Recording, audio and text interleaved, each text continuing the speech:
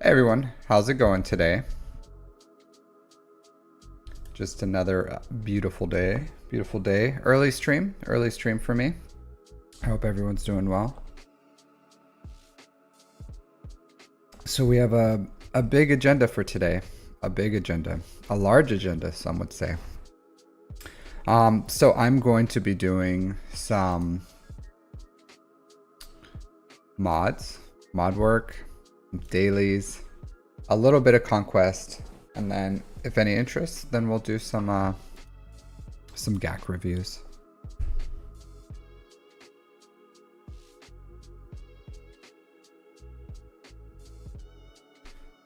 All right, let's just start doing my dailies. Dailies.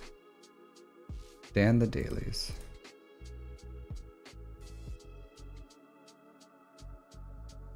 I'm pretty close to getting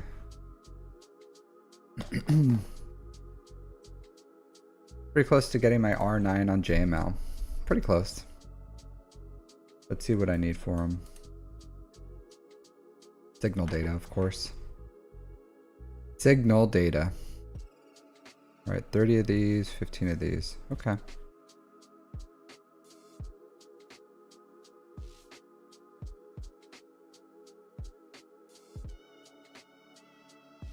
It's possible to get that today. I did get my 3 stars. 3 stars for challenge tier 3. So that was a bonus. That was a bonus.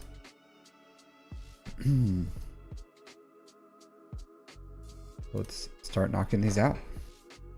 So I need 30 of these. 3. Decepticons. I just took a shower. So I'm not too sweaty right now. I'm not too sweaty.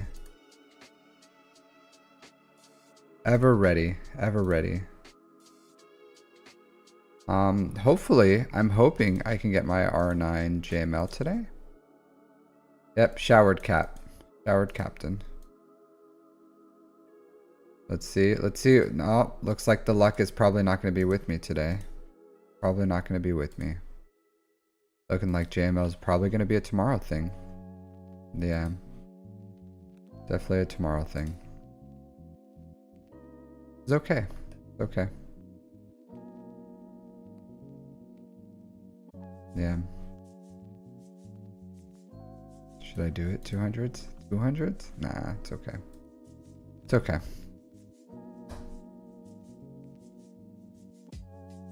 Yeah, R9, my dude. R9.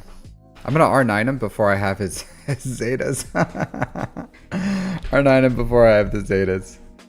I'm pretty close on this Zeta. I need one more Zeta piece. So I'll get this today. So I think today I should be able to acquire 3 more of those blue pieces, unless I just have like absolute dog RNG. So this is not a big deal. So this one's good. I'll get the basic, but it's not the biggest deal in the world that I don't have the basic. After that, it's pretty hard on what I'm going to do with my Zetas. I have so many mandatory Zetas that I need, like absolutely need, that I just haven't been able to work on. It's hard. It's a hard knock life, right? Hard knock life. The hard knock life for us.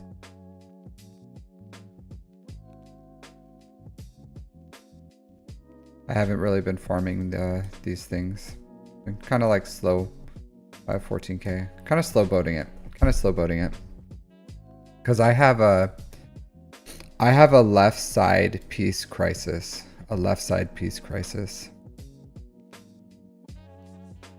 Which is pretty much just a med pack crisis. Which is pretty much just means I need a lot of med packs. I need a ton of med packs. I don't know if you remember or if you have them, but General Grievous takes like 160 med packs just by himself. This guy, 160 of these freaking med packs. And I only have 59. So I'm thinking about using my Mark II just to like farm these. I just don't know if I want to accelerate it because I have everything else I need for him. Yeah, I do too. I do too. But my farming path is going pretty well.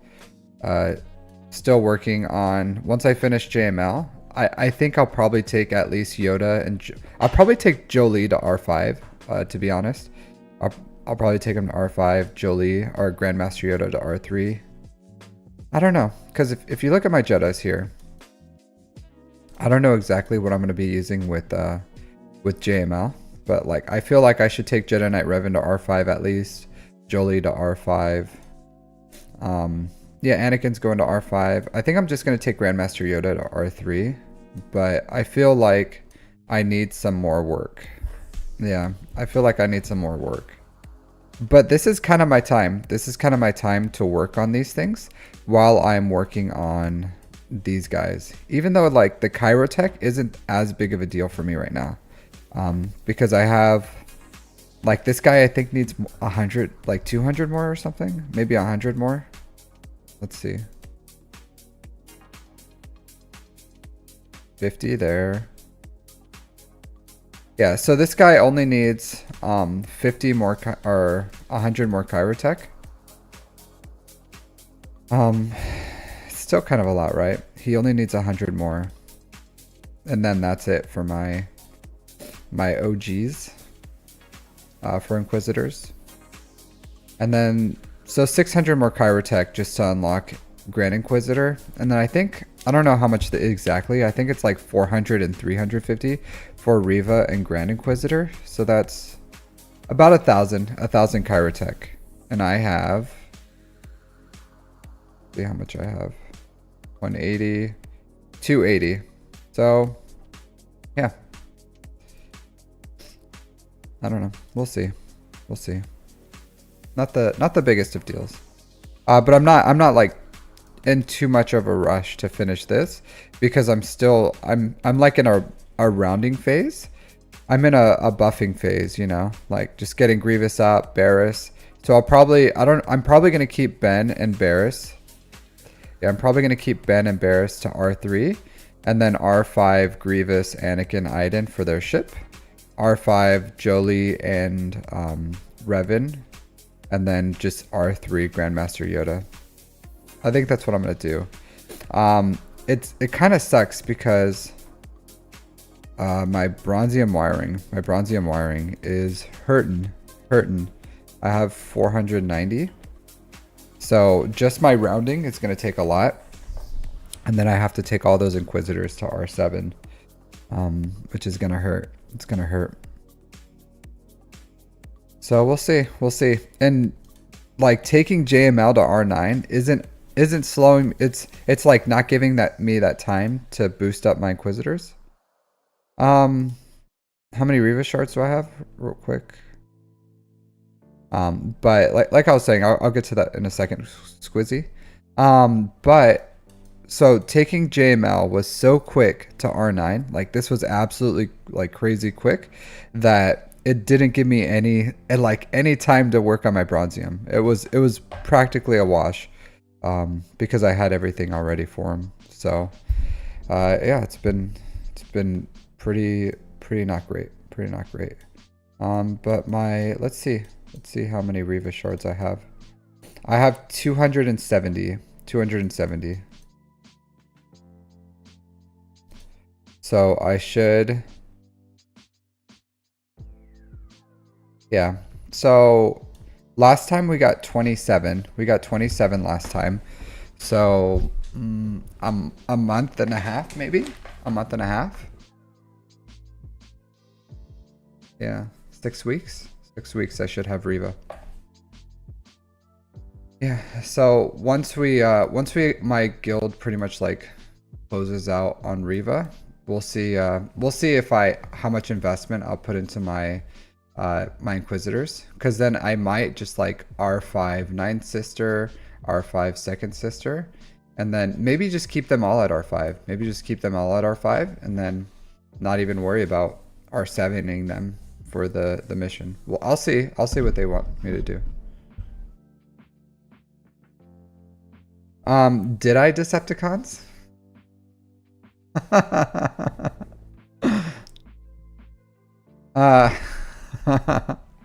So,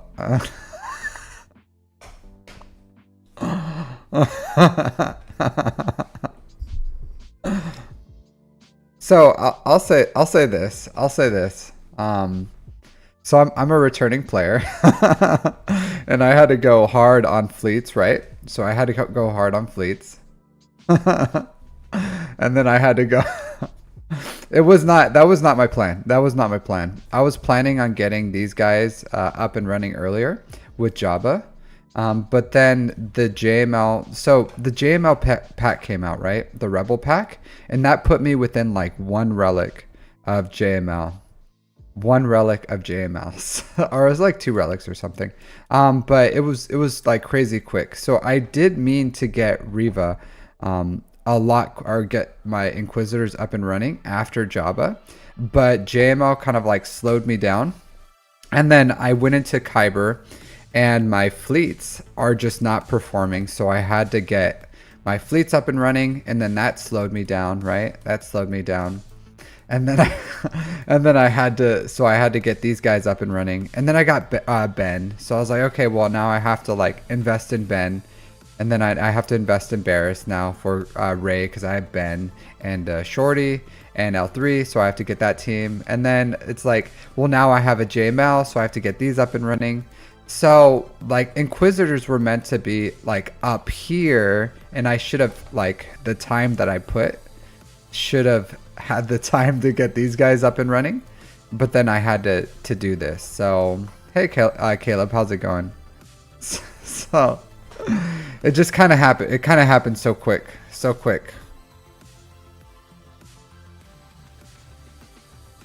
Riva kind of snuck up on me.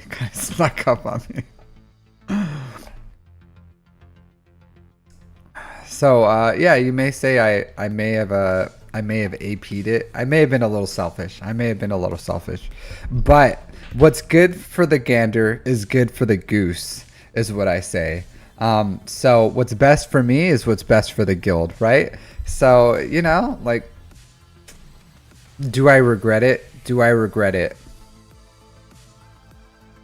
No, I don't. No regrets.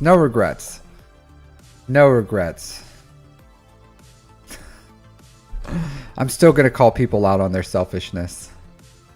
Still going to do it. Yeah. I would do it again. So, and the thing is, right? I'm all about resources, and I'm still, I'm all about getting what I need for resources. So I'm not doing things that are just like, oh, I just want to farm this because it's like, I just want JMK because JMK is the best, or I just want to farm that or whatever, or this or that or whatever. And honestly, my guild didn't, like, it wasn't a huge guild push, because before we were getting like 15 shards. And I was like, oh, I have a really long time. I have about 11 months to get this up and running. And then all of a sudden they started shooting up to like 25 shards. And then it changed the timeline as well. So I did make my plan. Like, originally Inquisitors were supposed to be higher up, and then I was originally planning on having 30 shards a month, like 10 to 15.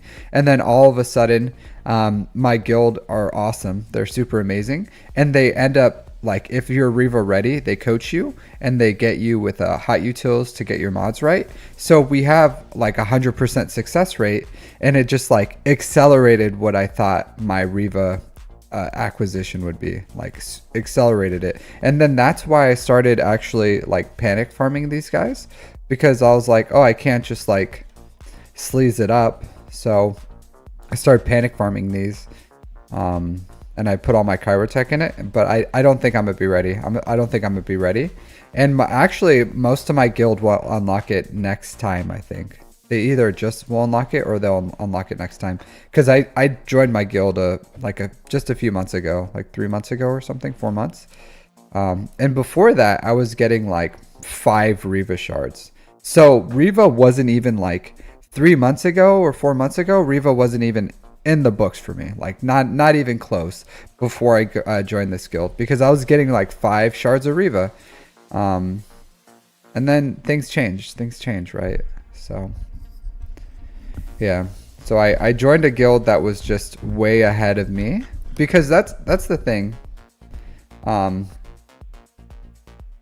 Yeah, absolutely. Absolutely. It's not, is it excuses? Yes, it is. I'm gonna move on with my life. You know what, Decepticons? Suck it. That's what I say. That's what I have to say about that. No more excuses. Alright, so let's move on. No, my guild's great though. My guild's great. I really like them. I really like them. I would say I'm gonna drop the L word here. I'm gonna take it up the notch. I'm gonna make this. I'm gonna commit. So I'm a little upset about this. Right? So before I go into my commitment issues, so light side currency, right? 87. I have a very tiny window, and I don't know if I have the ability to get Zori to 7-star, because my light side currency is gonna cap here really shortly, and then I stop getting the bonus Zori shards because of the freaking them stopping the GL, the ultimate events, which is really upsetting me. It's really upsetting me if that happens, because it's the first time I've been able to get bonus tickets on a GL farm. Like, first time this has ever happened, and it's really grinding my gears. I hope they fix it soon. I don't think they're gonna fix it until after the Galactic Chase is done. So, really unfortunate. Yeah, look at that. 8. It's crazy. Absolutely nuts. First time I got to take advantage of it, and I hope it doesn't stop me from getting it, because that would be unfortunate. We'll see. I was really looking forward to not having to farm her.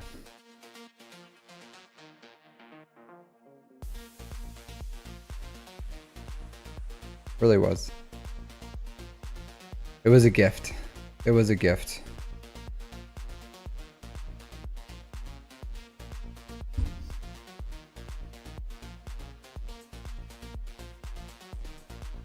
Well, yeah, they don't want to do that, because then shard shop currency, because they have to keep shard shop currency, you know, under control, because it's still a factor. So a lot of the things that they do is to control our shard shop currency.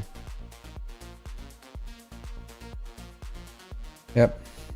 So I'm almost done farming all my hard node ships. I have four left, and I can't find the comeuppance right now. So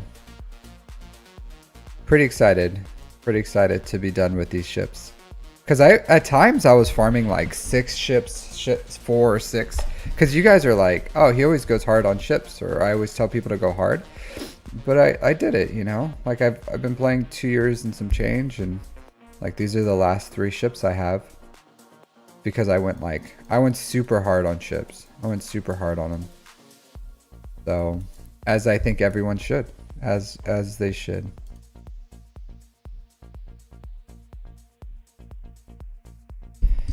Yeah. But I believe in it. Every ship is important. Every ship is important. Did I finish that? Was that 5? Yeah, that's one of the big reasons I don't want to do an alt. I don't want to farm all the ships again. I don't want to farm all the ships again. That's like the biggest thing. That's the biggest thing. So maybe if someday someone in my guild or something quits and I take over their account, I'll have an alt. Or if I just have to do like a free-to-play alt for content. I think it's inevitable, right? It's probably inevitable. One day I'm going to have to do the free-to-play. Maybe next year, 2025 or something. I don't know. I'm not looking forward to it. But I think it's important. It's important for content. Yeah. Yeah, one day. One day I'll do it. But not today. Probably not tomorrow. I'd be surprised if I did it the next day too.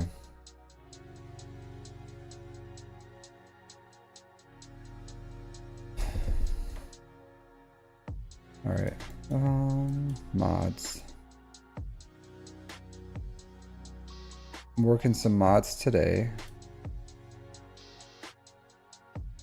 I gotta unlock these. I'll bring it back in a second.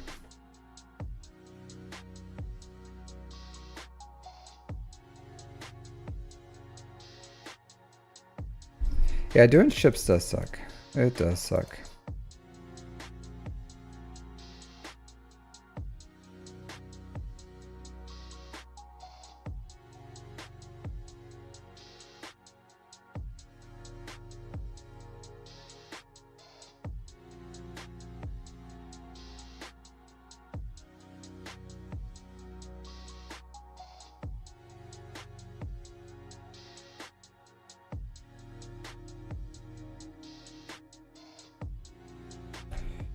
All right, so I think that's all my refreshes.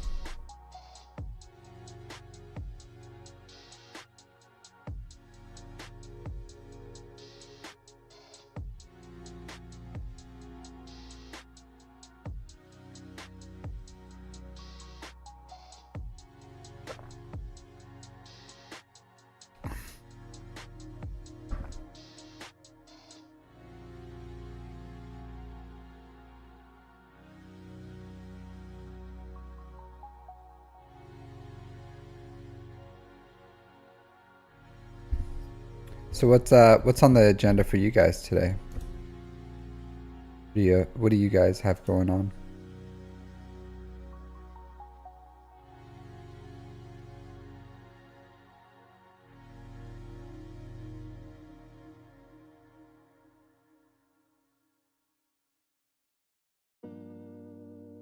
Load your Star Wars Galaxy of Heroes up.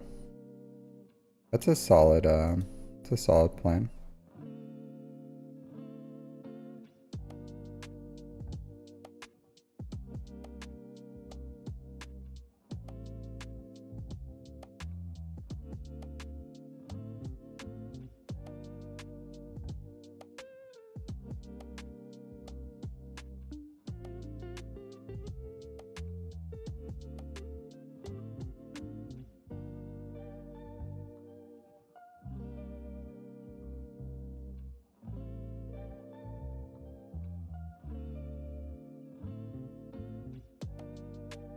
Yeah, this is I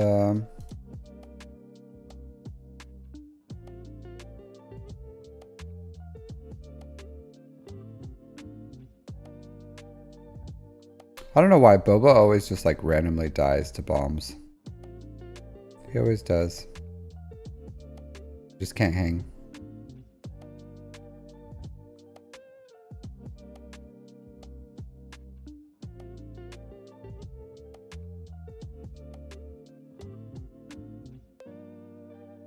You didn't get any voluntary van. I got one voluntary vanguard. I got the one. So pretty happy about that.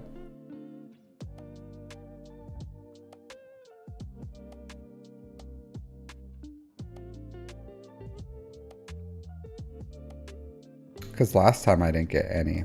Did not get a single one.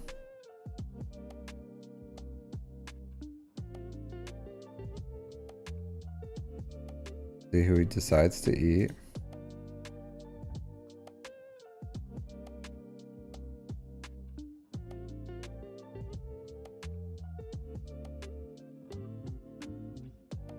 But you could do everything without voluntary vanguard though, because I thought the same thing.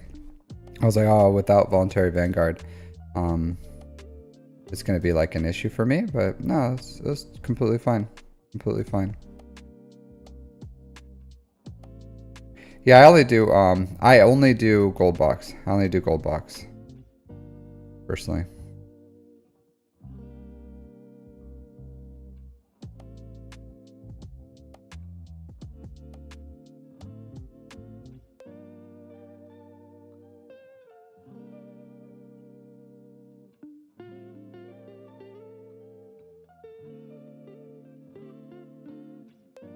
Red? Nah.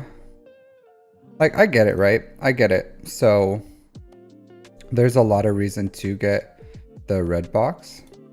I don't do it because there's just like literally no reason for me. If I got those shards earlier, it's not going to do anything for my account. Like literally nothing.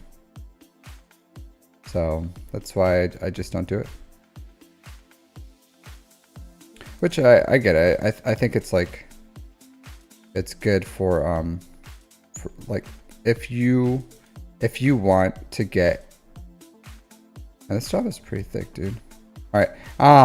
So if you want to get Bane as fast as possible, which I don't have C, like, yeah, I have a lot of Sith and everything.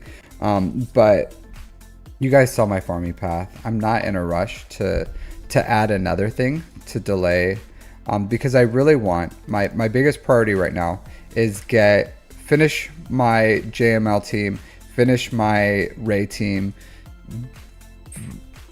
shore up my ships, so finish those key players up to Relic 5, get Inquisitors so I can get the Scythe, and then go for Profundity.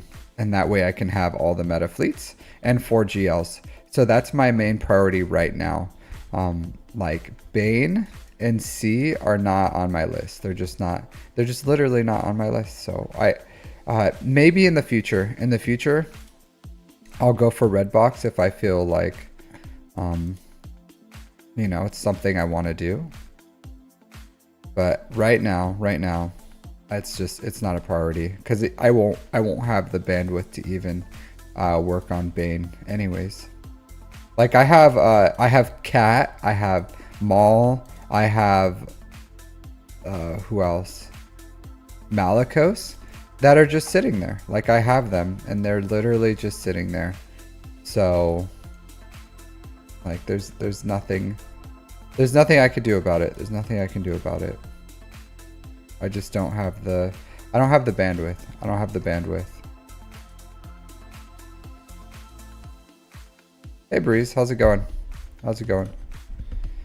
So I would like to get red box. That would be swell and dandy. But I just don't have the care, because you have to like balance. I'm doing great. You have to balance, right? You have to have balance. You have to have balance.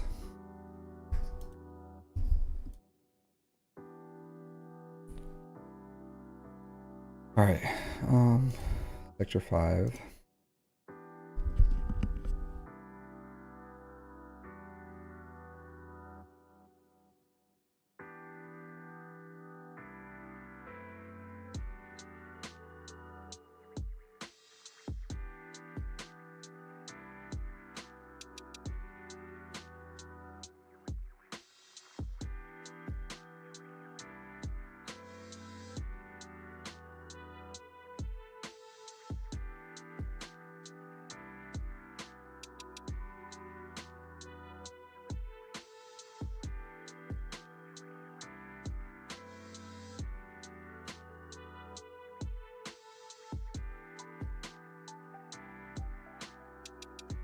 Yep.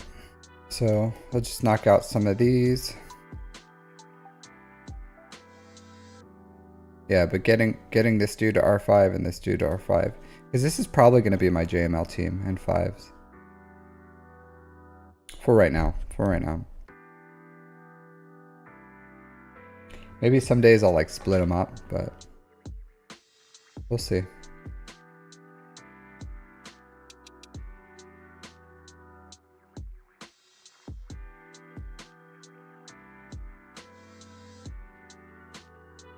Clear all this garbage off. JML don't like no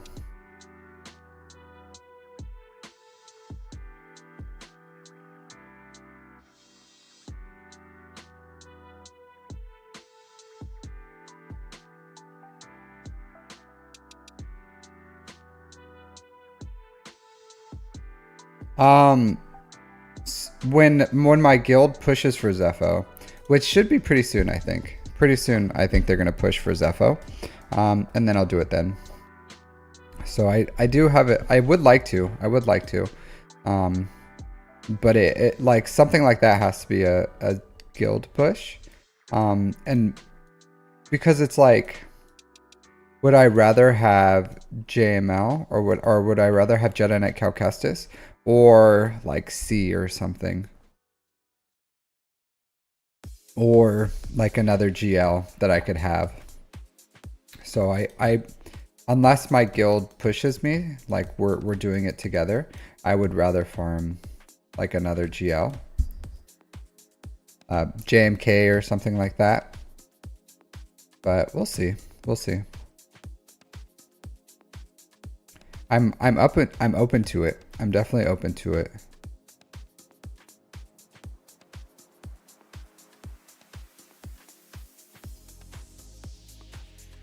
But we'll have to see. Whoops.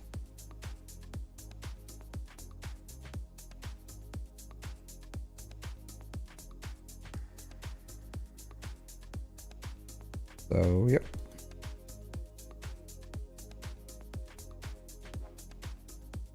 Definitely open to it. I do like him. I do like him. And then I can put him with Bastille Lead and some other whatever and then take out but there's just like there's literally so much to do in this game that it's hard to kind of like prioritize everything, right? Because like my account's only 2 years old. Like it's literally 2 years old, so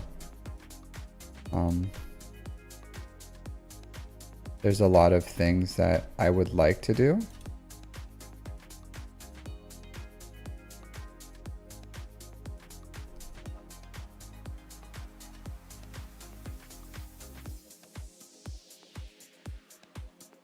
So we'll have to see.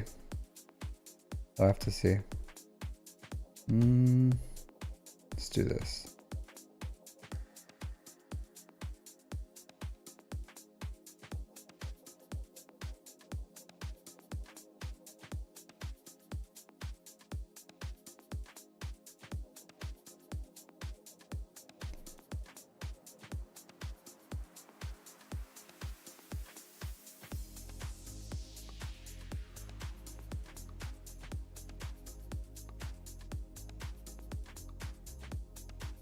Yeah.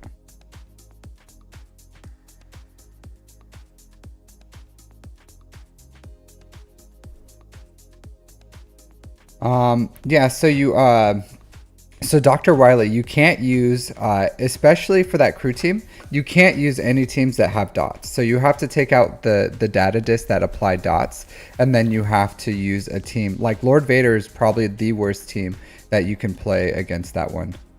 So yeah, you can't use any team that use dots because you're putting, especially Lord Vader is like the worst because you're literally supercharging Kylo Ren and OG Kylo, and then they just like one shot your dudes. Yeah, so you can't use anything with dots. Nothing with dots.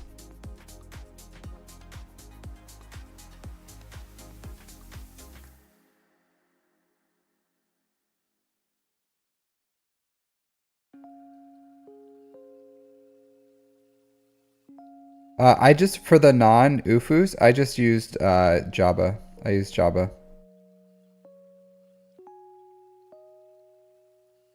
No. Yeah, so I used Jabba for that node. And then I just gave him a lot of survivability, and I took off all the discs that did dots or multiple instances of damage, and used Jabba, and had no issues. That was really, really, really clean.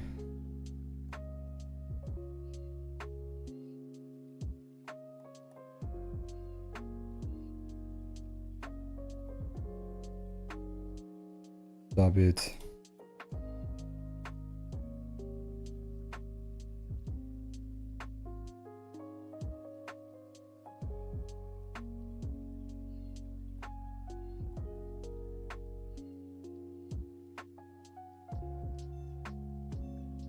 Some people don't like to use SOKR with the Ruthless Swiftness, but I still think he's usable.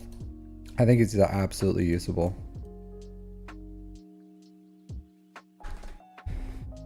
All right.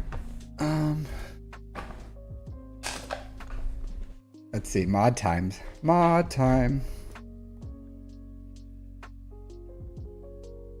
So I don't think I'll have much mods this time around. We'll see. We'll see. We'll see.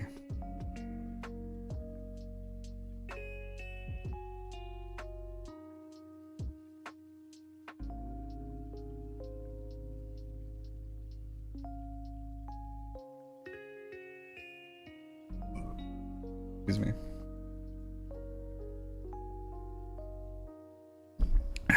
Coffee. The caffeine, I needs it. I needs it. All right. All right, so go to filters. Go to cell accuracy. Manage these mods.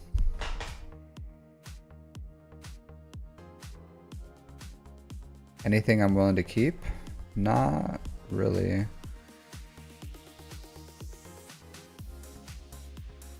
So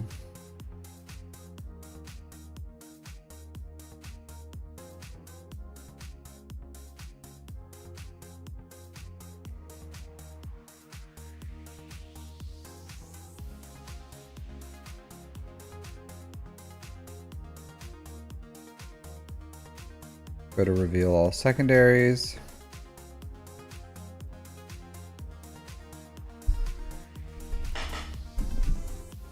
Reveal all these. Reveal my grays. So select all, upgrade, take them to 9.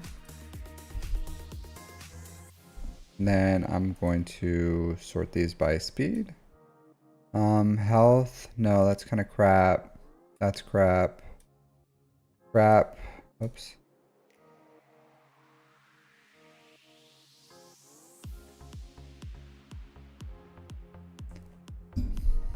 Protection. I'll work with that one. Health potency with protection. No. Offense with offense. Yeah, this is decent. Protection, offense, crit chance with flat offense. That's good. This is good. These are pretty good. They're pretty good ones. Potency with good secondary stats. Protection. No.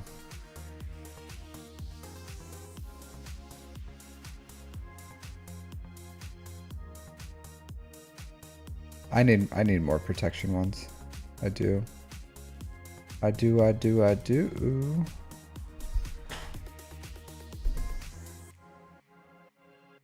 These are pretty good ones, honestly. I got pretty lucky with these well, not lucky, but these have like potential. A lot of these have potential. No, maybe.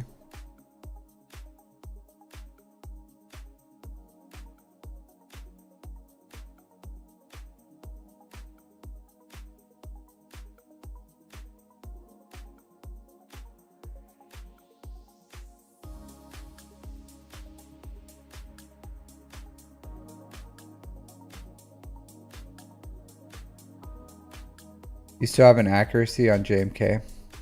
I don't know. I wouldn't do it, but if I had like a really high accuracy one, maybe I would do it, but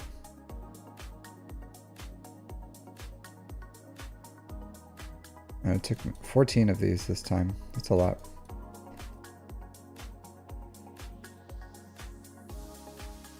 That's a lot.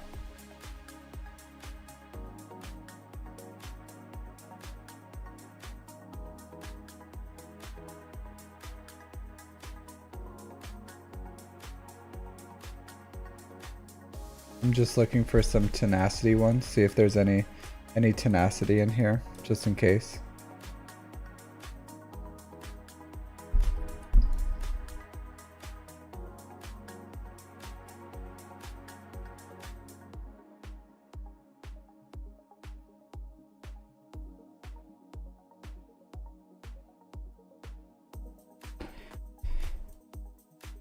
Yeah, I have a 22 speed. I think it's accuracy arrow or something. I just it's just sitting there. I'm not doing anything with it. All right, so 3 speeds. I'm not going to do anything with these. So I'll sell those.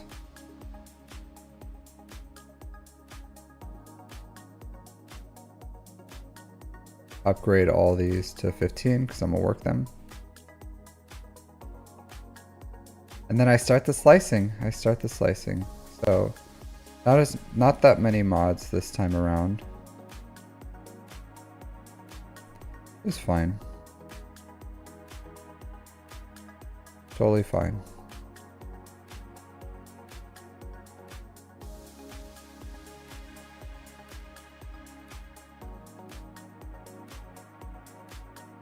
So I think I'm gonna stop doing the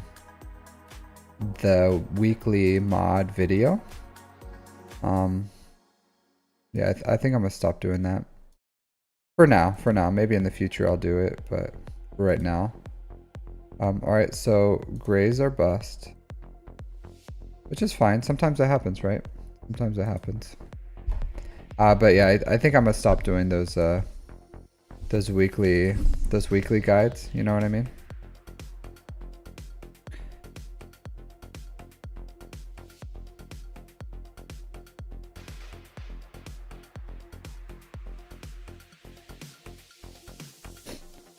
An 11. This has just enough speed to hurt me. Don't hurt me no more. What is love? This mod's I know this mod's not gonna hit, but they never do. They never do, right? Never do. It's just gonna hurt me. Don't hurt me no more. What? What? What? These things never pan out. And a 6? A 6? What? These things never pan out. Never pan out. 20? I'll take it. I'll take it. I'll take it. I'll take it. They never work. They never work. Never work. Ruin bin. +3? Yeah. I'll slice this one. Nope. See if any of these +8s have potential. Health with health? Maybe. 11? Oh, this sucks. That sucks. That sucks. I'm getting good, bad RNG. Good, bad RNG. You know what I mean? Where it's like, it wants to act like it's good. Like, hey bro, I gave you some good RNG here. But it's like, nah, you're just playing with my emotions.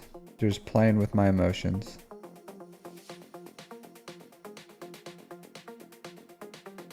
Let's see if this one goes anywhere. Hit it once. Nope. Alright, let's go work the blues.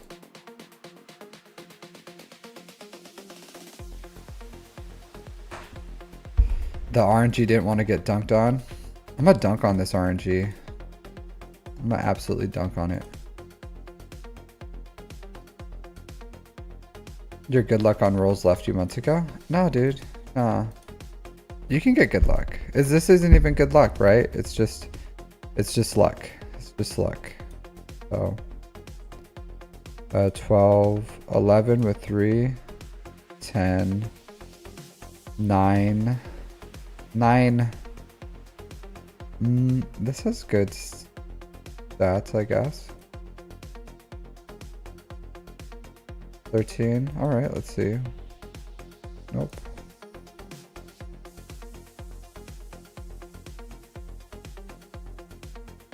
Protection. Nah, I don't need one of those right now. Offense. I could use an offense with health. Nope, can't use that. Alright. Go work my purples.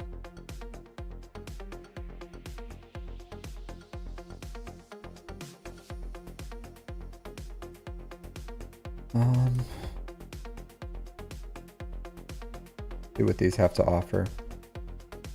A lot of crap here. Look at these 12, 11s. Nothing good here.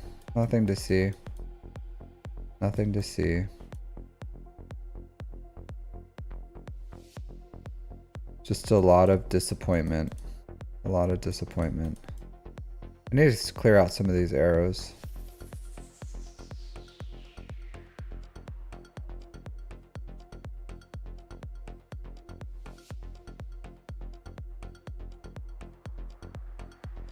Seven with speed? Oh, that's a good amount. Let's see what these have. Okay. So crit avoidance with 22. So these are old. The ones that are locked are old. This one has promise. Look at this. 16. So that's good. That's new. 13? Nah, not really.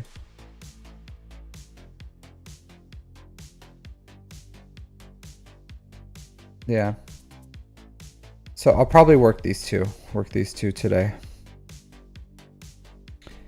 This is good. Maybe when I need gas or something. When I need gas, like offense, speed, potency. Yes, please. Yes, please. So this one I'll probably take to 5A or something when I get gas. This is a good one. This is a good one. Right? Right? Am I right? Yeah. This is why, because I pretty much have my gas mods whenever I have gas already, because I just work mods. Like this is why I say you just like work good mods. Just work good mods, and then you'll find your home. All right, this one. 19. Okay, so I'm probably gonna take these up. So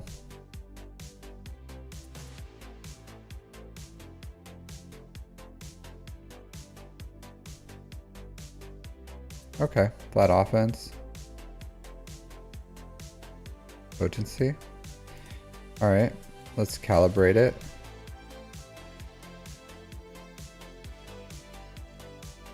Potency. All right.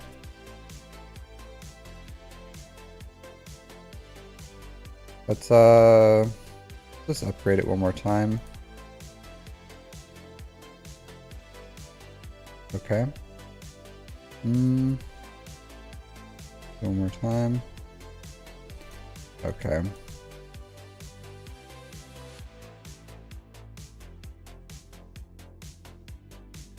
All right, cool.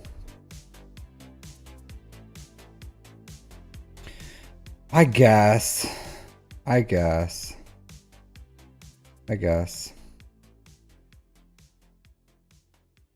not like enthused about it, right? But this is good. I'm sure I could find a home for this. Let me snipping tool this for my my guild. Gotta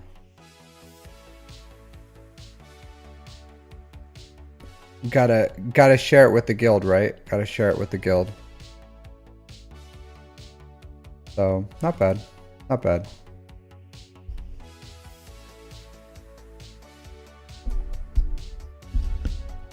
These are good slices here. Offense, cool. Okay, 24. Nah, you know, whatever. Whatevs. Let's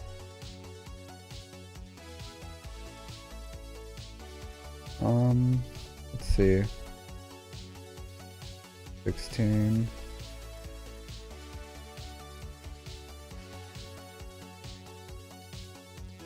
Lock that. Slice this. We're at 17. Potency.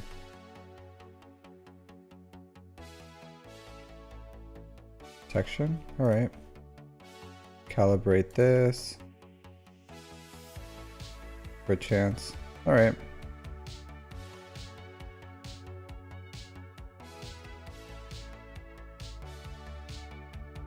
Calibrate it. Protection. Yeah. So this one didn't work out. This one didn't work out. Do I want to take it more? Do I want to take it more? I want to say no. No, I don't. I don't. It'll just be a 317 forever. It's unfortunate, right? It's unfortunate. Sometimes you just have to let him go. Sometimes you just have to let him go. So fly away, baby bird. Fly away. It was nice, but okay. Decepticons. Sometimes you have to know. Sometimes you have to know when to hold them, and sometimes you have to know when to fold them. Just the way it is. Just the way it is. Yep. All right, now I have to go and sell them because I didn't do that before.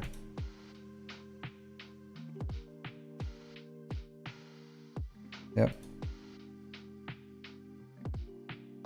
So not bad, right? I got a 24 and a 25. So, and this is every week, guys. Every week. Every week I'm doing this. So this is sustainable.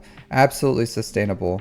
You just gotta put in the work. You gotta put in the work. So you put in the work, it'll happen. It'll happen.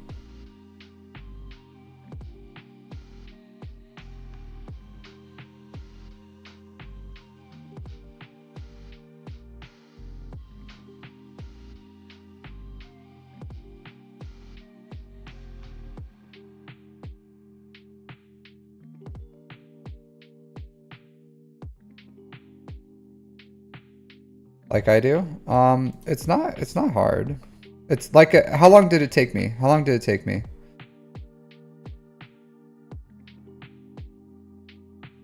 Like I don't even know how much time I put in today to working my mods. Not very much time. Not very much time.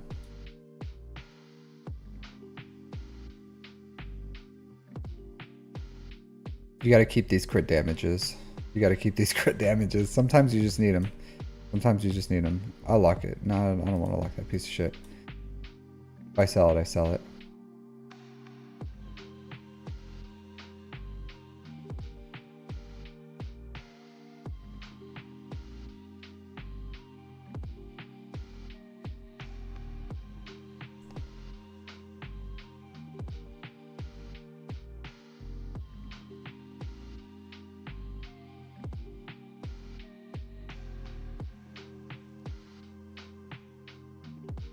Look at all these disappointments.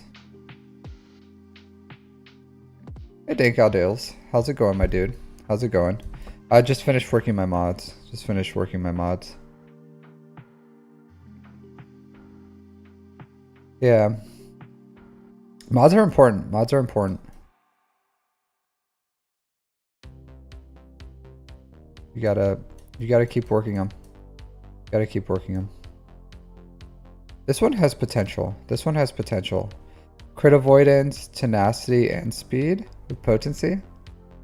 This is good. This is with a tenacity. This is a diamond in the rough. This is a diamond in the rough. If I invest in this, this would be absolute fire.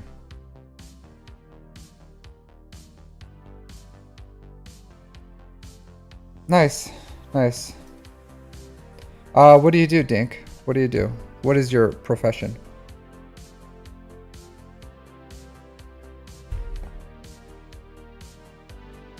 Spartans, what is your profession? Yeah, this is going to gas one day. One day that'll be a gas mod.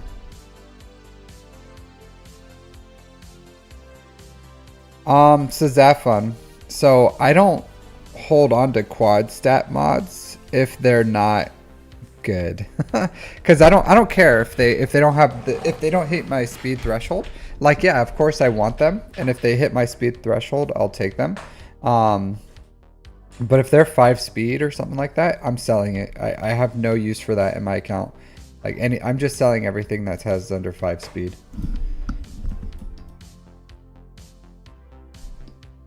I don't think I have any more calibration materials. Yeah, I don't. Yep. A process technician for a plastic factory that makes medical parts. Hey, Juan Sanchez. How's it going, my dude? So now we're going to start doing GAC reviews. GAC reviews. So if anyone's interested in getting a GAC review, I'll do that. But yeah, I feel like I did record that, so I like specifically recorded working my mods. But I feel like it's not worth creating them into roaster GAC. All right, so we're doing a 5v5 today. So getting ready for that 5v5.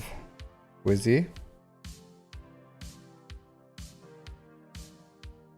All right, Juan Sanchez. Absolutely. But that sounds, I don't know. Is that fun, Dink? I don't have any. Yeah, absolutely. Absolutely.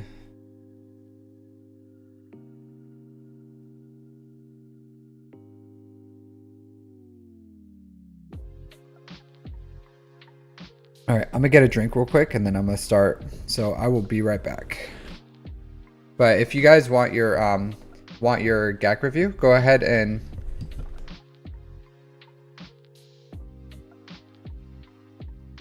the daily deal. This one? Or this one?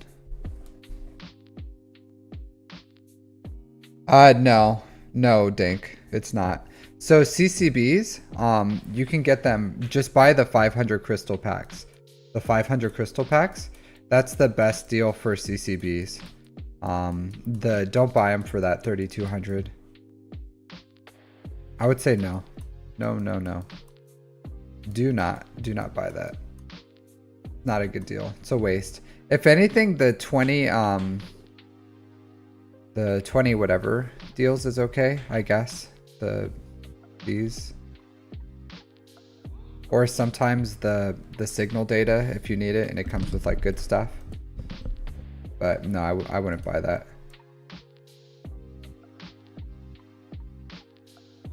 These impulse detectors, if there's like 20 impulse detectors in there, then maybe it's a good deal.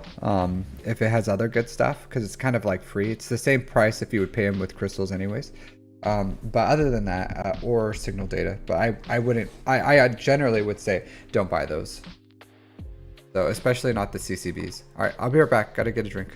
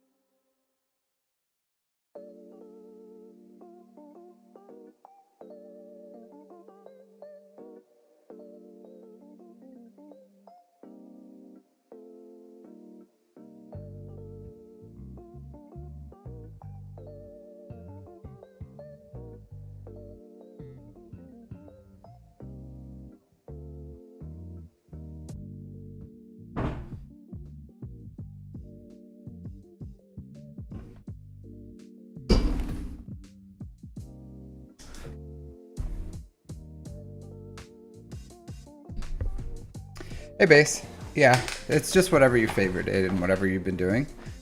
So, how's it going? So today we're doing GAC reviews for 5v5. So if anyone's interested, go ahead and drop your ally code. Right now I have Squizzy and Juan Sanchez.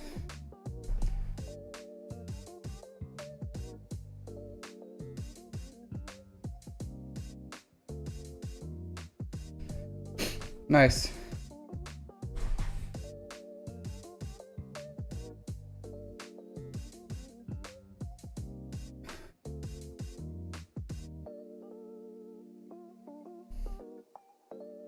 Nemesis didn't have everything. Close to everything. Pretty close. Yeah, he told me. He messaged me. He said he has DTMG right now. In just like his GAC review, he said he have it. Yeah, he's in my what do you call it? My Discord. So he let me know. Yeah. No, it doesn't disqualify you, Dank. You're absolutely welcome to drop in your 5v5 stuff if you want. If you want me to look, if you're interested, I don't have any issues looking at your 5v5 stuff. Yeah, you got a kick out of it, or he did? So we're doing 5v5 right now, Base, if you're interested in getting a review as well. So all of you guys. Yeah, so if your guild's interested, they're more than welcome to drop their ally code in my Discord and ask for a GAC review if you guys want. So, because I normally only on Saturdays, I guess Saturdays in US time, do I stream US time zone because I live in Japan. So I that's why I have the review portion of my Discord, is if you guys want reviews. Yeah, absolutely. I think here, Discord. Yeah, so if you guys want, go ahead and you can direct them to there, and then they can request it. Absolutely.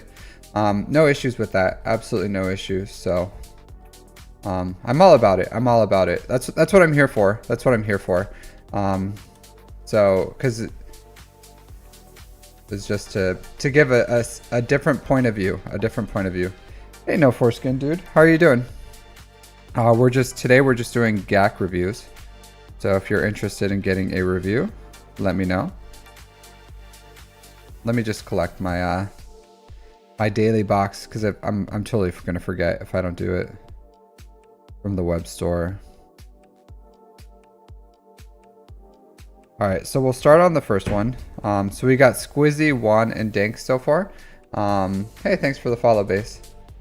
So if anyone's interested, let me know. But I'm just gonna start because I have a few hours. It's Sunday for me.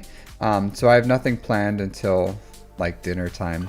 So honestly, I have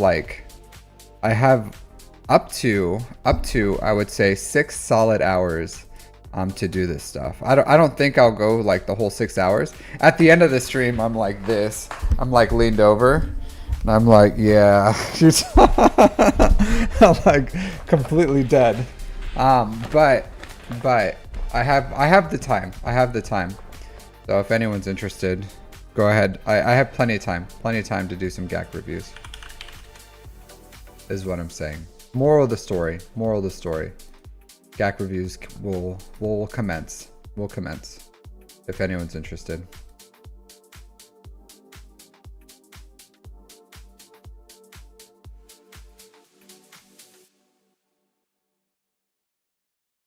So I'll go till there's a natural stopping point, and then I'll stop. Or if I just get tired. But I just drank this big old cup of coffee. Death before decaf, yeah. Hey Rebel, how's it going? I imagine you didn't just wake up. Did you just wake up from your nap, Rebel? I always catch you right as you're waking up.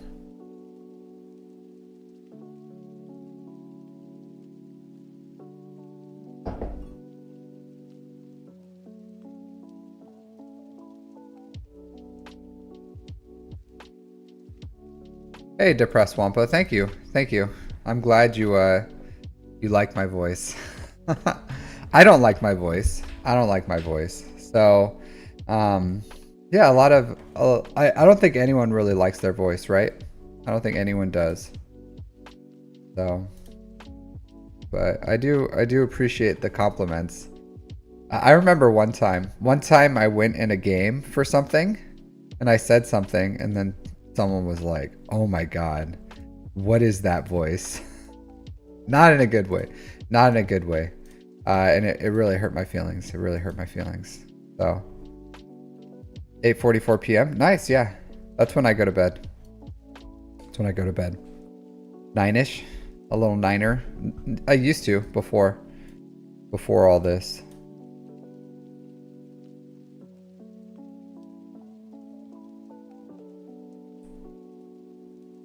Nice. My question to you, Rebel, my question to you is, why are you relicking up Padme when you have a Gear 10 SOKR? That's my question. Why would you do such a thing?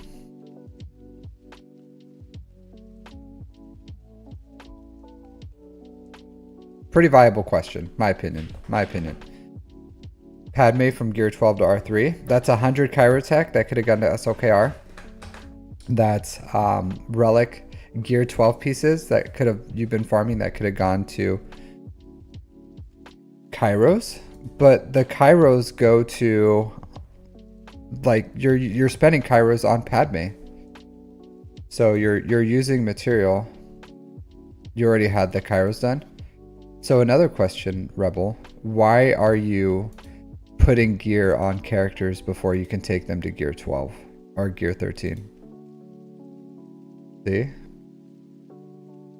I don't know, my dude. I don't know. I don't like it.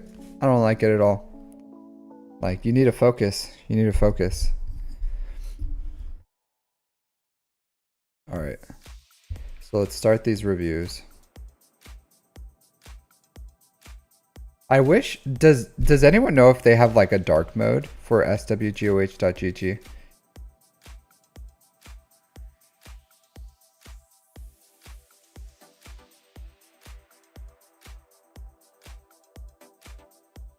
Yeah, I wish they do. I wish they did. Cause I hate how bright this is. I really do. So just off topic. So I got a blood clot in my left eye.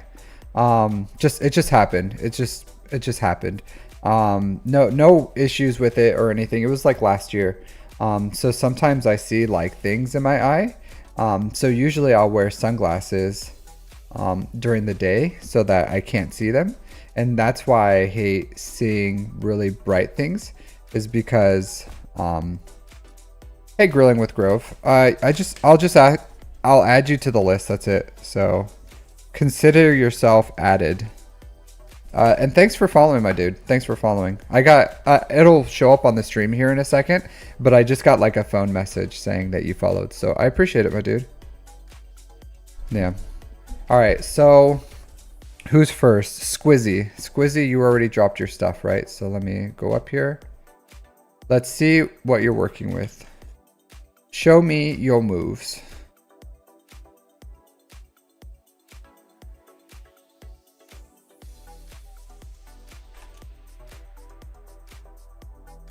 Squizzy's profile. Kyber 2. All right, so let's just take a quick little peek to see what you got. All right, so you got lackluster Zetas on your GLs. 4, 5, 4, 4. You should what you need to do is hit up Cash Spendar, swing, and get the get those. Yeah, Zeta, you're Zeta homeless, dude. You're Zeta homeless. Yeah, I get it. I'm on the same thing. I have 4 Zetas on JML. I have 4 on JML. I remember looking at your account and thinking that you did choose your Zetas wisely. So you put the important ones on. So, you know, you just gotta keep grinding that out, my dude. Gotta keep grinding that out. Oh yeah, wait, 1 second. All right, let's look at your ships. All right, so you do have Scythe. You have the Chimera, Leviathan, Executor. Okay, cool. Cool. Now we have an idea of what you have in your account. So let's look at your 5v5. Before we do this, was there anything you got the last month that's not going to be here that we know of? Like, what did you get this month that was like notable? That if I'm like, why would you do this if you have that? Like, now would be a good time. The slowest draw in the galaxy. All right, you'll have to put your, yeah. I got you one. I got you one. So when I do yours, I'll ask for your ally code, or yours is there. I'll just make sure that you're here. So I'll just ask for you to say something in the in chat, so I know that you're here. Leia. Okay, so you got Leia. So now we know that you don't have Leia. All right. So defense. You lost your here. Let's go to. This is a good one. This is a good one. All right. So General Grievous, I've said this once. I'll say it again, and I'll probably say it numerous times throughout this. I don't like General Grievous on defense. I don't like it. I don't like it. I think it's a lazy defense, right?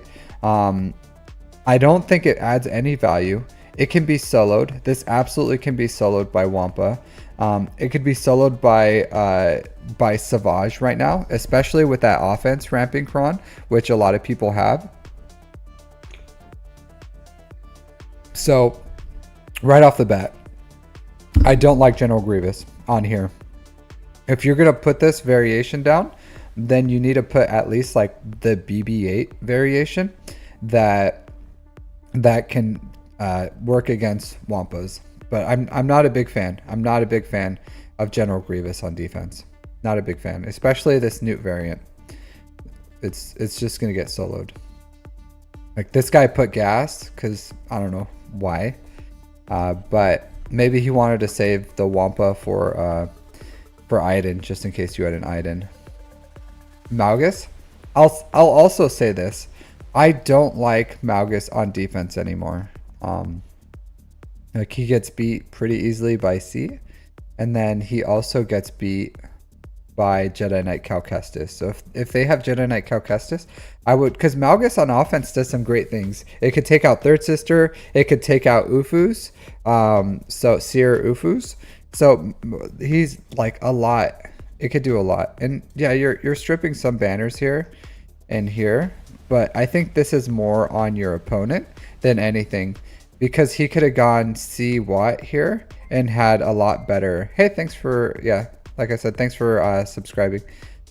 Grilling with Grove, really big deal to me on YouTube. I'm trying to get 1,000 subscribers, so I do appreciate every single person who subscribes on YouTube, and also if you follow on Twitch, also great. But I appreciate you all. But either way, I think this is more on your opponent just not being great than your team doing what it needs to do. But yeah, you can put this on here, but again, I don't like it. I don't like it personally. I think Malgus's time on defense is gone. Qui-Gon? Yeah, I guess. I like that you're using like cheap things, right? I like these kind of defenses where it's just an Omicron, you have an R7 Anakin, you're getting use out of like pretty cheap stuff here. So I like that. I like that. I don't mind this. I like Lord Vader as a defense, especially with R9 Lord Vader. This is a good defense. This is a good defense. A lot of people like absolutely dunk on the idea of Lord Vader, but Lord Vader is a solid defense. And I would love to have Lord Vader in my roster so I could put him on defense, but he's just so crazy expensive. But as long as you put the relics like R9 on here, then hey, more power to you. More power to you. Yeah, and just the more relics you have, the better the team does, because he ramps based on his team's mastery as well. And then the stronger Royal Guard is, the longer he survives, and then the stronger Maul is, the more he like dunks on people. So it all works. It all works. Thrawn, I think, is an important part of this defense, or to just counter out bounty hunters. But Lord Vader is a good GL. A good GL. This guy did it smart. He played it smartly.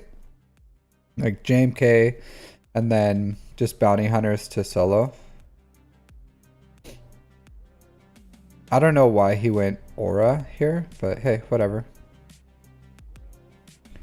JML against Ray. Okay.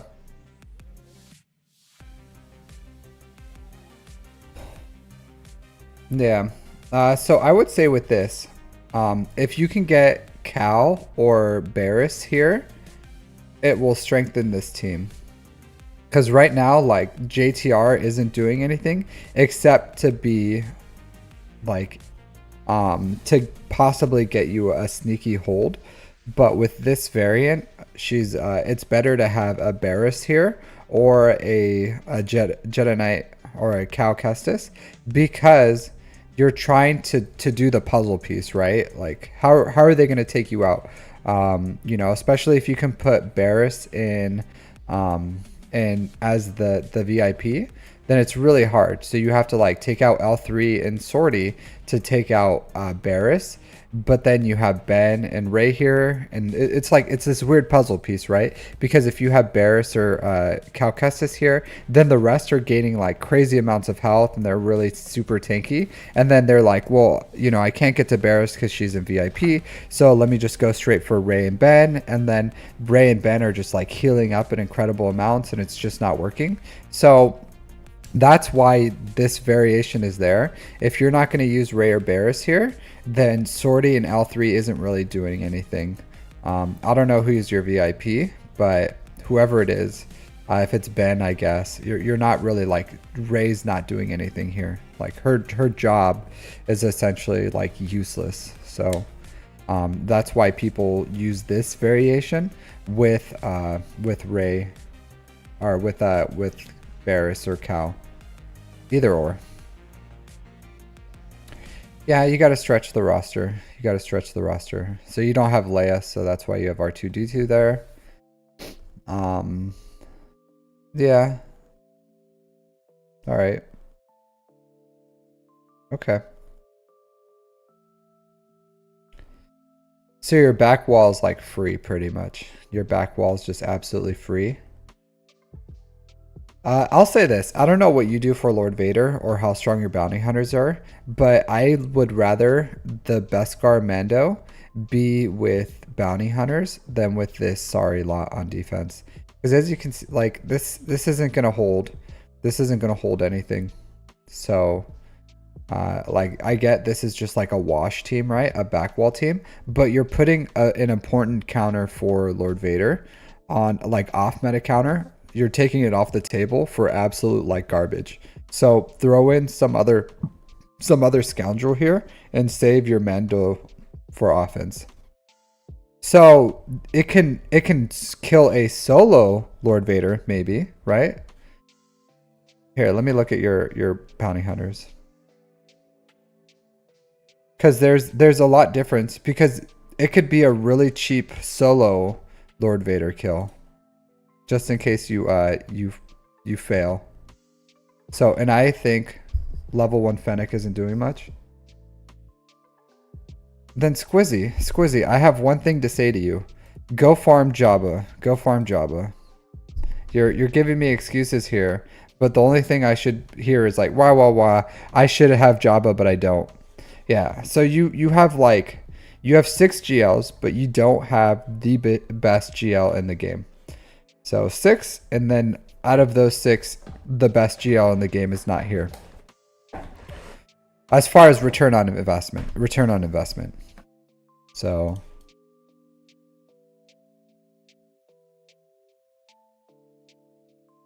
yeah, absolutely.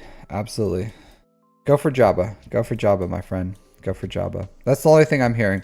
Wah. I need a farm Jabba. So get your Jabba up and running. Get Fennec. For your Jabba farm, the first thing that you should do is take Fennec straight to R7. She's so good. She's such an excellent bounty hunter.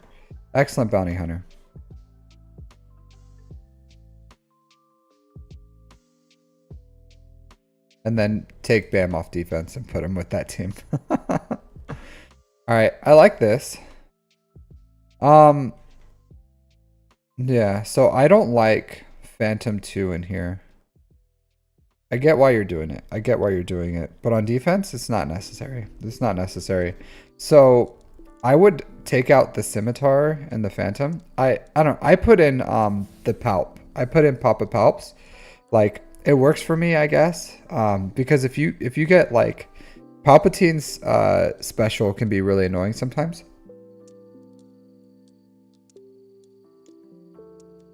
But honestly the best variation with the strongest hold, if you think the Chimera is going to go, is TIE Dagger starting. So you go Bomber, TIE Dagger, Fury class Interceptor, and then you put Mark 6 Interceptor, Sith Fighter, Scimitar, and that has the best hold percentage against the Chimera. So if you know they're not going to take their Leviathan on offense, then I would do that. But if they take their Leviathan on offense, you're just giving it to them for free. Like you're giving them like max banners pretty much if you put the TIE Dagger starting, because they'll go in with the Sith Fighter and then that'll turbocharge their turn meter and you won't, and then you'll just lose that race. So it's like you have to scout out your opponent. So if you scout out your opponent, this variation is fine. Take out the Phantom. And I would say maybe like you can use the Scimitar if you want, but I don't know. I don't like the Scimitar. I don't like the Scimitar. But unless you're going with the TIE Dagger, because the Sith Fighter takes precedence, so it'll usually go like Sith Fighter, Mark 6 Interceptor, or Mark 6 Interceptor, Sith Fighter, and then Scimitar. So yeah, but I don't like this personally.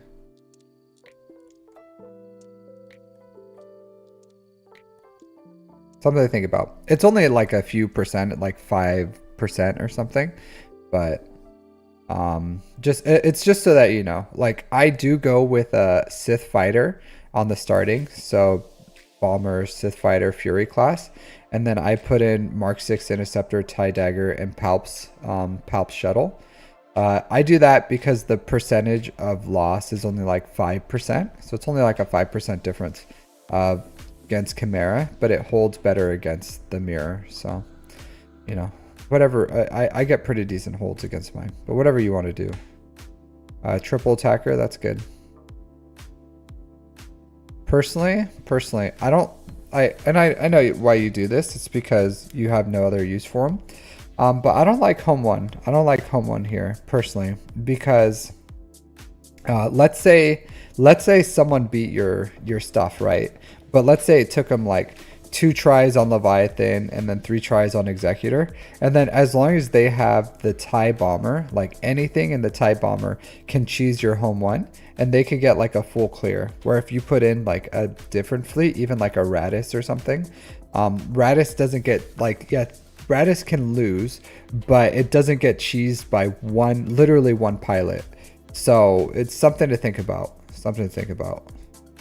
So I go with Radis, even though the Hum 1 is objectively a better fleet, because like Home 1 is still a really good cleanup fleet, better than the Radis, I would say. But like, and the Radis can sometimes get some sneaky things. Like you ever go against a Radis and it just like the Ray's shuttle just pops off, or Ray's Millennium Falcon just pops off, you know? Like I don't know. I just feel like this fleet just absolutely gets cheesed by one pilot. And in today's meta, that TIE Bomber doesn't really have a place. So when you give that TIE Bomber a home here, you're just like throwing this away for absolutely free. So just in case, because sometimes especially if you have like the triple attacker Executor and Leviathan on defense, sometimes it's like a knife fight, you know? It's like messy. It's real messy. So that's why I don't have my home one here, because I'm in the same place as you are. Like I don't have Profundity, I have Executor, and I have Leviathan, but I purposely did not do this. For one, because it's a fantastic cleanup fleet, like absolutely fantastic. It does really good work for that. Really reliable, especially against something like a Leviathan. Like if I take out the bomber and I have to like clean it up, home one is like perfect for that. But like it just gets cheesed. So I've said enough about that. I've said enough about that. That's all I have to say about that. All right. All right. So you lost with this. You brought great dishonor on your family, Squizzy here. And I'll say this. I'll say this, Squizzy. I'll say this. There may have been a point in this 3 minutes, right? In this 3 minutes, there may have been a point where all of a sudden Leia like healed up to full, because with this strategy, you're kind of like all in on Leia. So there may have been a point, right, where you're fighting Leia and you're burning her down, and then all of a sudden, boom, like her health is like, she just healed up, right? Did that happen to you at all? Do you remember this fight? I know it was a month ago, but I guarantee you there was some time in this fight where you're trying to, like, you focus down Leia and you're trying to burn her down, and then all of a sudden, boom, she like gets back up, and then she like ults you or something, and then you're like, oh man, I'm losing this. And the reason that happened, right? The reason that happened is because of this little guy, Hermit Yoda. Hermit Yoda. So whenever Leia hits someone who's a healer or a support, she equalizes her health. So you're like focusing her down, and then boom, she equalizes and she's like fully healed up.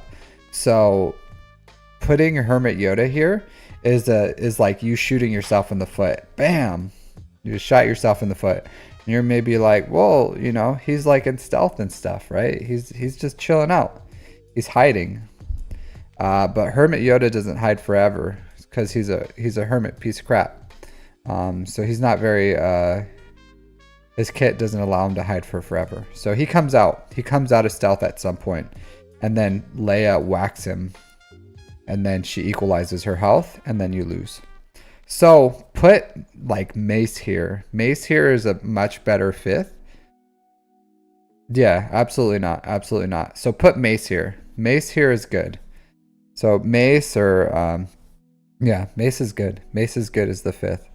So go JML, Jedi Knight Luke, Jedi Knight Revan, Cal Kestis, Mace, and then you'll have more reliable here. You just focus down Leia, you kill her, and then, you know, you guys do your little dance. But Mace takes him out of stealth too. So if you like have some weird stealth things and you're trying to like do whatever, Mace takes everyone out of stealth. So like Mace is good. Mace is good. He also like has some turn meter swap mechanic things. So he's good. He's good. So yeah, Mace. So yeah, I hope you learned something from here today. If one thing, it's don't take a support or healer.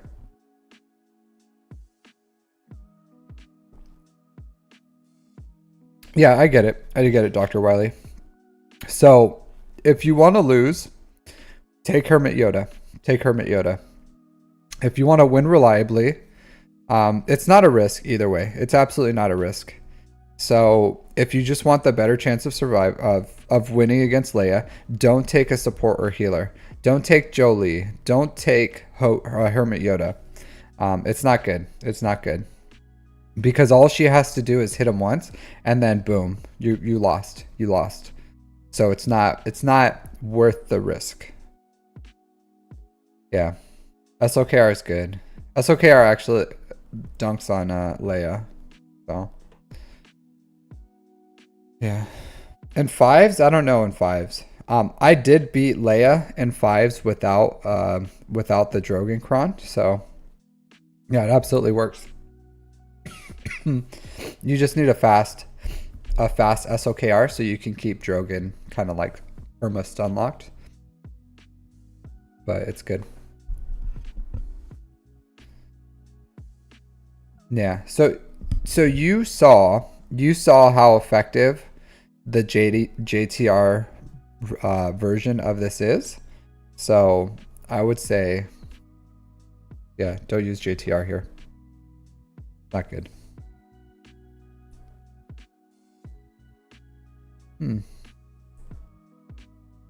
So I'm surprised they killed this much. I know this can go bad sometimes. This can absolutely go bad sometimes. Yeah. Yeah. He's annoying. But usually, if Nihilus can live for long enough, he becomes like unkillable because all the dots they're putting on the trio, he just ramps up his health. But if they go for him pretty early, then they can burn him down. But there's a point where he just he becomes unkillable. This is good. Like they didn't have Maul. So if you would have had bounty hunters here, bounty hunters would have actually like just dunked on this team with no Maul. But this is good. Yep, I'm glad you don't put the extras here. So just wasting banners. Just wasting banners. You don't need it. You don't need it. The cat version of Padme. Alright.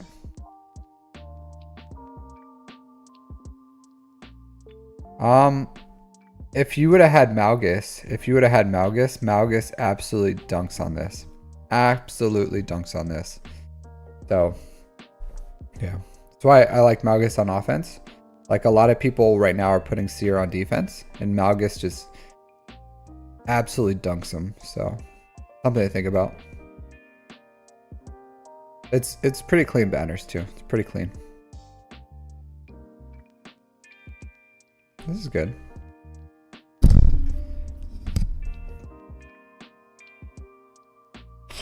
I'm trying to wait out. Omega. I'm waiting till we get Crosshair, and then Omega leaves the bad batch. So I'm waiting till we get Crosshair, and then Crosshair will be the 5th in bad batch. I'll use a Cody or something until then.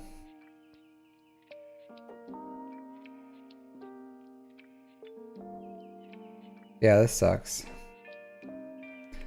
I don't know what this is a really bad variant of Zori.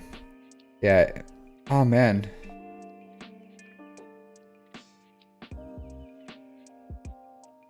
Really? I would have thought. What happened here? What happened here? How did Imperial Troopers lose to this? Because this is a pretty crap variant, and I imagine you outsped them. So what's the story here?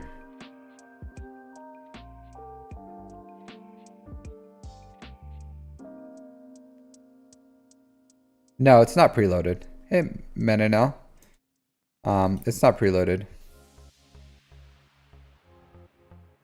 The veteran Han Connor fed. Oh, he. Did you go straight for veteran Han or something?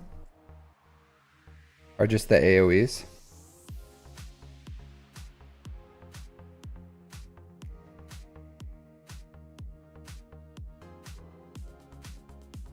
Let's look at good old insights. No AoEs. Let's see. The optimal Zori is Finn, Hero Poe, Rose, Zori with both Omicrons. That's the optimal Zori team.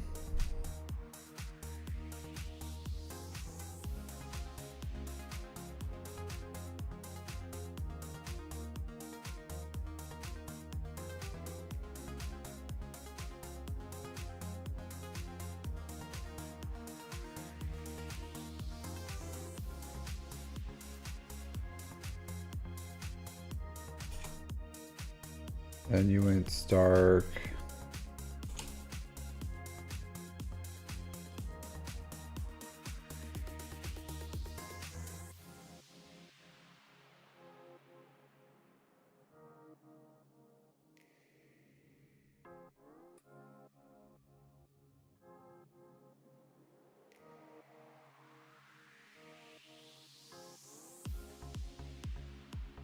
Who did they have?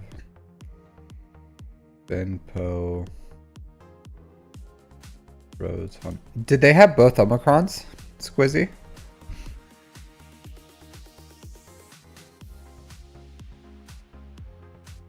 Yes, okay.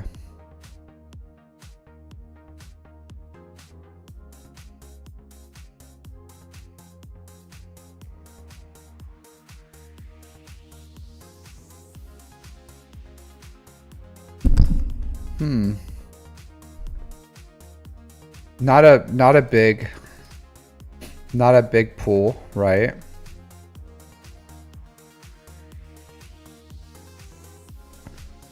But two people were able to figure it out, Squizzy. 2 people were able to figure it out. Yeah.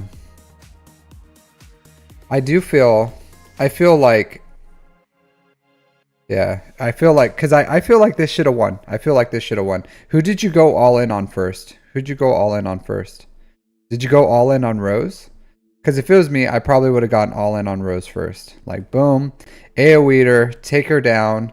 Well, I would have, like, linked Dark Trooper, AoE'd, killed Rose, and then gone from there. Rose? And you said you didn't do the mass assist on Rose? You did not?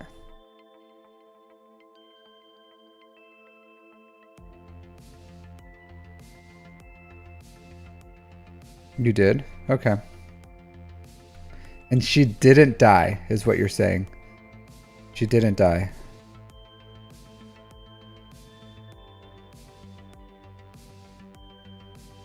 She survived. And somehow, Rose survived.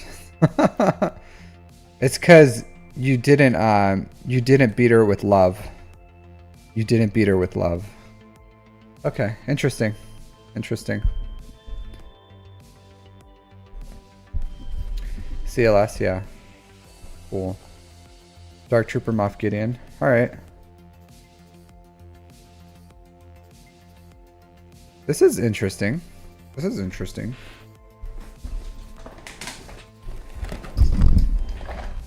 I feel like this was doomed for failure. I guess you were planning on using Dooku to stun Anakin and then killing Qui-Gon and then kind of like dealing with the rest from there, right? Yeah. I would say this. I would have never gone with this. I would have never gone with that. Like, I would have never... this is not good. This is not good. Yeah. Like, this is lucky. Lucky that this even, like, killed Qui-Gon. Because Anakin has the ability to just, like, yeet most of these people out and then put healing immunity on Malak and just kill him. And then with Malak, you could get locked behind, like, Mace. So, I think you're lucky that you got the Qui-Gon. Just Qui-Gon out of there, personally.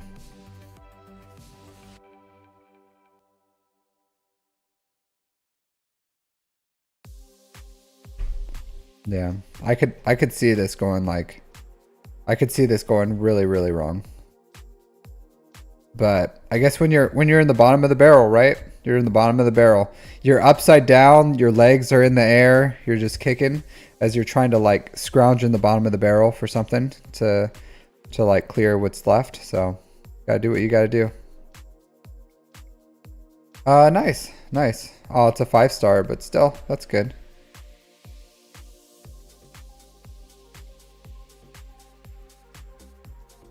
Yeah, I go with the same thing.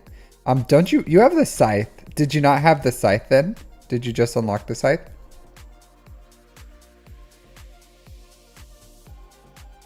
Yeah. Yeah, you can do that, Dr. Wiley. As long as it's not a support. That's pretty much the important part. You just can't have a support.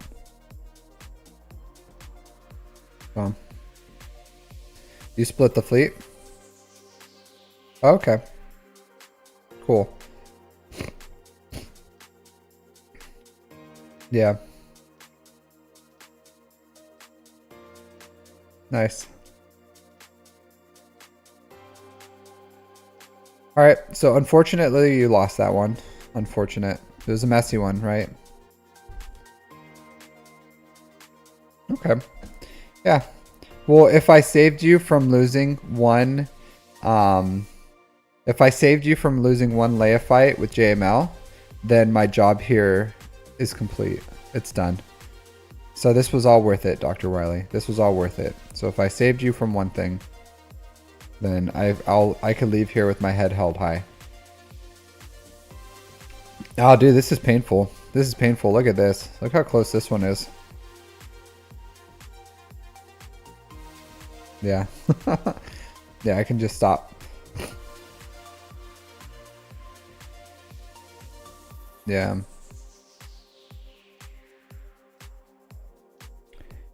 I don't know what would make this better, but let's see if GAC Insights does.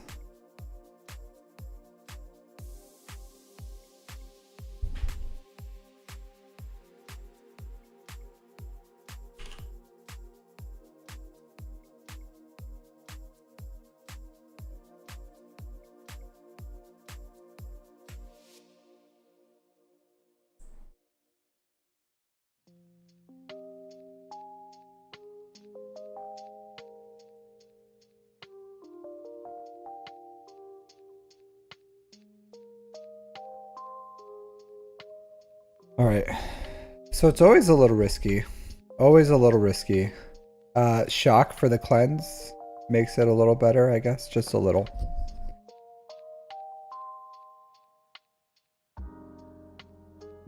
Yoda. Yoda, some reason. Hey, Slasher. Yoda, for some reason, makes this a really high win percentage. I don't know why. Maybe because he like spreads buffs and protection up, which cleanses the dots or something. I don't know. This is kind of expensive.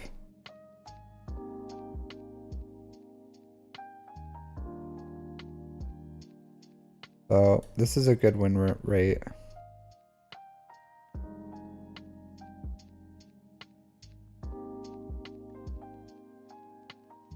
So gas variants are really good.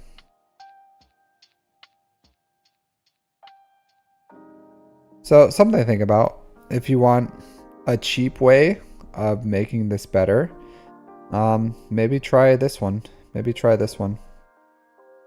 I don't know why. I don't know why. It's that much better than this one. I think a big thing too is just like how low your relics are. I think that's a big part because you have really low relics on Padme and low relics on Cat. Oh, okay. Sorry. Sorry. I always get these mixed up. Squizzy. I don't know. Sorry. Well, this is before Bo. This is before Bo. Like, obviously, you're gonna take off Lord Vader if your opponent has Bo-Katan.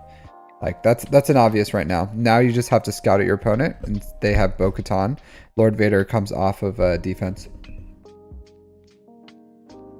So, it's just the way it is. But yeah, you're Lord Vader. Unless they set her. Yeah, but you never know. You never know.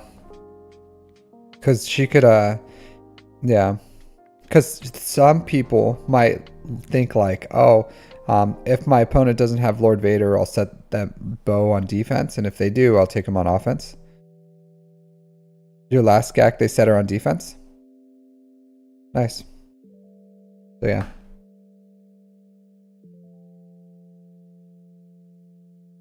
Yeah. I still don't like this. I don't know why no one's willing to like Wampa this. But that's like super Wampa-able. Timed out. They timed out on this. That's kind of nuts. It's kind of nuts. I don't think I would have used, I wouldn't have used Imperial Troopers here just because of this, like the Hut Cartel one. Maybe, I don't know. Yeah. So this is what happened. This is what happened. So they timed out because they couldn't take a turn. Yeah. So they kept gaining. Yeah, they kept gaining. They put them in damage immunity. What dummies? What absolute dummies? I 100% wouldn't have done this. I wouldn't have taken Imperial Troopers against this. That's someone who just didn't understand kits. What dummies? Absolute dummies.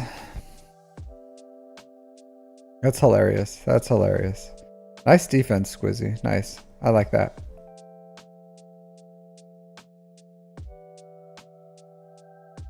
Way to... This is good.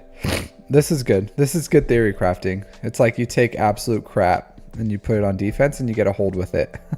Hey, Rock, how's it going? We're just doing 5v5 GAC reviews. I still don't like this. I still don't like this. If you want to put Rebel Officer Leia Organa on defense, there is this thing where if you put that Slasher showed us, where if you bump up her crit damage to like 100% with wedge lead or something, then she takes like infinite turns. So I don't know. I'm still not willing to do that, but it's interesting, I guess. I don't know exactly how the mechanics work. If they use Wampa, yeah. If they use, it's going well. It's going well, Red Rock. If they use Wampa, Rebel Officer Leia Organa just dies from sadness. From sadness. Because all the hits she does on Wampa gives her like tons of dots and then she just dies. So she dies on her second turn.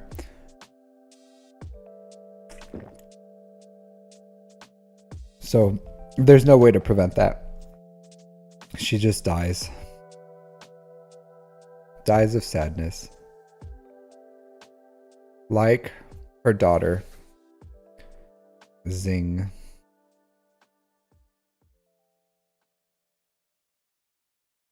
Yeah.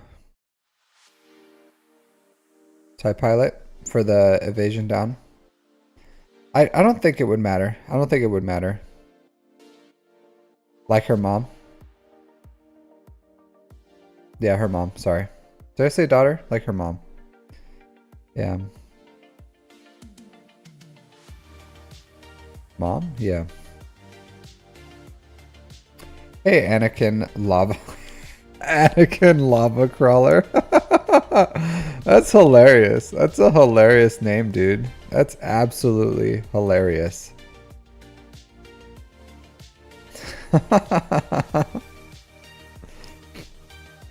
Yeah, I already said my opinion of this defense.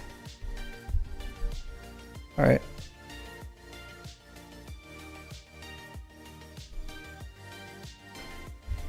Yeah, like I said, I would rather Radis here, honestly. I would rather Radis here.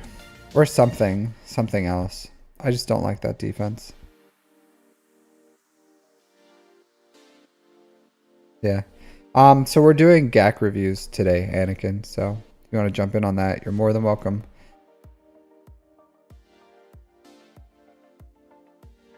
That was a tough loss, though. A tough loss. Oh yeah, let's look at your offense here.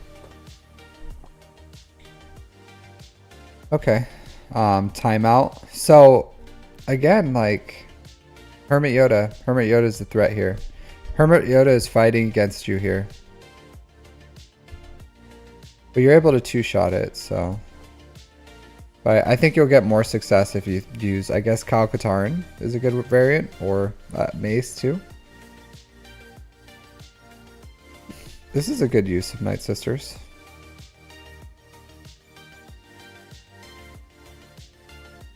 Interesting. I never thought Wampa would, or I didn't think Seer could take out this. Especially with the Omicron. I wouldn't have thought it. Yeah, sure. I'll add you, Anakin. We'll look at your 5v5, see what you have, and then maybe we can come up for something with you. 65 banners too. Yeah, this is really clean. This is really clean. I don't know what happened here. I don't know what happened here. Yeah, absolutely.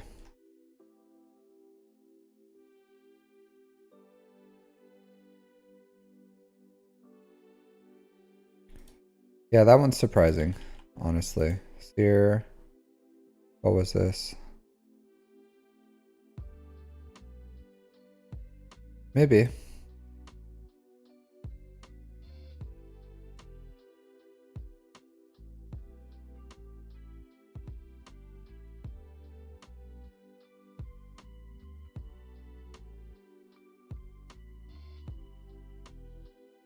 But Jabba has his cron too, so.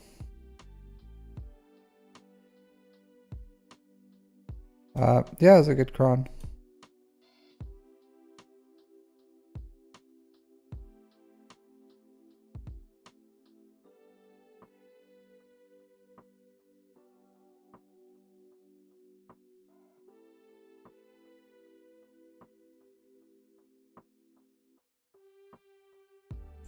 So you were the only one, Squizzy.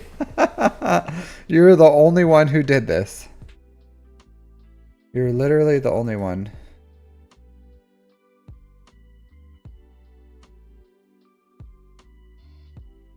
Squizzy. The only one who tried. So it's apparently 100%. Apparently. The math, that's what the math is telling me. The math is telling me this is yeah, just put it here. You have to put like the X's, so like this.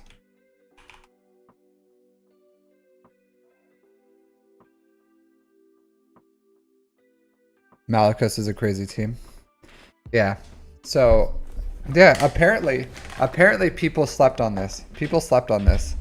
We didn't even know. Squizzy was the only one with this genius. The only one who was like, Sir Malicos. Sir Malicos can take out this Jabacron. Afra? No, thank you. No, thank you.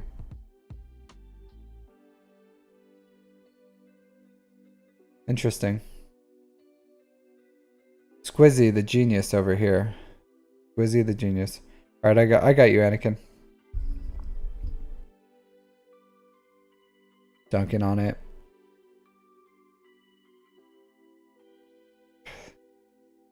Yeah, this is why I don't like using teams like this against teams that have damage immunity. Like teams that have turn meter mechanics against teams that have damage immunity that reduce their turn meter. Like it's not good. It's not good. Yeah. Yeah.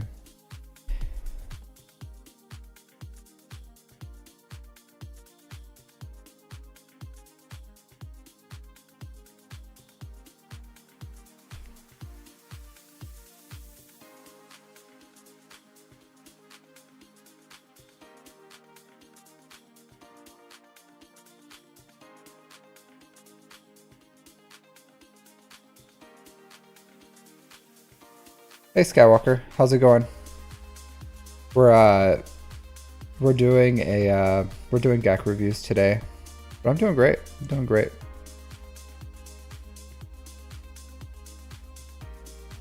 This sucks. Don't you hate when this happens? Don't you hate when this happens? When you go Malevolence against Negotiator and then you lose? But sometimes it just be that way. Sometimes it just be that way.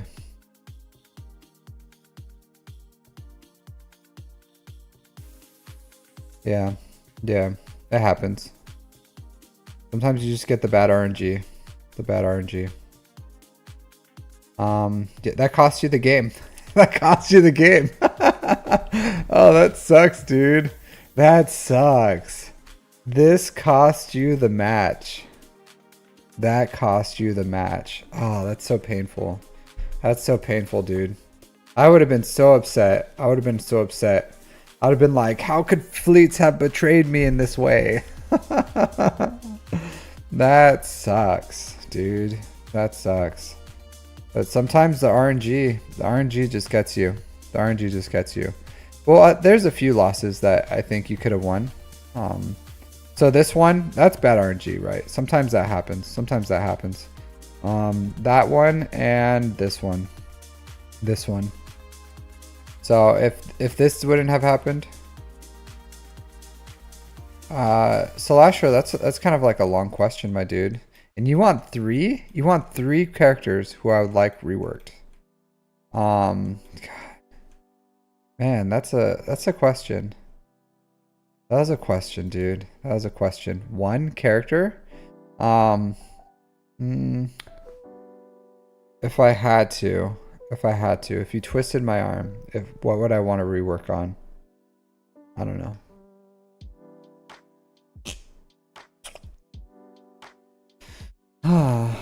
Who would I want reworked? I'm sure there's tons. I'm sure there's tons.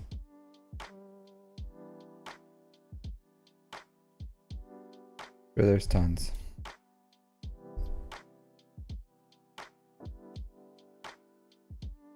Wedge. Wedge Antilles. I would like Wedge Antilles reworked.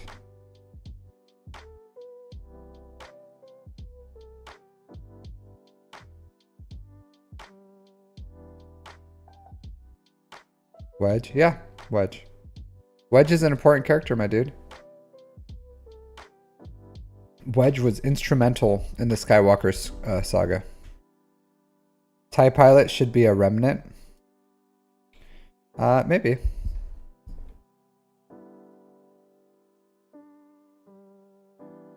All right. So this time you're like, I'm just gonna go with. Oh, okay, because it didn't have the Omicron. Okay, so you're like, I'm just gonna go with SOKR. All right.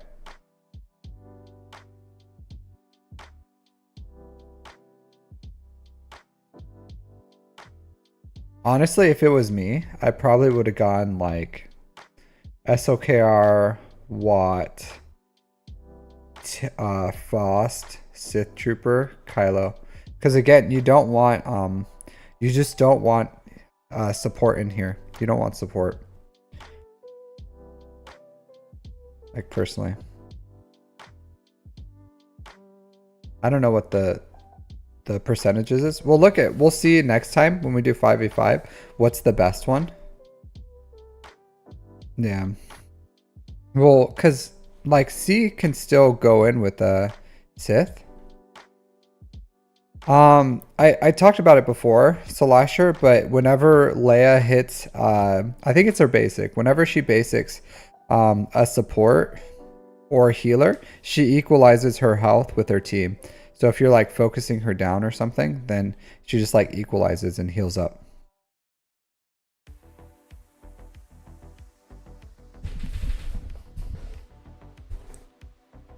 Lord Vader rework. I think, hot take, I think Lord Vader's fine. I think Lord Vader's fine.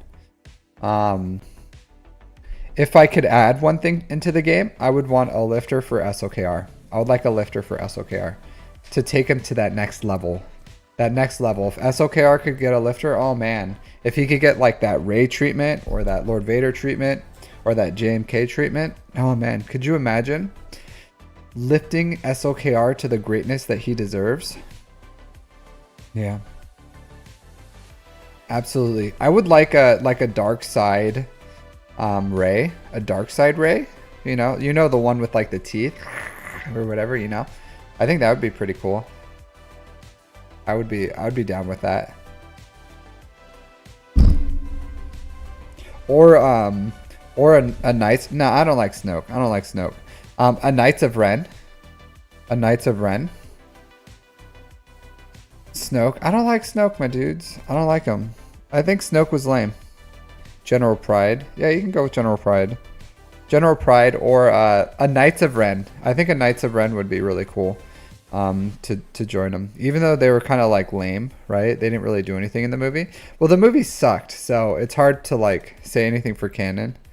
Yeah, I guess I would still rather a Knights of Ren, personally. I don't know. That's just my take. I'd rather a Knights of Ren. So Sanjita, I think it was Sanjita who kept like trying to make this the thing in Grand Arena. Like, Dark Trooper Moff Gideon can take out Jabba in Grand Arena. And then it kept failing, so... I don't know. I don't like it. Yeah, an angry Luke.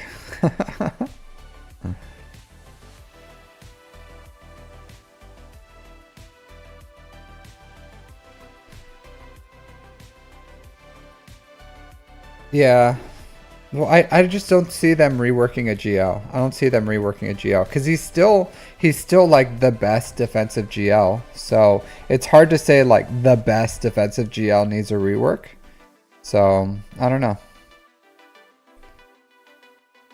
Yeah, maybe with his new Kron.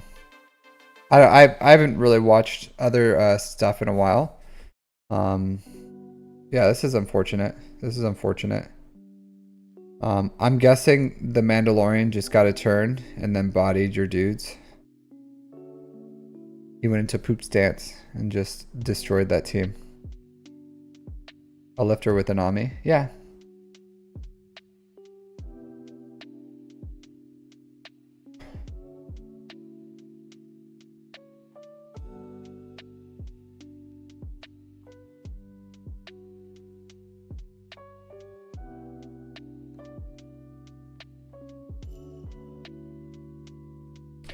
Yeah, nice Squizzy. There's minor things I would change. I would honestly change your defense. I would take Malgus on offense. I don't think you're getting much out of him. I don't think you're getting much out of him. So overall, TLDR, watch out for Lord Vader. I would take Darth Malgus off on defense. I would take Grievous off on defense. I would change up the Rey team a little. Yeah, put in Barris or Cal Kestis. Yeah, thanks for letting me look at your account, dude. All right, next is Senor Juan Sanchez. Senors Juan Sanchez. How are you doing, my dude? How are you doing? Are you ready for this? So is there anything you got, and I meant to ask this. So in your interpretation, yeah, no problem, Squizzy. Thanks for letting me look at your account, my dude. Yeah. I'll take great interest in your future, Squizzy. Great interest in your future.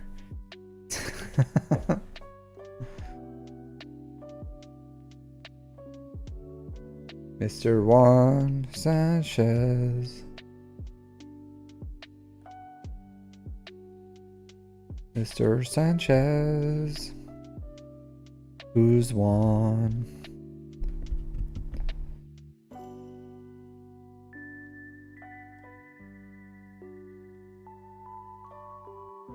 Let's see what you got collection-wise real quick. All right, but yeah, if you can let me know in your words what your strategy is. What's your GAC strategy? I've been meaning to ask people, like, what is your strategy? What is your plan here? What's your goal? What's your goal?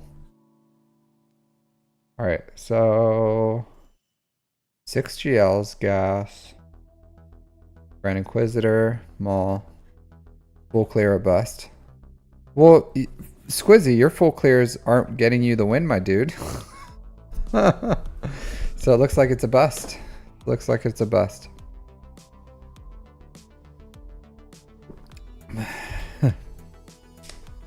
No, I get it. I get it. You put a good defense. You put a good defense, Squizzy. So I would say if you just like, I don't know if you just run out of things, you know. But there's a few of those that you could have won. You could have won. It was just RNG, right? It's just RNG. It happens. It happens to the rest of us. All right, so you try to block off the bottom, okay? Cool. Let's see how you do this. Did you not play 3v3? Oh, okay. You didn't play the last one. All right. All right.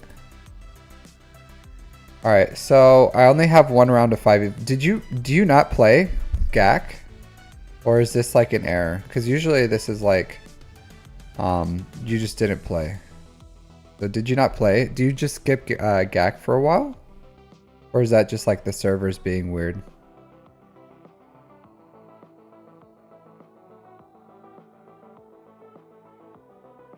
All right, let's see what's going on here. Because it looks like you turtle, if I'm looking at these scores. Alright, so you put Jabba the Hutt down. Alright, so you just forget. Okay.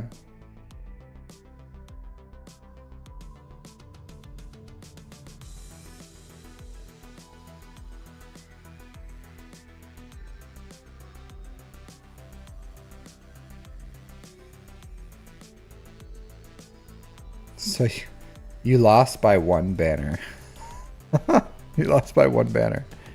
Alright, so JMK lost against Jabba. If you have, yeah, this, I don't know how you lost this, my dude. I don't know how you lost this. Because like, yeah, you should have been able to like kill Chrysanthemum immediately. You just burned down Bush. And then you clean up the rest. I don't know. I have no idea how you lost this. I have no idea.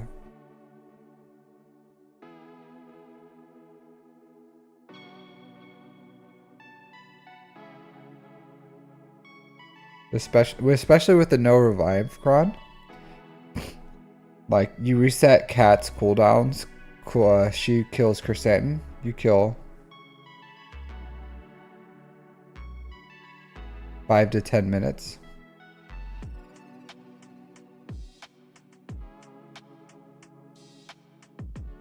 You shouldn't work. It's too late for those, Slasher. It's too late for those. So, just leave them be. Leave them be.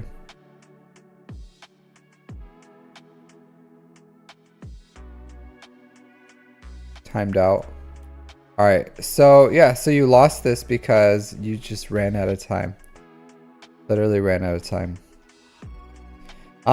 So you tried to play a dangerous game, Juan Sanchez. You played a dangerous game. And instead of playing the game, you played yourself. You played yourself.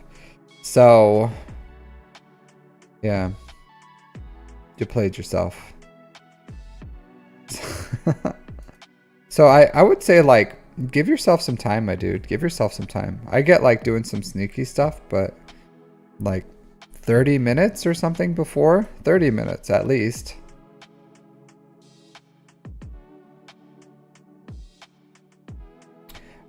You still use the credits, Rayrock. You still use the credits. But yeah, there is a time where it's too late to work Datacrons because that set's gonna expire soon. So it has like a month left. So, and the set itself isn't that great, and Slasher doesn't have the characters that so I have 1, 2, 3, 4 right now. So if you want Skywalker, I can add you. I'll add you to my list.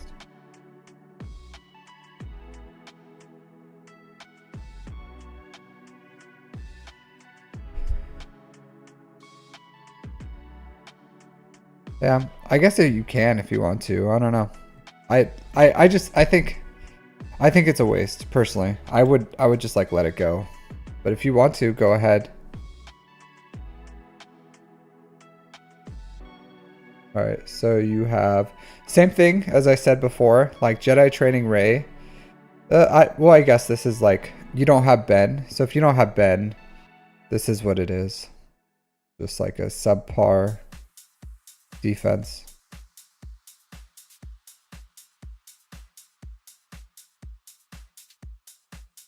Huh. Yeah, I don't think I would have took JML against this, personally, if I was him.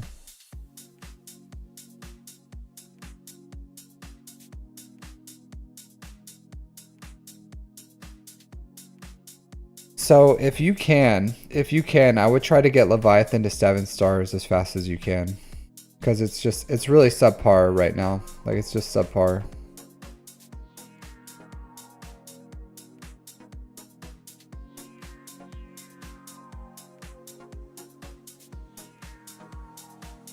Okay. Yeah, Ben's good, dude. Ben's good.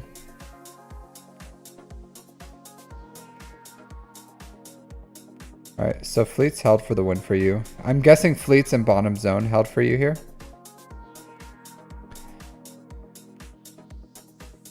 Then this OKR against their Rey.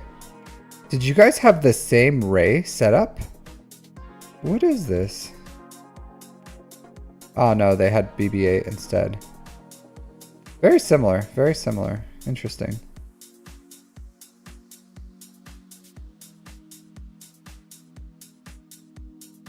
Okay, that's good. Alright, so General Grievous. Interesting.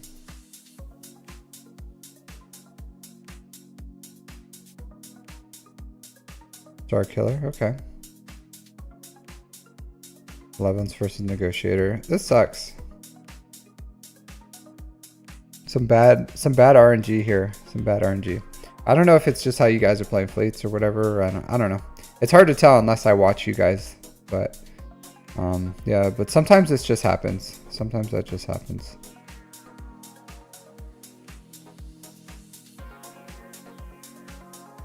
So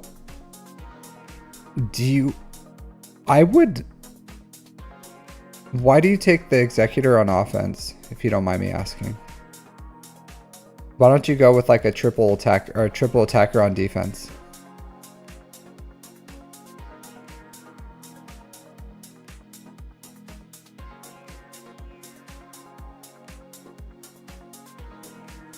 Interesting. Interesting.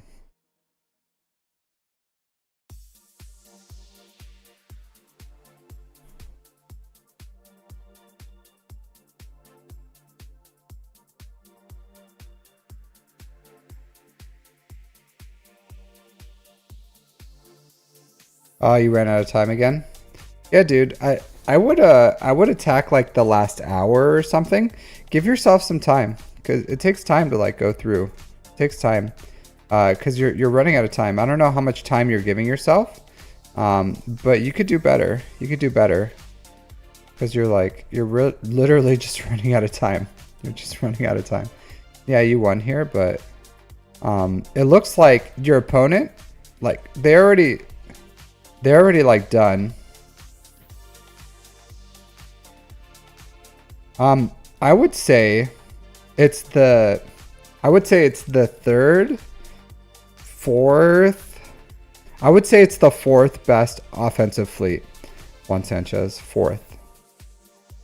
To be honest, like obviously Leviathan's one, Profundity, Chimera, and then I would say Executor. So I would say it's the fourth best defensive offensive fleet, but I would say it's the second best defensive fleet.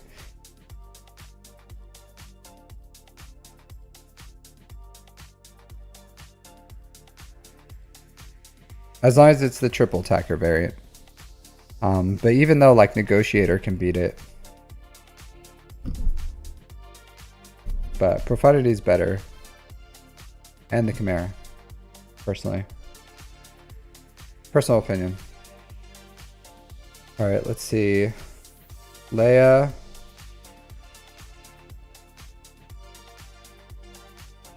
Wow. People are just getting dunked on by your Jabba. Your R8s. Your R8s, my dude. It's too much for him. Too much for him. Interesting.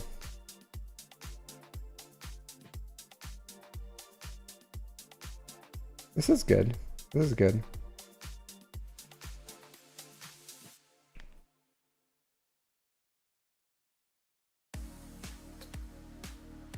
Man, this guy had SLKR this whole time and didn't use your SLKR against Jabba. He just took the L. He just took the L. Like he could have took something else to kill this this team. But he took the only shot he had at beating Jabba and threw it away on Traya. Because he could have used something else on Traya, and then he could have gone SLKR on your Jabba. Like if it was me, I would have gone SLKR on Jabba straight away. This guy played himself. Yeah, he could have mirrored the Traya. Yeah, I know. But he still could have done it. Like that was literally his only shot. This was his only shot at clearing Jabba.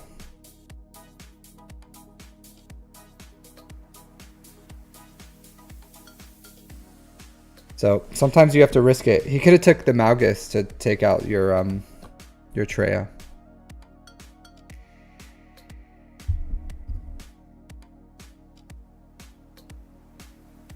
It was good. Really low relics on that guard.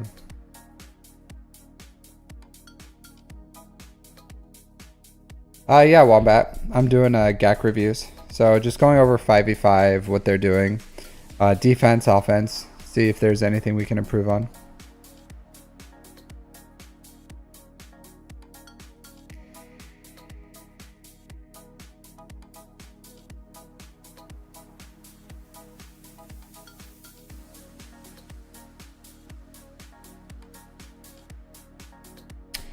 So I think you have Traya on defense or whatever, but like SOKR is really weak against JML. Really weak.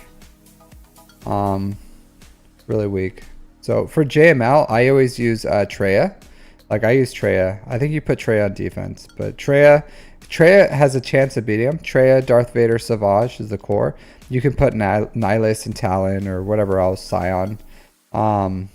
But that, especially in R7 JML, Treya could have easily like dunked on this. So something to think about. Something to think about. But Treya, I always take Treya on offense for JML, specifically for JML.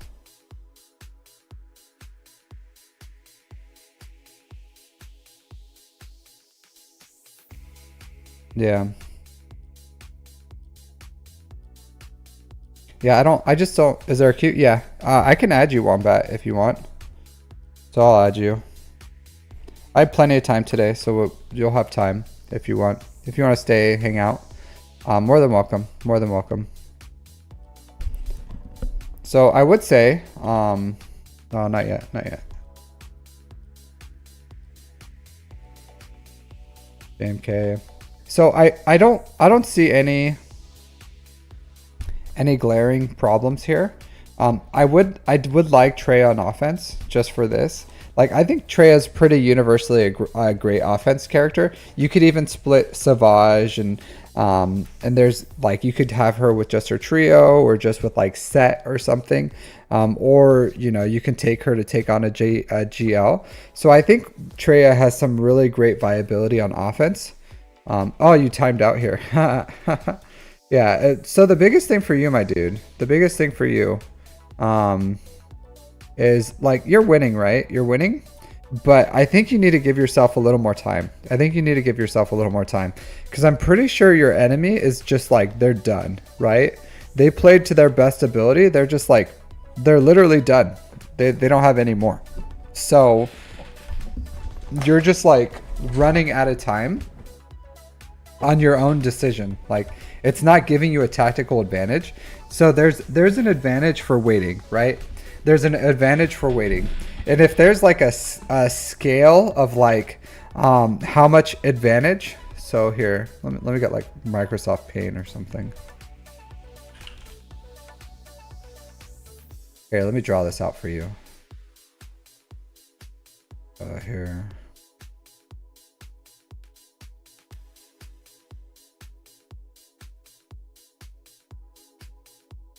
Right? So if this is you, and it's like how much time advantage, and then it's like, this is probably like the 1 hour mark right here.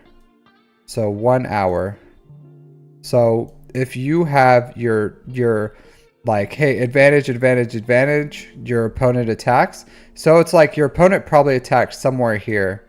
Let's say like 12 hours here or something. So same amount of advantage. It really doesn't matter. Like, your opponent attacked, you have all the information you need, and then you have 1 hour to attack, and then after that you quickly run out of time, but you probably start right here at the 30 minutes, right? So this is what you're doing. Like, hey, advantage, opponent attacks sometime here, right? Hopefully, or sometime here. Like, this is the opponent attacked sometime here. So it's like, as long as the opponent attacks sometime here, there's not much of an advantage of waiting. Not much of an advantage at all. At the 1 hour mark, there's a steep drop of how much of an advantage you get because you're running out of time. So you're literally running out of time right here. And every single Grand Arena you have, you literally ran out of time. So you did get some wins, but you got a loss too because you're starting right here.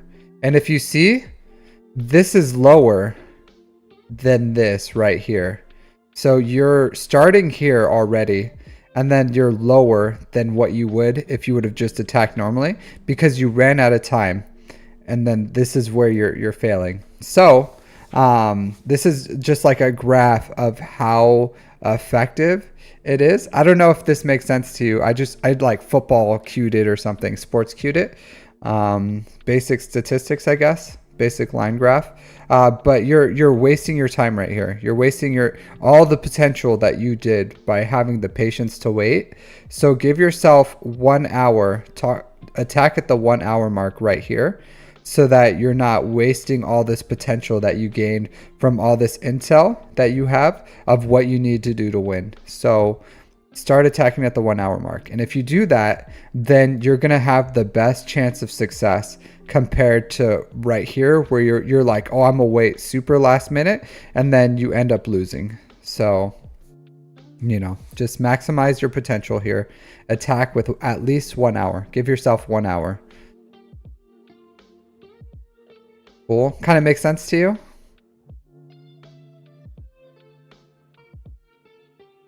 Okay. I'm not going to save that garbage. But, yeah. So that's just like a basic statistical line graph of what you're doing to yourself. So if I had to give you one thing, it's give yourself enough time to attack. I like what you're doing. I think you understand the game really well. You're splitting your teams and your fleets smartly. So it's like you have a good understanding of fleets. I'm not a big fan of taking Executor on offense. If that's what you have to do, that's what you have to do. You can do it. But I like off meta counters on offense and then putting my best ships on defense. If you do get profundity someday, I would say put even like a 4 or 5 stars, then put your executor on defense and just take that profundity on offense. But if you do put your executor on defense, put triple attacker executor. And there's times where I won because they couldn't get through my executor because they had to put all like their S tier ships against my Leviathan. So it's not only having that height, but that depth at that height that makes it important.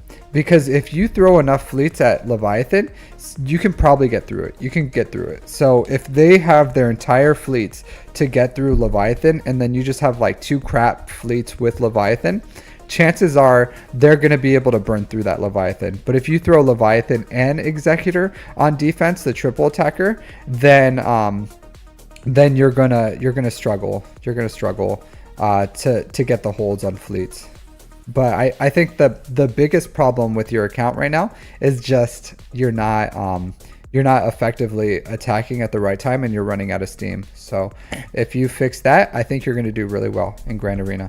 All right, so I'm gonna take another quick bathroom break, and then we'll move on towards Dank. So Dank, if you're still here, drop your ally code. If Dank's not here, then it's Grilling. So Grilling, if you can drop your ally code too, just in case Dank's not here. But Dank Ideals, and then Grilling is after that. So as we like start taking longer to do these, sometimes like, you know, sometimes we just run out of steam. But I'm gonna go grab another drink and a sandwich, my lunch, and a rice ball, and then we'll continue this. But be right back.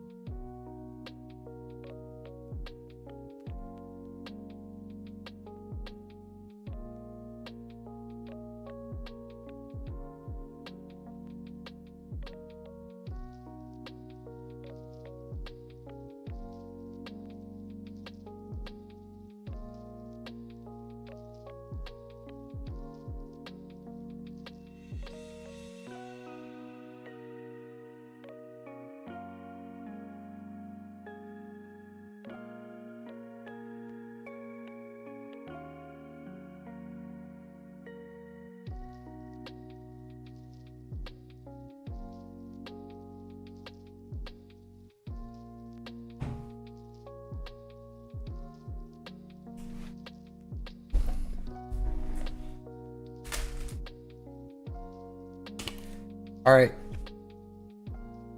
I'm back.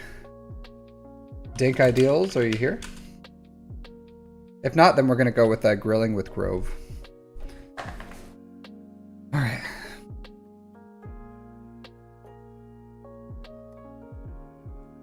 So I'll say this as we take a little break. So here's my mod guide. I do have a YouTube as well for those on those over in the Twitch world. So if you guys wouldn't mind liking and subscribing, it would really help me out. And then you guys over in YouTube as well. If you guys wouldn't mind subscribing, that would really help me out because I'm trying to hit 1,000 subscribers so I can become like a second tier partner. So yeah, it's free, supports the stream, so helps me out if you guys can.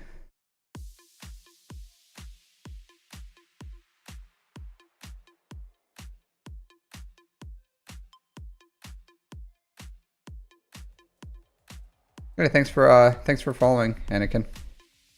Thanks for following. All right, so grilling. Let's look at what's in your account. Following on Twitch too. Thanks, I appreciate it. So I got a egg sandwich. So Japanese convenience stores are absolutely amazing, absolutely amazing. So they have like 7-Elevens or Family Marts or Lawson's. They are so good.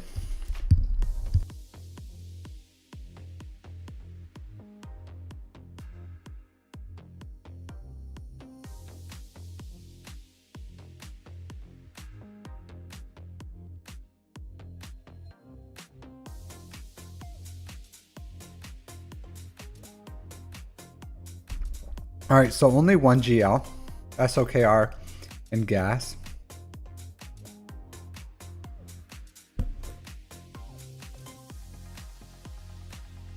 Interesting. You have Nest. See your ships.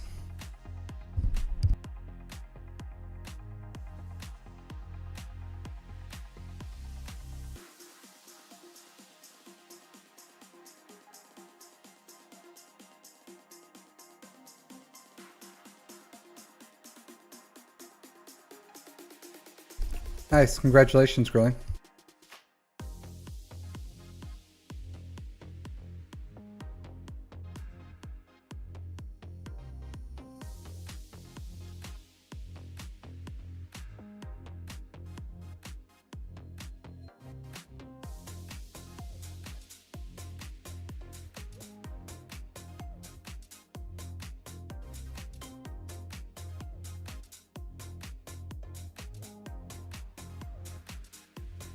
A surprise back wall and a heavy offense. Hey, Adrian, I'm doing good. Just doing some GAC reviews for 5v5, getting people ready for the next 5v5 season.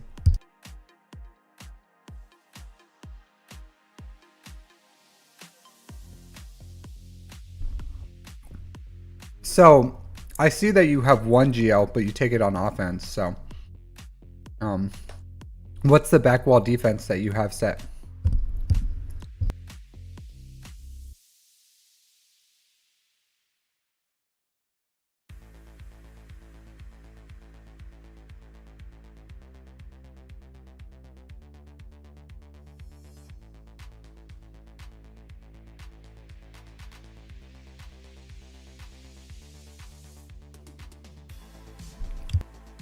I would say this guy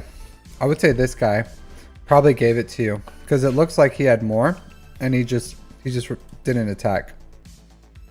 Padme Iden. I don't know how good of a defense that is, my dude. I don't know how good of a defense that is. That's like a punching down defense. Like that's a defense to punch down.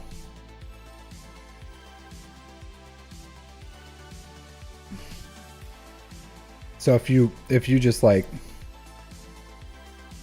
but that's not like a, yeah, I don't know, that's rough. Because even in Erodium, the problem is here, right? With your account, you don't have an S tier thing to put there. Because in Erodium, you need to put something out there, like, because you're going to be facing absolute massive accounts, like absolute massive accounts. Accounts that make my account look small. So I'm 8 million with 4 GLs and 2 GL ships.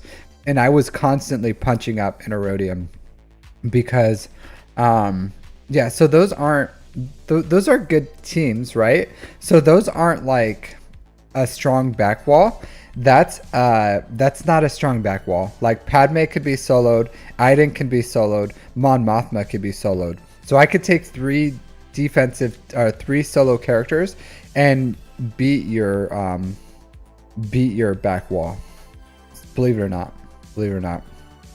So that's not like a heavy defense. That's just teams that stretch the roster if they didn't prepare for it, which is fine because you can win on efficiency and Chromium. But the problem is now in Erodium, you're going to be facing really strong characters or really strong accounts. So what you have to do is you have to get an S tier defense. So either Rey with Ben, Jabba, JMK, or even a Leia would probably work, or a Leviathan. So you need to get one of those. Otherwise, you're gonna really struggle to get through Erodium.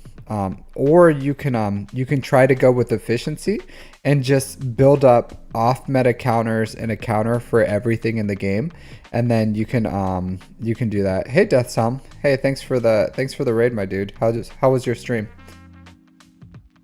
But right now, the problem with what you're going with in Erodium is you're gonna struggle because Erodium players are like, they're in Erodium for a reason. They have massive accounts, and that's gonna be hey Legolas, how's it going? So you're gonna have lots of accounts that don't know what they're doing, but there's nothing in your defense that's gonna hold them off. So sometimes you just have to change your strategy, or you just have to build something. Leviathan, you know, like JMK, Jabba, Rey with Ben, something that you can put on defense that is going to get you enough holds to like climb up. Something that is strong that people who don't know how to play the game well will just lose against. Because everything, hey Kazutora. I don't know, my dude. I don't know. Because everything has like a off meta counter. Like everything has it's kind of like an offensive world right now. So there's a non-GL defensive team. I would say maybe Zori, or Ufus. Ufus get beat pretty easily. Zori can get beat pretty easily. So there's really nothing. Like Malgus gets beat pretty easily. So there's no like best non-GL defensive team. There's just, if you're talking about a team that doesn't have GLs, you have to like stretch the roster. So you have to go really wide. So you have to put a lot of A tier teams that require either a specific counter or a GL. So maybe I think Treya would probably be the best non-defensive GL. So a stacked Treya team would probably be the best. But if you're gonna go with that, you have to put like Ufus, Malgus, like Gas, you know, things like that. Things that are, yeah, Tusken are good, and especially in 3s. So things that just like stretch the roster, and then you just have, because they're gonna take their S tier or their GLs and beat some of those. But if they run out of steam because they don't have the specific counters, and then that's how like an A tier like off meta defense works, is you just like beat them with the depth of your roster, and that can get you so far as well. But that's just like another strategy. But if you don't want to go with like a GL defense, the easiest way to climb through Erodium is to have an S tier thing. So if you have Leviathan, you're just going to win. You throw Leviathan on defense, if it's 7 stars, you're just going to get times where you can, if you can full clear them, you're gonna win, because no matter what they have, they can't beat that. Or if you have like a JMK, you can put JMK on that front bottom wall and you'll climb through a Rhodium, because some people just don't know how to beat JMKs reliably. Or you can put Jabba and Rey, or Jabba and Leia, or something like that. Something that requires skill, like knowledge of the game, skill, correct modding to beat, then you're gonna win. Or fleets. So Executor isn't going to win for you. Like, there's so many counters for Executor, and then people pretty much know them because everyone has an Executor. So like, there's definitely viability with a triple attacker. Like, if you have like Profundity Executor or Leviathan Executor on defense, or Executor something else, other S tier fleet with a Negotiator with Marauder, and that's when you build that depth on fleets. But that's like the strategies of how you can climb up into Kyber, and then from Kyber you have to like reevaluate. I don't like Star Killer. I don't like Star Killer on defense, because if anyone knows what they're doing, CLS in 5s or Dash Han Chewies in 3s absolutely stomp Star Killer. So if they know what they're doing, then it's not a good defense. Yeah, so let's look at your offense. This is pretty lucky. This is pretty lucky. So I would say if you have a gear 12 Traya with Omicron and Savage, Darth Vader, Nihilus, and maybe, I don't know, just a 5th, another Sith, then I use Set usually or something. Then you can beat this with that, so you don't have to like, because SOKRs, this counters SOKR, so you can take this in here and just absolutely get dunked on. So something to think about. But JML is the easiest GL to kill off meta, so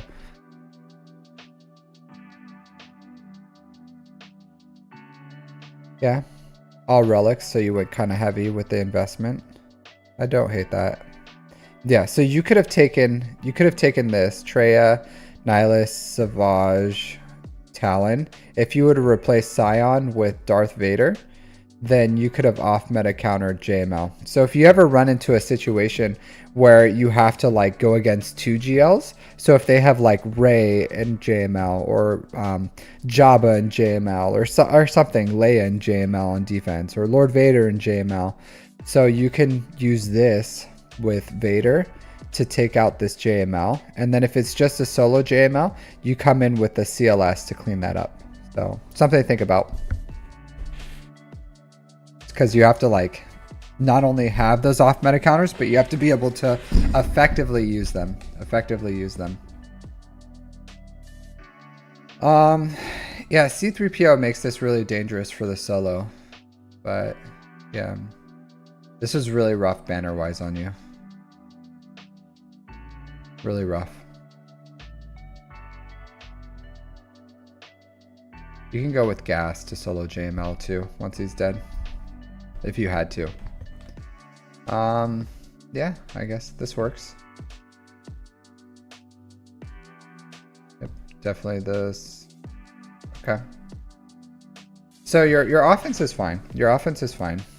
Just know that this was really risky. This was really risky.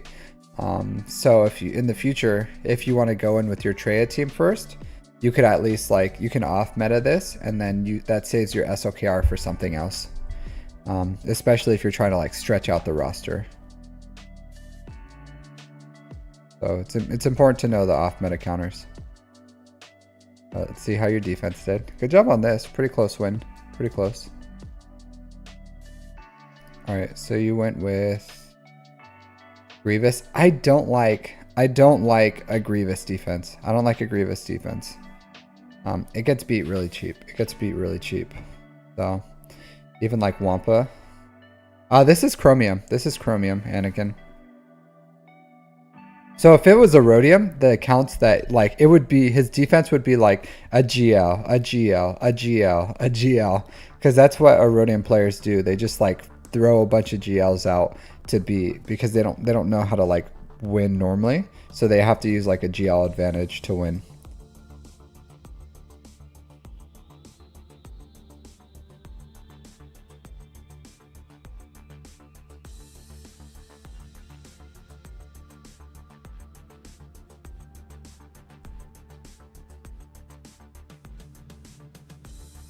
Yeah, Rhodium accounts are just very large. They just don't know what they're doing, or they have like some flaws somewhere in their account building.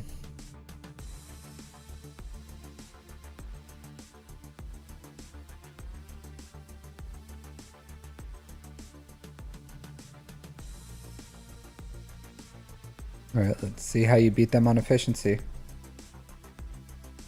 All right, that's good. Gas here, okay. Yeah. Okay. This was messy. Cool. All right. So I would say for this, you're just losing banners by taking these extra ships. I don't know if you ever needed the Sith fighter, but you're just like losing banners. If you want to take a one more extra one, that's fine. I use the Sith Darth Maul ship, whatever that one is. You can use Ebon Hawk here if you want to, but you know, you definitely don't need the last ship here.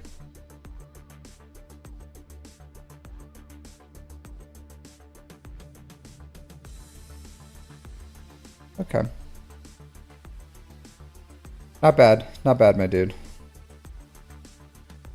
So let's see how your defense did over here. So I see you change up your defense. Looks like you change up your defense. I do like that. I do like that. It's pretty smart. Not a lot of players in Chromium Scout. Yeah, Scimitar. Yep. All right. So it looks like he just like failed on your fleets. Yeah, I don't like Grievous. Grievous gets beat by a solo Savage, especially low relics like this. Would absolutely get dunked on by Savage. Savage or Wampa. So usually you're just giving them like 58 banners, 59 banners maybe. So, or whatever the max is. I don't know what the max is. And 67 banners, 68.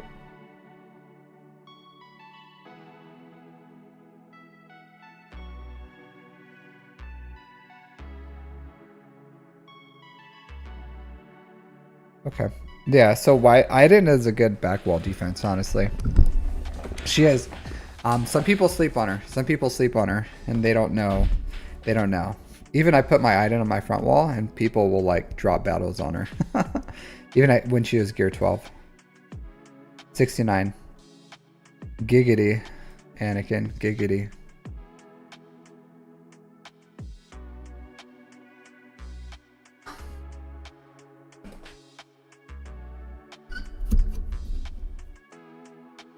All right, cool.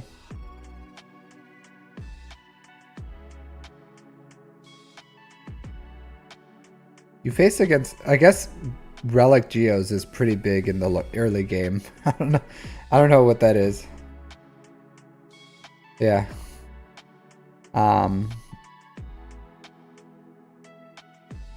Yeah, see, so you do this. You do it to your opponent, right? So you fully know that you can solo it with max banners, but you still put it on defense yourself. And yours has less relics than this one. So, like, just take Anakin or take Grievous on offense.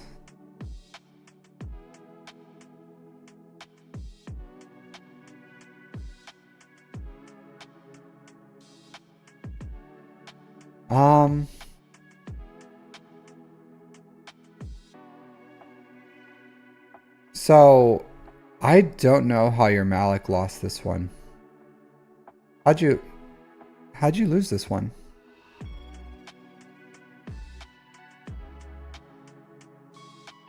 I guess because your Malik's low relics or something, maybe? I don't know.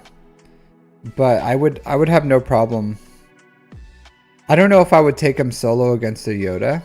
just because Yoda puts out a lot of like foresight, and foresight can be pretty annoying for Malik. But I think even with his drains, he can get around it. He can get around it. I would just be worried about like the timeout, but just straight losing, I don't know.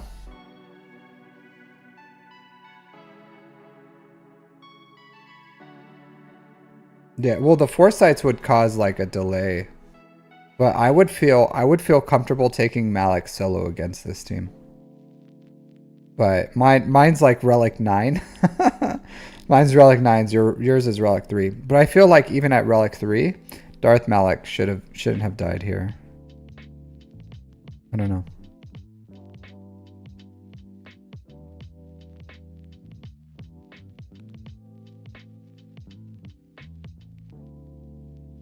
Yeah, I don't know.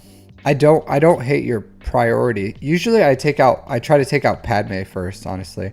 Like I know sometimes I have to work through like Kenobi, but I'll work through Kenobi. And like that's why you have to have tenacity on Malik so you can counter like Anakin's. But like I kill Kenobi and then I go all in on Padme and then the rest fall after that. So I think you wasted your time on Anakin when you probably could have like killed Padme.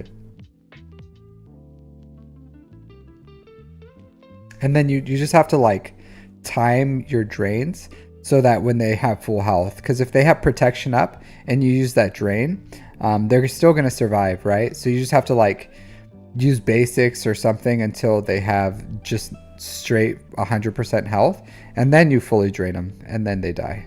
So you just have to time out your drain out well. And the foresight doesn't stop the drain, so.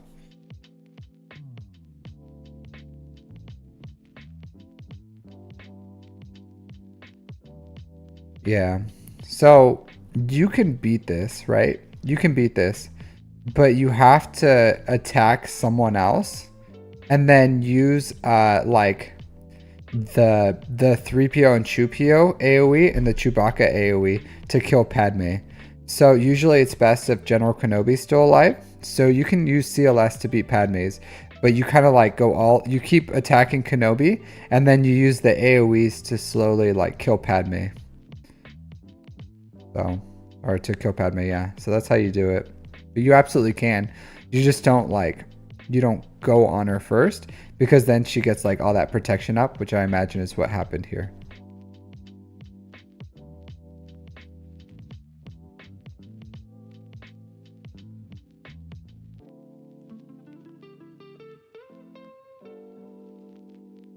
Okay.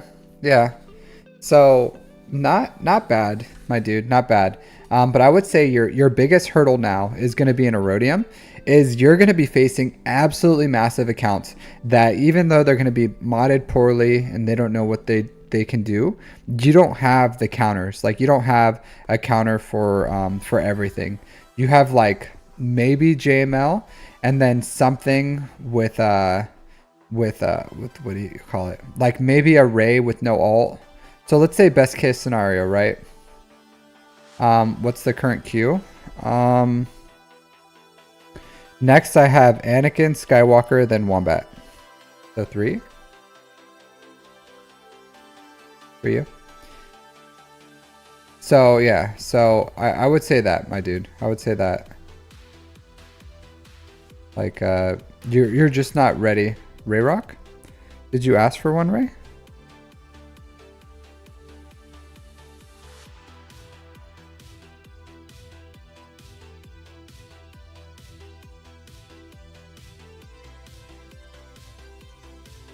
So Ray, you said, happy up, Captain. Just eating dinner. How's your Sunday going?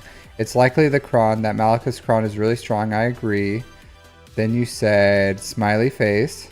It's never too late if you don't have the mats. Bush Leia Kron, no revive. It will help your guild in TW. Happy up, Edrin. Happy up, Dusthelm. You missed mine. You posted after Anakin. I don't see anything.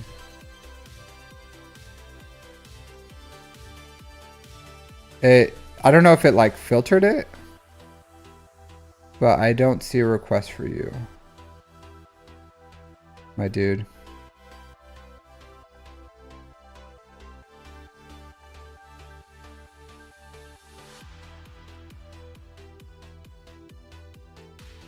Yo, Wombat. I don't see yours.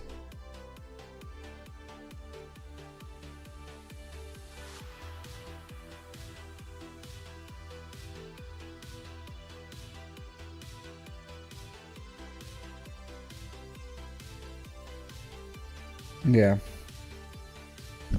Okay. Yeah, I could add you. But I gotta, sorry, Ray Rock, I gotta add you to the where I see it, you know what I mean?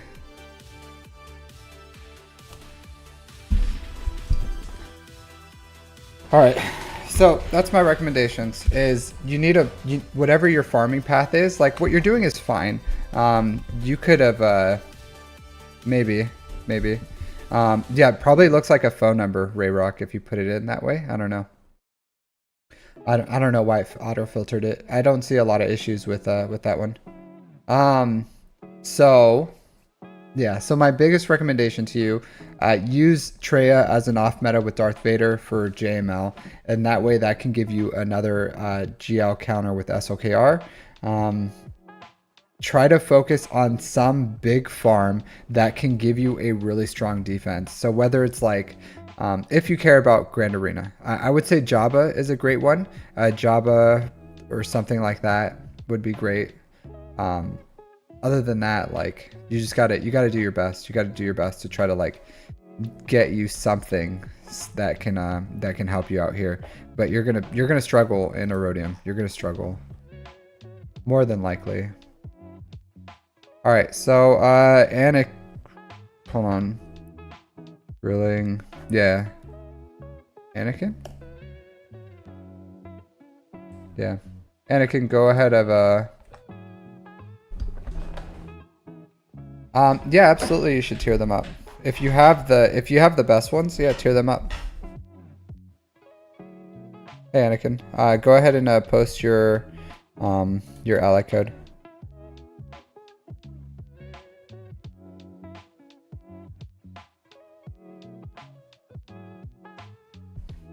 Let me see if I can just scroll up and find it.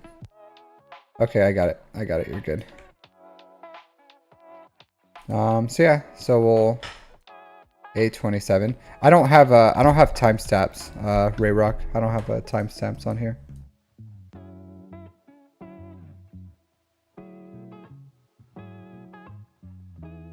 But we'll get you. We'll get you, my dude. Here, let me try this again. We'll get you, Ray Rock.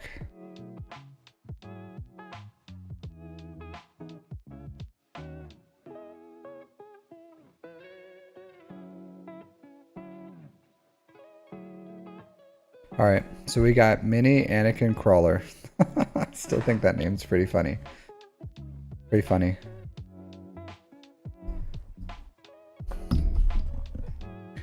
All right, let's see your account real quick just to see what you have in there.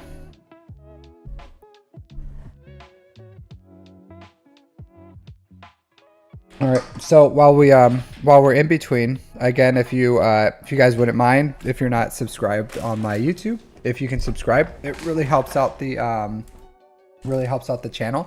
I really appreciate it. So in Japan we have rice balls. So this is a salmon rice ball. It's really cheap. Everything's like crazy cheap here. And believe it or not, what's really good is the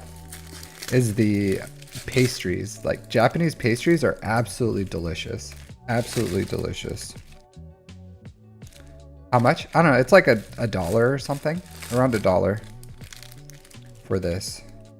And it like, they separate it so it's all like nice and crispy on the seaweed. So the way that they have the plastic, it goes in between the rice and the seaweed. So it keeps the seaweed all nice and crispy. Yeah, everything's like crazy cheap. Crazy cheap. So I can have like a huge like 3-course meal for like $5 in American because the dollar is so strong. Maybe even sometimes cheaper, like $4. Absolutely good. All right, Anakin, what's your Grand Arena defense?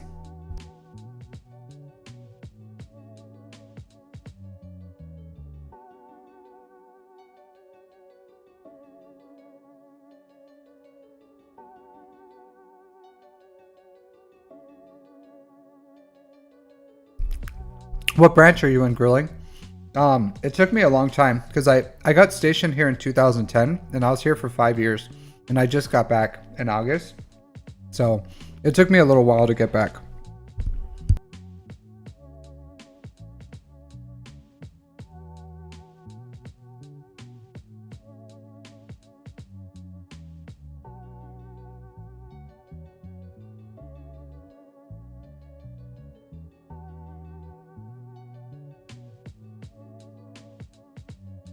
Yeah, it's pretty hard. It's pretty hard. I was stationed with the I was stationed in Korea with the Air Force, the 621st.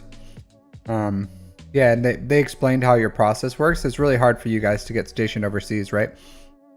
I heard the path to overseas is like through Korea. At least for their community it was. I'll just add you, Body Breast. So you're on my list now.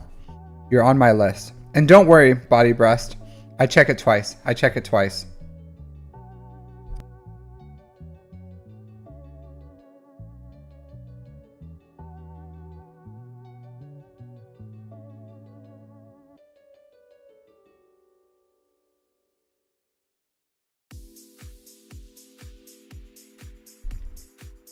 Nice, nice. Yeah, I'm at 16 years right now. 16 years of service. So about to retire in like 3.5 years.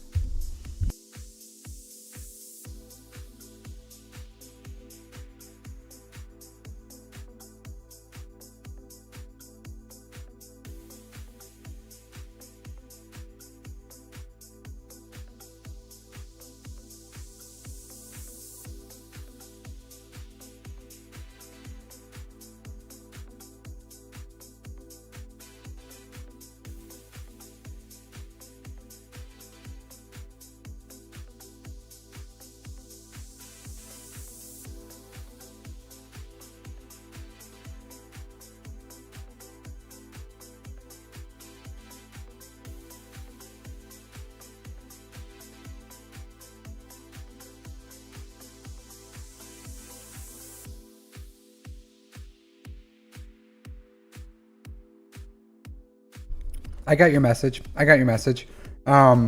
So I don't wish to move up in rank. What do you mean, Rayrock? Like, are you talking about in Grand Arena? Or in like my career?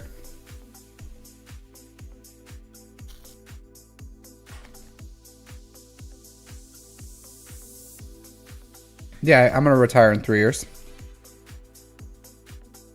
Yep. Oh no. So I'm currently in E8, so a master sergeant. That's fine with me. I don't plan on staying longer to retire. I think the potential loss of earnings is much greater if you stay in the military. Like I already have a college degree. No, I have absolutely no interest in becoming an E9 or an officer or anything like that. Like I have a college degree. I could get commissioned. They're opening up warrant officers in my job, so I can be a warrant officer, or I could try to become an E9. But no, the potential loss of earnings is a lot for someone who to stay in past 20 years, because if you stay in past 20 years, you lose the potential earnings of half your paycheck, like your base pay, plus whatever disability you'd get. So I could get in, I can get out, get a job doing something that's honestly a lot less stressful and a less demanding on my body. And then I could get paid a lot more because I have my my retirement pay, and then I have my disability pay, and then I have my whatever I'm getting paid, and I have a yeah, they would make I make good money, Rayrock. I make good money. Like sometimes it's not about the money. It's not always like if it was about the money for me, I wouldn't have stayed in the military. I would have done something else, got out and just made more money. So there's do you remember that graph I made, right? Where I wish I would have saved it.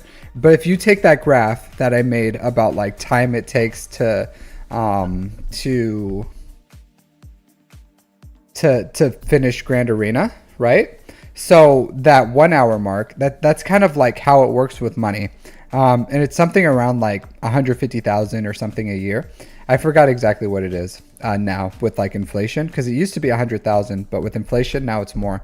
But I'm sure you guys have heard the saying like time or money can't buy happiness, which is not entirely true. That's a little disingenuous. It's that a lot of money money can't buy happiness once you have all your needs met financially. So if you have like disposable income, you have all your needs met, but you make like your family makes like 150,000 a year, money more than that isn't going to buy you happiness. If you have like 300,000, a million, that amount of money isn't going to buy you happiness. So once you hit that line of where you're comfortable in life, then additional money outside of that isn't going to bring you happiness. So for me, it's never been about money. It's just been about providing for my family and then living above that line where money is no longer an issue for me. Because I don't care about getting more money outside of that money can't buy happiness line. So, you know, that graph or whatever, like I'm somewhere in that graph where it plateaued, and then getting additional money after that isn't going to give me more happiness if it's going to start taking away from like time for my family or time for me or my mental health or all these other things, or I'm working like crazy amounts. That's not going to give me more happiness in life. Like money in itself is just something that is needed, but if you have all your needs met, then money isn't necessarily what's going to give you more happiness in life. I'm very comfortable. I'm very satisfied. Like if I wanted to, absolutely, I could continue in the military. I can become an E9, a warrant officer, or become a commissioned officer. I have all those things that are available to me. But like I've already I spent about half my life in the military right now. I joined when I was 18. I'm 34. When I retire, I'll have spent more than half my life in the military. So I'm ready to like take on the next thing. Like I have my like I said, I have my college degree. I can go to school to get a doctorate. I can go to school to get a master's. I can go to school to get a law degree because I have my scholarship available, and I would make probably more money doing that with my base pay and my disability and my scholarship than I would just continuing to work, believe it or not. And then having a graduate degree plus my base pay and retirement and all that stuff, my potential of earnings is significantly higher. And then you start factoring in like a double pension or something like that.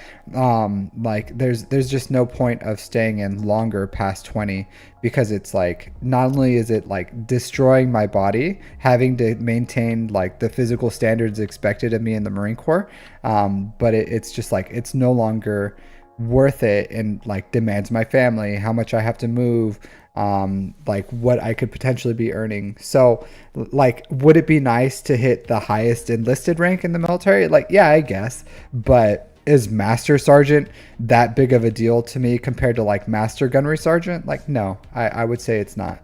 But to everyone, it's different. All right, sorry, a little tangent there. So mini Anakin lava crawler Bushmaster versus Bushmaster. All right, let's see your defenses first. All right, so Ray Ben Bam. This is interesting with not Bamcron, but that's an interesting defense here. If you had a Pimpo competitor, what do you mean?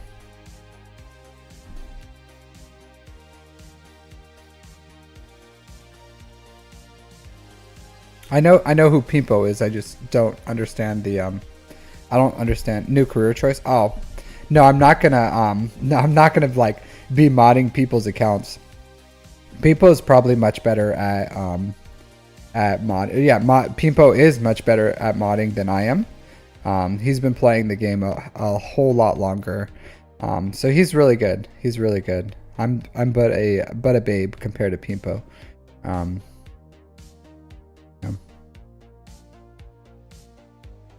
Oh, sorry, yeah. I meant to review 5v5. Oh, this is rough, my dude. This is rough.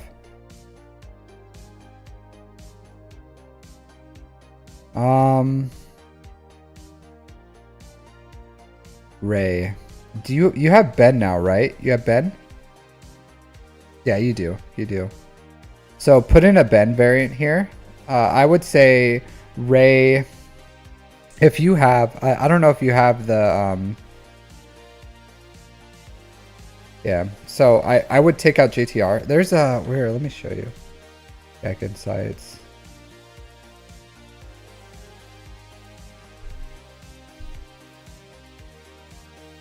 Oh.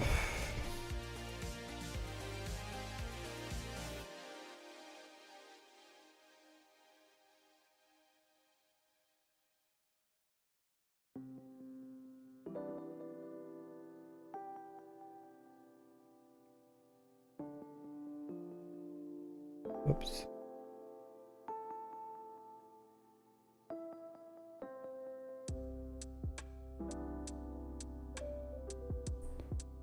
Yeah, this variation. This variation is like really, really strong. Or this variation.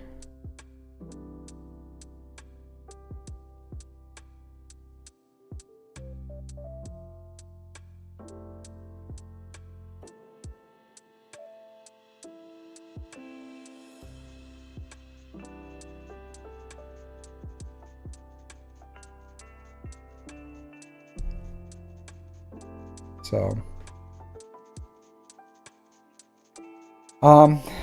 yeah, do you have the BAM Datacron, Anakin?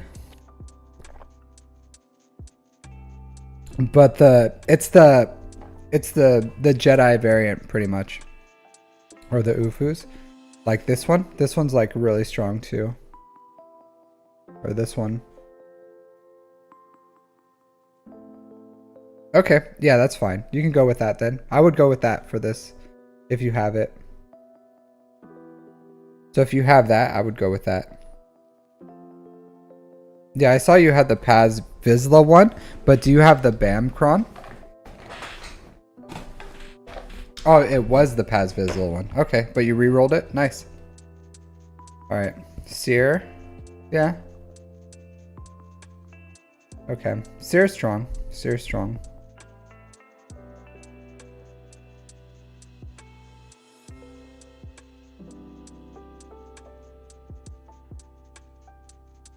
I don't know. I get you're going for like a balance, but I think Malgus is better on offense. I really do. I really do. Having the flexibility of Sith Empire on offense is really strong. It's really strong. I personally like Sith Empire on offense. And it just gets beat. It just gets beat on defense. Just gets beat.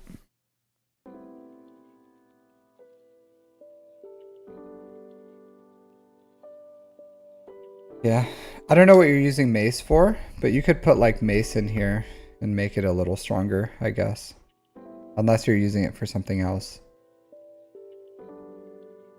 Alright, so this has to be something because this is gonna get combined with Ray.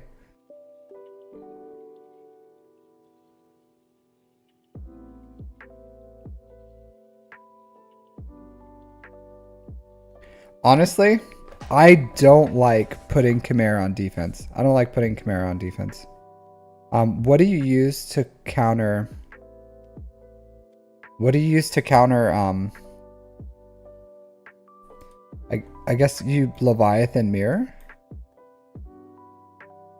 What do you use to counter? Oh no, you don't have a Leviathan. What do you use to counter a Leviathan? If you see a Leviathan, what do you deal with it?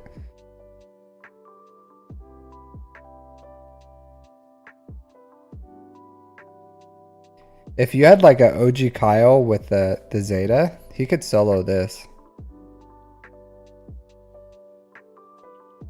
You haven't seen a Leviathan yet?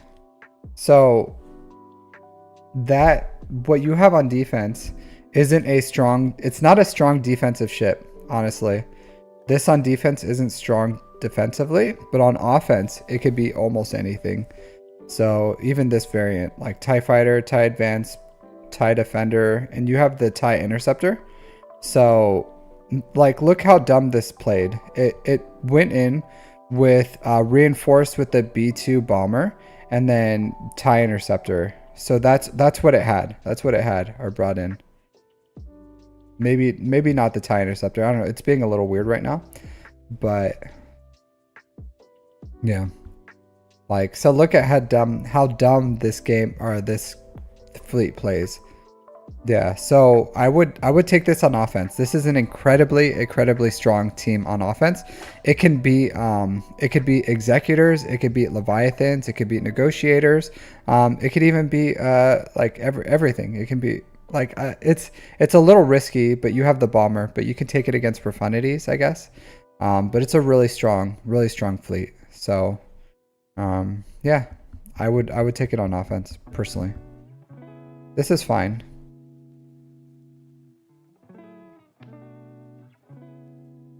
But you're just throwing it away. You're throwing away like a A-tier ship on defense, and it's not giving you anything. It's not giving you anything. Like a Radis would have gave you the same return on that.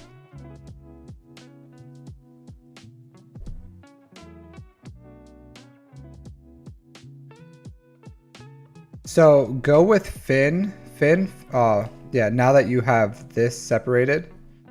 Or your Ray, just put the actual oh, never mind, offense, sorry. Yeah, this is fine. This sucks. Your Dark Trooper is really weak. I would get that up to relics. Like R5 Dark Trooper, because this is embarrassing. This is embarrassing. Yeah, like, and it's just your Dark Trooper. Your Dark Trooper didn't have the juice to punch through this Cara Dune. Didn't have the juice. So yeah, you need that Dark Trooper at relics, and then it'll, well, yeah, you don't attack Biggs. Like, Biggs is last.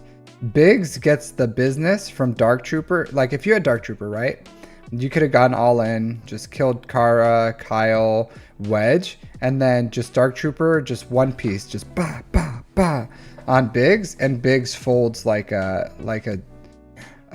something, you know, piece of paper or something, I guess. Origami, since I'm in Japan, we'll use the Japan theme thing. He folds like origami.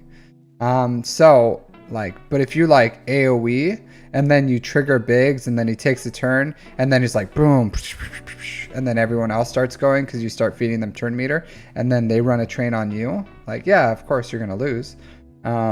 But that just goes into knowing the counter and having the right relics. So if you didn't AoE, if you would have or if you would have dazed them or something, then you could have gone in and just like started piecing these dudes down. But I think it's more user error here, on that, because I imagine you probably like AoE'd on Cara Dune or something, right? And then Biggs took his bonus turn and then started running a train on you. They Uno reversed your train. He resisted? What do you mean you tried? So it's only 40 seconds. So did you link first on Dark Trooper? Or you just straight AoE'd, Biggs resisted, took his bonus turn, and then ran the train on you. So yeah, because like if I would have played this, I would have linked on Dark Trooper, basic Cara Dune, and then took her down with like without the AoE. Okay. Yeah. On his second turn, who were you going for? With Piet? Like, was Cara Dune your target? Was she taunting, or was someone else? Because if I don't know the mechanics enough, like, to see if I don't think Cara Dune's like a pre-taunt. So like I would have probably took out, like, I don't know, Kyle Katarn first or something, like just straight on him with basics, and then Wedge, and then Cara, and then Biggs. Or just like AoE'd bigs. You know what I mean? You went for Kyle. Okay. Yeah. I wouldn't, honestly, I wouldn't have gone for the days if I were you. I wouldn't have gone for the days. There's no reason initially, because as long as like if Cara Dune was taunting, right? If somehow they took a turn and Cara got her taunt out, and then you're like stuck behind her, I would have done the AoE days to dispel that and then spread days from there. But it wouldn't have been like, oh, you know, Kyle Katarn is open for business, and then you daze him, or you try to like put the days out there. I wouldn't have done that. But you know, like hindsight, right? Because you could just like not do Veer's AoE, and you could still drain turn meter with Moff Gideon and go all in on Kyle and get the kill, or on Wedge or whatever. So yeah, something to think about. But I don't think I would have done the AoE for that reason, because if he resists, then he takes his bonus turn, and then boom, like you start it starts that turn meter train. So I think you should have saved it for the AoE, and after they built some stacks of Emperor's Trap.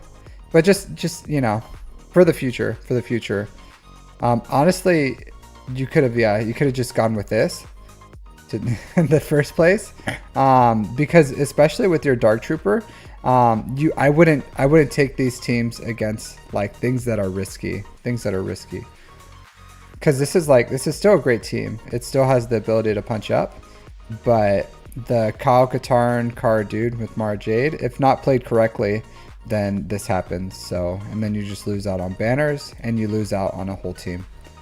So if you want more reliability, like take Dark Trooper to R5, and that'll give you the 2 assault battles at challenge tier 3. It's worth it. It's worth it.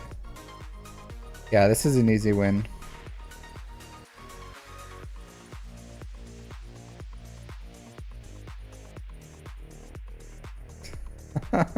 I guess, right? Like this. I guess. Sure.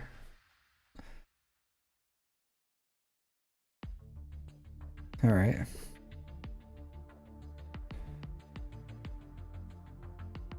Yeah. Yeah. Yeah. Yeah. I guess. It works, right? Because that position doesn't matter. That position doesn't matter. I use, honestly, in 5s I use a Jedi Training Ray. I use Jedi Training Ray in there. Even though I have Ray, like with Ben, I don't need JTR in there. And unless if I'm taking out like a JML with what do you call it, Watt and Bastille lead, then I do take and I'm using Ray against that, then I use Jedi Training Ray. But that's why I have all this stuff on offense, so I can like mix and match.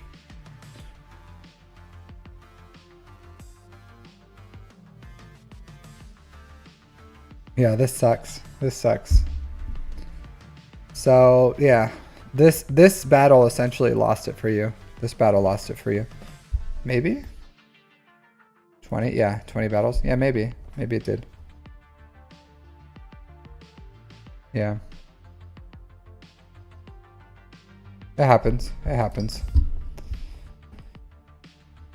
Hey, Chufra, thanks for the raid, my dude. Thanks for the raid. How are you doing? How'd your stream go?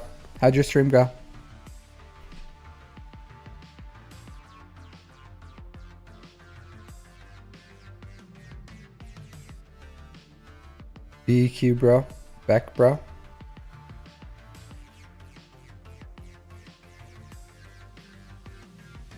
Excellent defense. Flawless victory here.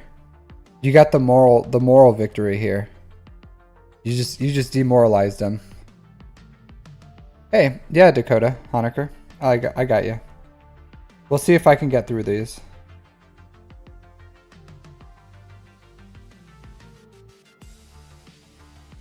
The moral victory here. Sometimes you just have to demoralize them. Alright, so Ray, yep. JMK, okay. Yeah. Yeah. This is rough.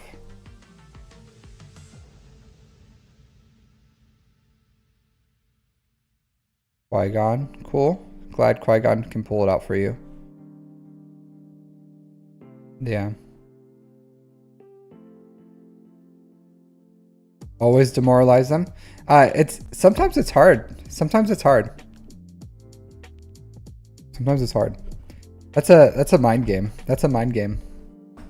I don't have the count. I don't have the juice. I don't have a demoralizing them juice.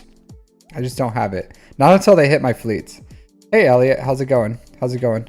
Not until they hit my fleets. Then that's when they get demoralized.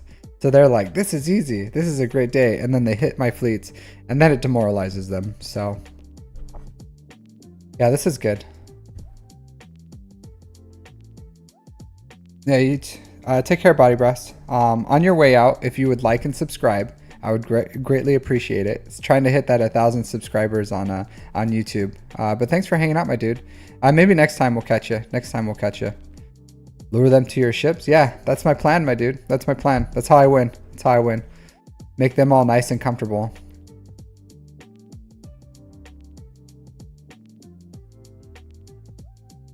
All right. What was this, my dude? What was this? Solo Darth Maul. Thanks. Thanks, Body Breast. I'll see you around. I'll see you around. Hopefully you can catch my streams later and I can review your account. You're just having fun. Darth Maul. Yeah, Night Sister Zombie. Night Sister Zombie is not gear 10, so there's no revives. But this is hilarious. This is hilarious. Darth Maul. Oh, that's hilarious. I bet they yeah, I bet they started taking turns and you're like, oh crap, and then you had to exit out of there really quickly. You're like, oh, abort, abort. Oh, this is hilarious. That's hilarious. I've never seen this before. I've never seen this. Yeah, you're taking Darth Maul out here like he's Maul, regular Maul. Darth Maul doesn't have the juice. Doesn't have the juice. This would get me to play this match. This would get me to play this match. If I was on defense and I saw my my Night Sisters got a hold, I would have been like, I have to win this for the Night Sisters. I have to win this for the Night Sisters. Yeah. Man. You threw the whole team at him. You threw the whole team at him. Man, this guy does not know how to play fleets. He does not know how to play fleets.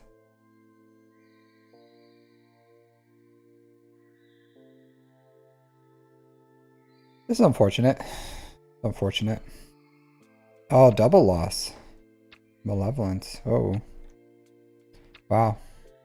Wow, wow, wow. Interesting. Very interesting.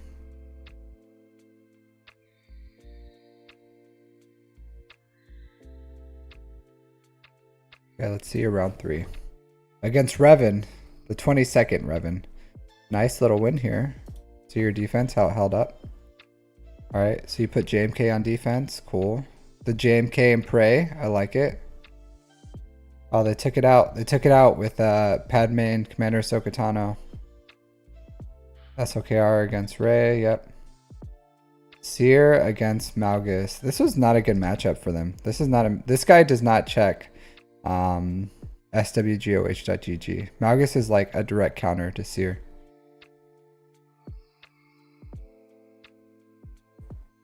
Okay. Yeah. All right. All right. Cool. Finishing it off, right? Bam. Yep. Okay. All right.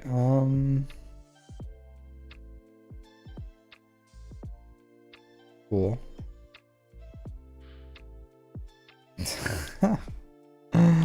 Oh, Oh man, he took the Radis against you. He took, see what I'm saying? See what I'm saying against this ship? Like, this ship is absolute dog on defense. Like, it went through the whole gambit, right? Because it had like defender and everything, but like Chimera on defense is just absolute dog. I don't know what happened here. Probably didn't like put defender out maybe late, but this is not a good fleet on defense. Just take this fleet on offense. The Chimera is such a strong fleet to just be getting dogged on Radis without even the comeuppance. Just like absolute trash Radis dunked on your Chimera. Absolute trash.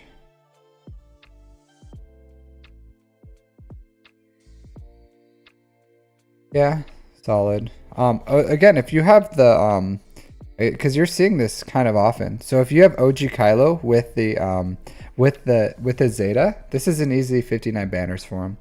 So I haven't seen a Karth in a very long time, but if I do see him, OG Kylo's getting his day, and he's gonna absolute dunk on these guys. All right, you don't have him yet? Okay, cool. By the time you have him, what do you mean you don't have him? Don't you have? Yeah, I'll add you to the list, Elliot.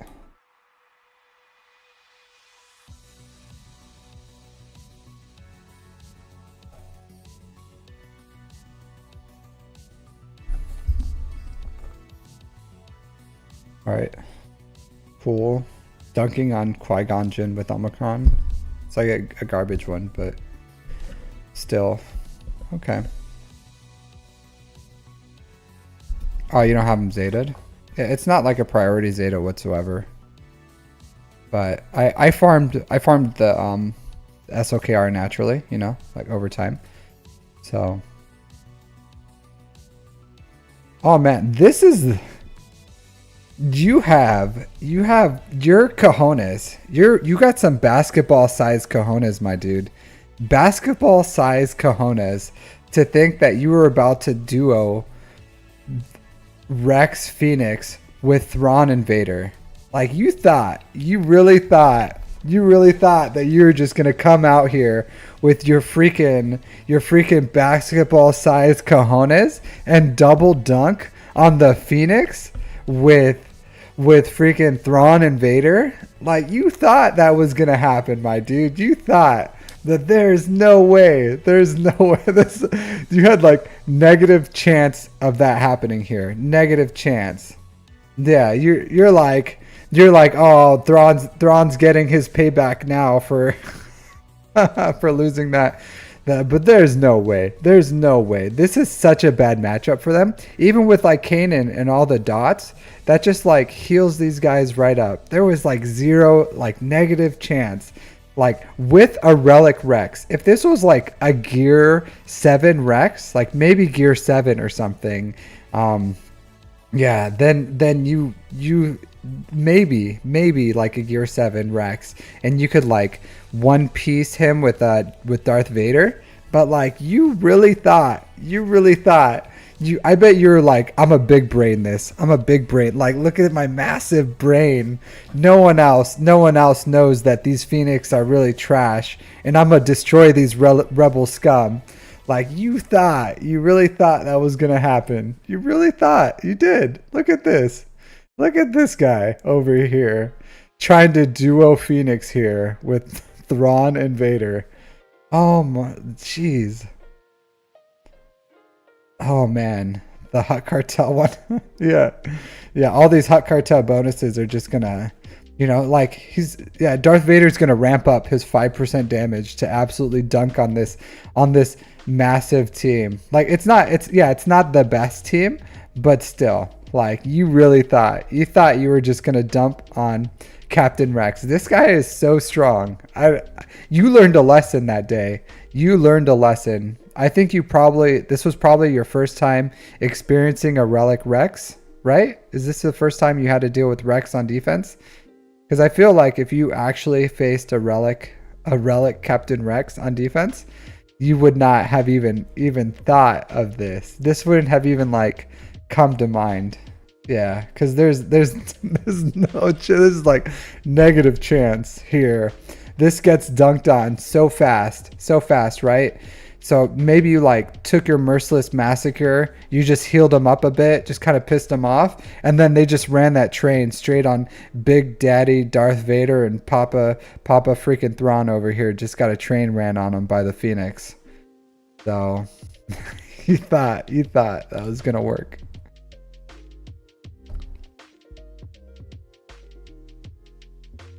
That's hilarious, dude. That's hilarious. Yeah, talk about pipe dreams. Talk about pipe dreams, my dude. Yeah.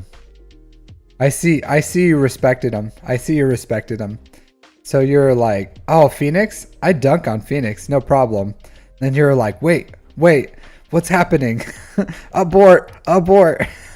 And then you're like, yep, I guess you gotta take out the big guns.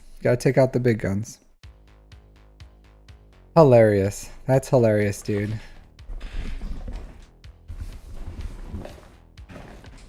Nah, he probably got a turn in. He got, like, Darth Vader definitely got his merciless massacre off. Like, he definitely does. He gets a ton of turn meter. Like, Darth Vader definitely took a turn. So he took his merciless massacre, he did his thing, and then he absolutely got dunked on. So I bet you he merciless massacred. He probably did a crush on someone and did a basic on someone and was like, oh, I messed up. Like when he did like absolutely no damage on them. Yeah. Oh, he knew. It probably wasn't until that third turn, Darth Vader's third turn, is when he knew he messed up. So hilarious. Absolutely hilarious.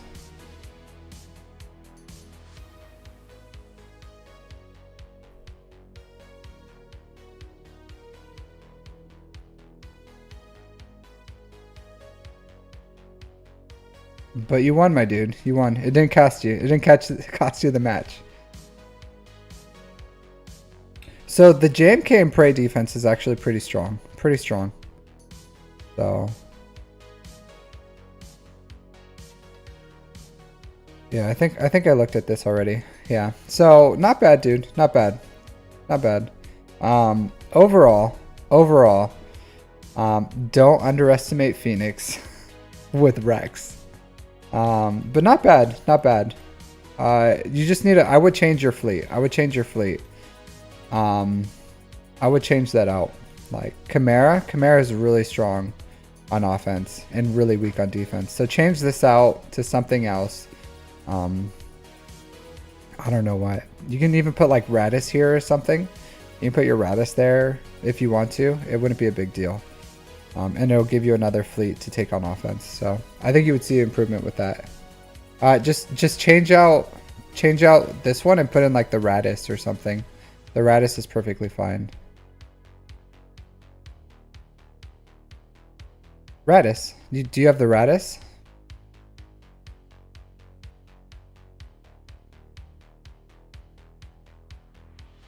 Because you need 3 now. Oh. Yeah, so I would put Radis here. Let me look at your stuff.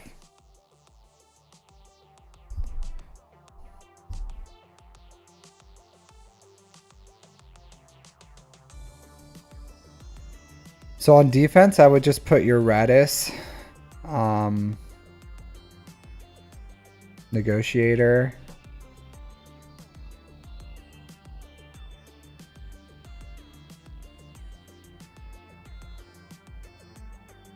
Honestly, I would probably put your Executor. Well, I don't know. Like if I was you, I would put Executor, Negotiator, Radis on defense. And then like you need to get your Finalizer up and running more, but you can use Chimera to take out Executors. So you've been mainly using your Executor for the mirror, but Chimera can take out Executors. So, and then once you have Finalizer up and running, because this is what I do. I use the Finalizer to take out Executors. I use the Chimera to take out Leviathans. And then usually they put like a trash tier 1 on defense. So I could take it out with a Negotiator or Malevolence. So Yeah, that's what I do. And then I put Executor and Leviathan on defense with Radis. So you can put your Executor on defense, have your opponent deal with that, have your Chimera on offense, your Radis on defense. Yeah, and that'll give you Malevolence, Chimera, Finalizer, Home 1 on offense. So you can do it, my dude. You can do it. That's what I would do. If you're not comfortable with your off meta counters, get comfortable with them. Get comfortable with them. Or since you have the JMK defense, you absolutely can just like, you absolutely can cheese them. So you can like Radis, Endurance, Finalizer or something, and just put like crap tier defenses down, and then take the Negotiator, Malevolence, Chimera, Home 1 on offense, and that'll give you the best. Because if you clear their ground and you get held on ships, that's fine if they can't clear your JMK. So you're going for like the 3 zone clear compared to their 2. So you can do that. And then if you take your best ships on offense, that'll give you the best opportunity to beat their defense, because your defense is ground. So if I was you, I would probably do that. I would probably like absolutely cheese my fleet, put like absolute garbage with Endurance, like, and I mean like garbage, like the worst of the worst. You'll never use them. Or you can do like Executrix with the Sith fleet if you have that, or something like that. But Endurance, Radis, Finalizer on defense. It is Skywalker next, Wombat.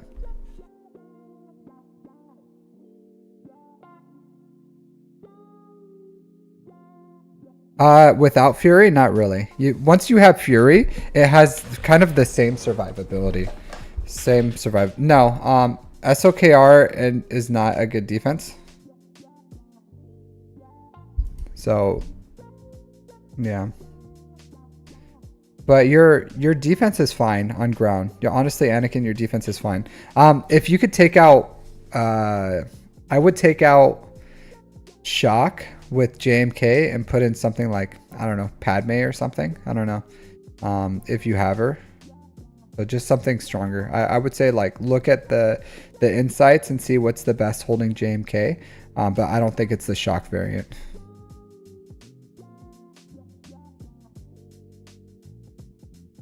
I don't know what holds the best, but I would just find whatever is the strongest JMK variant and then put that on defense with Rey, and then that'll be your defense pretty much. Take Malgus on offense. All right, Skywalker, are you here? Can you drop your ally code, please?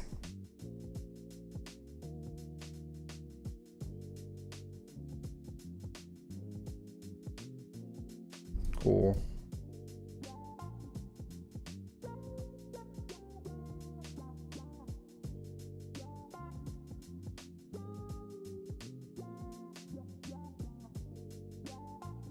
Your collection real quick. All right, so 5 GLs, gas, Riva. Oops. Scythe. Executor, Leviathan. Should pump up those stars on that Leviathan. Pump up the jams on that one. Are you saving your crystals for Leviathan?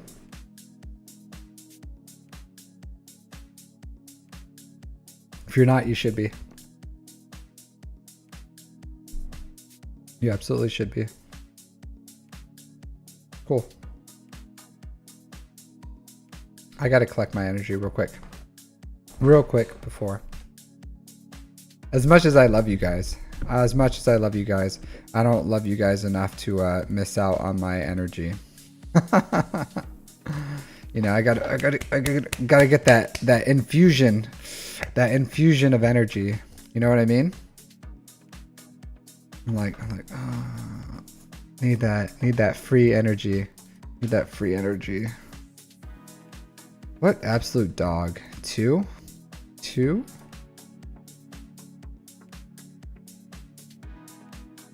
I'm so close. I'm gonna miss out. I'm not gonna get the I'm not gonna get the 100, I think. I need 71 more shards. I only have like a few, 27 more of these, I think. 7, yeah, 27 more. 27 more tickets. I'm SOL, guys. I'm not gonna get the 7-star, maybe. I still have a few days, right? 3 days. I have a chance. I think I'm pretty SOL on that one. Unfortunate. Oh, here. Guess what, guys? Guess what? You guys get to share in a special moment with me. A special moment. So all you guys who are like to call me out on my BS, right? You guys like to call me out on my BS. And you're like, what? You do this, but you preach that, you know? But I'm gonna say here, right? I'm gonna say here, boom. R9, your JMLs, you filthy animals. R9, your JML. Do it. See, I lead by example. R9 'em. Now 150k protection. So that's not bad. So I don't care if you got the mods or not. Like R9 'em. You need 150k protection, as much speed as you can get, and as much potency as you can get. Yeah, animals. R9 'em. Give this old man the respect. Put some respect on his name.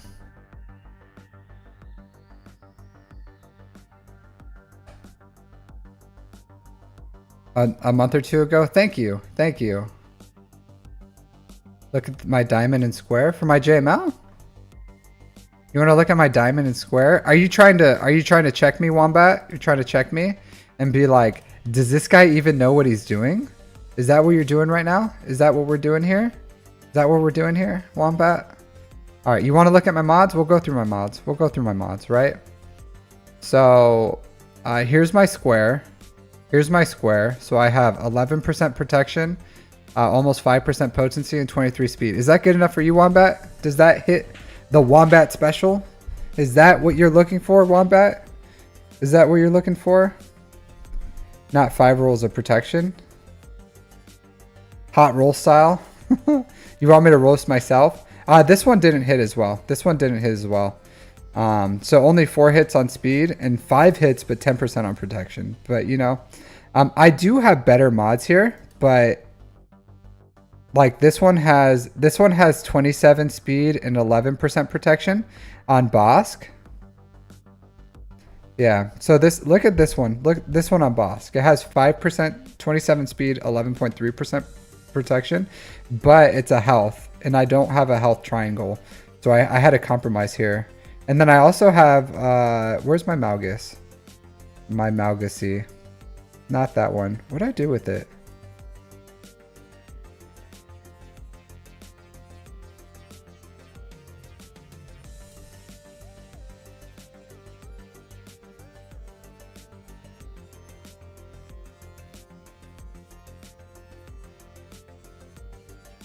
Yeah, my Malgusy.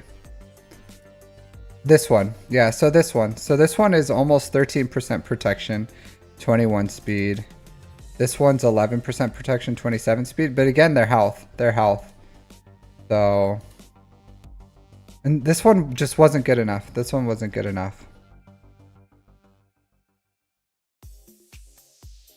So these are the best I could do. Yeah, these are the best I could do. I wanted to do this one. So I made this one specifically for JML. So protection primary with speed. It's not perfect, right? It doesn't have the potency, but I made this one for JML. But like I don't have the square. Or the triangle here. So see, my triangles are really lacking. No, I don't mind it. It's still 9% protection. So I have 150k protection, right? 150k protection is not bad. So if you look at the overall stats of my, like, look at this, 10% potency here, 19% speed, 5% potency, 23 speed. Yeah, but it's, yeah, absolutely. But I don't have the mod depth for that, Wombat. I don't have the mod depth. So I don't have the I don't have the squares. I don't have the squares. Like, this is okay. This is okay. Yeah. So I don't have the depth. I don't have the depth. What GP? What do you mean? What's my GP? Like 8 million or something? So there's something a lot of you guys don't realize about my account, right? So I am a returning player. I have 2 years time played. So my time, yeah, my 2 years. I've been playing for 2 years. And the majority of that, I wasn't able to do 3 refreshes on mod energy because I had to go, like, I came back and my fleet was absolutely massive, right? And I had to go executor, so I went 7-star executor, so I had to save all my crystals to get this to compete in my shard because my shard was absolutely massive, and it's like a 6-year-old shard. So I came back and I had to go executor into 7-star, and then immediately Leviathan was launched or announced. So I went from executor directly into Leviathan, and all my my crystal income went into that. So for like a long time until I got Leviathan. So when did Leviathan come out? I got him pretty much like 3 months after Leviathan was released was when I got Leviathan. So 3 months after Leviathan was released, I got Leviathan. And then at that point, I was able to start doing mod refreshes. So I have good mods. I don't have great mods. Do I fully understand the mod process? Exec. I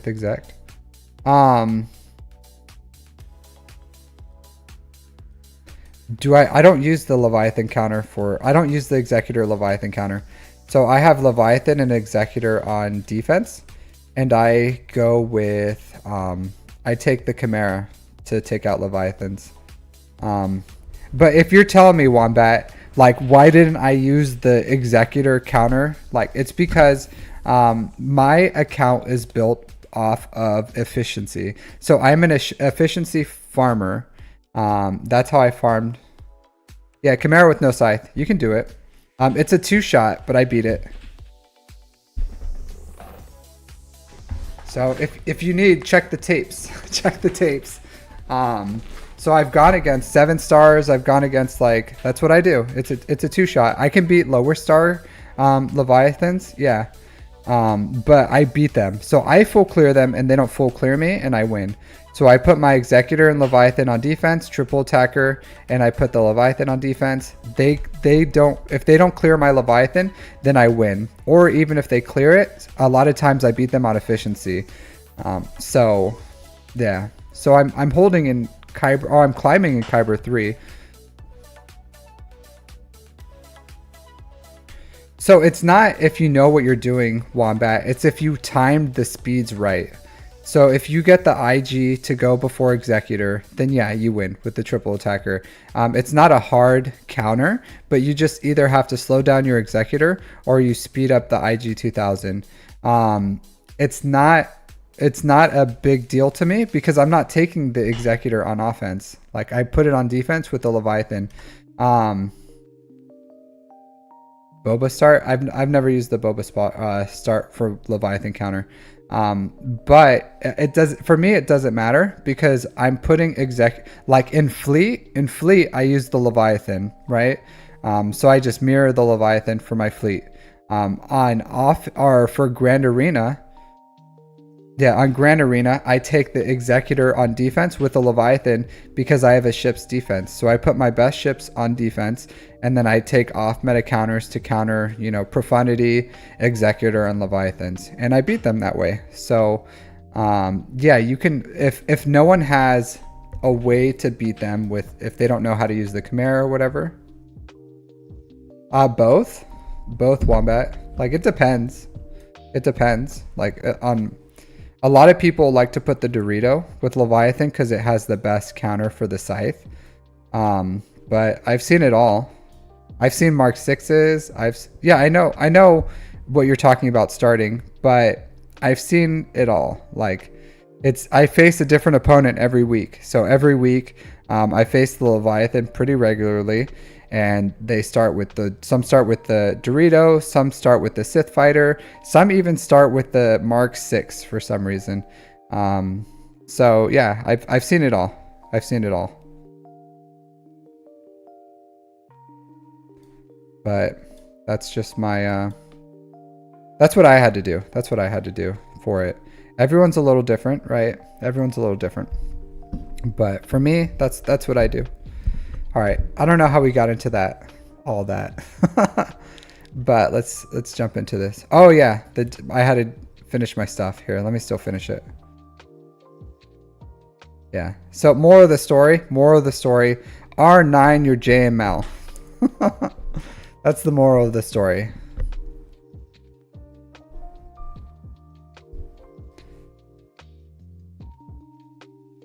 It's like a 5% difference, SAS. It's a 5% difference. In my opinion, I like the Sith Fighter starting because it's better for the mirror, because it has a lot higher chance. Because if it's the Dorito, then the mirror is pretty much a guarantee for them. They take the Sith Fighter starting and they win.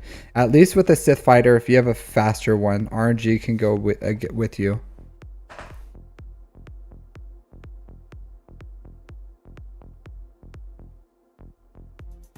So I know, because the Sith Assassin keeps attacking the whatever. But I think Sith Assassin is the best starting one.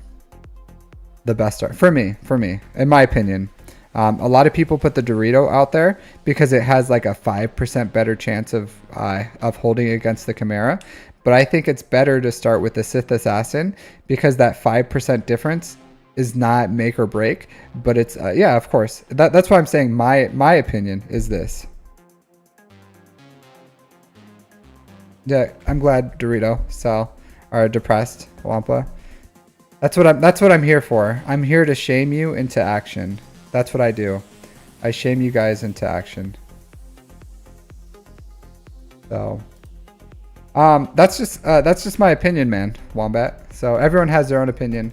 That's my opinion. Is I like the Sith Fighter starting, at least right now.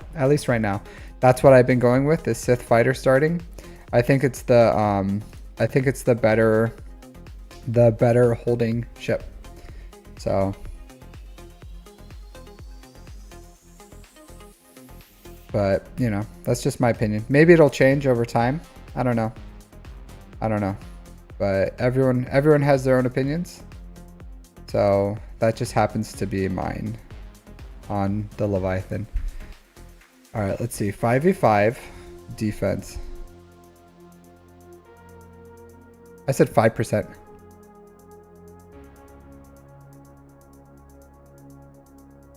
Against the Chimera. It's because the Chimera is the main off-meta counter. So, all right, Skywalker, Evil Dead.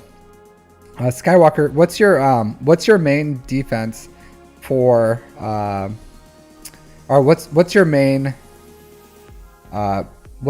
strategy for Grand Arena?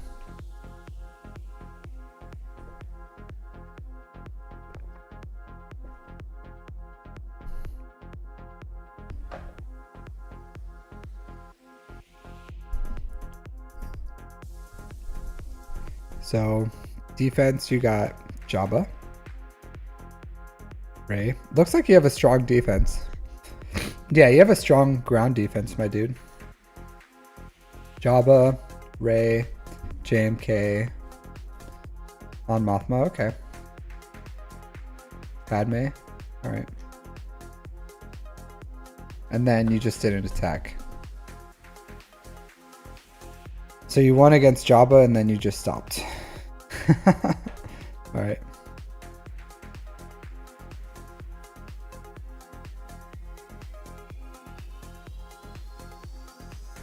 All right. So it looks like whoever wins your matches is just the one who plays. Player wins. Yeah, you do have a strong defense, Skywalker.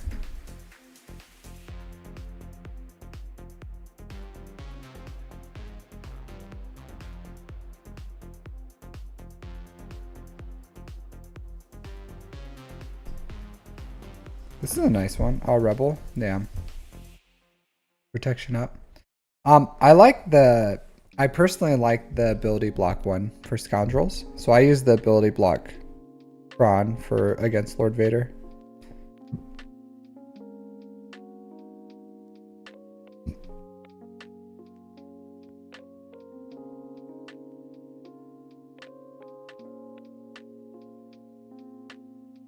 Yeah, a solid way to take out Starkiller. Yep.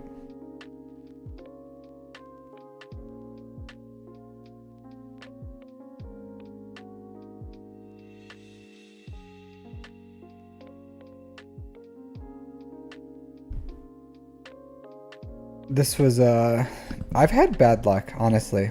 I've had some bad luck with Chimera, with Malevolence. If they just start dodging, oh, you got lucky. They didn't bring out the TIE Defender.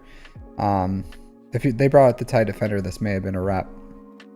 But I've had some bad luck with Malevolence against Chimera, just with dodges.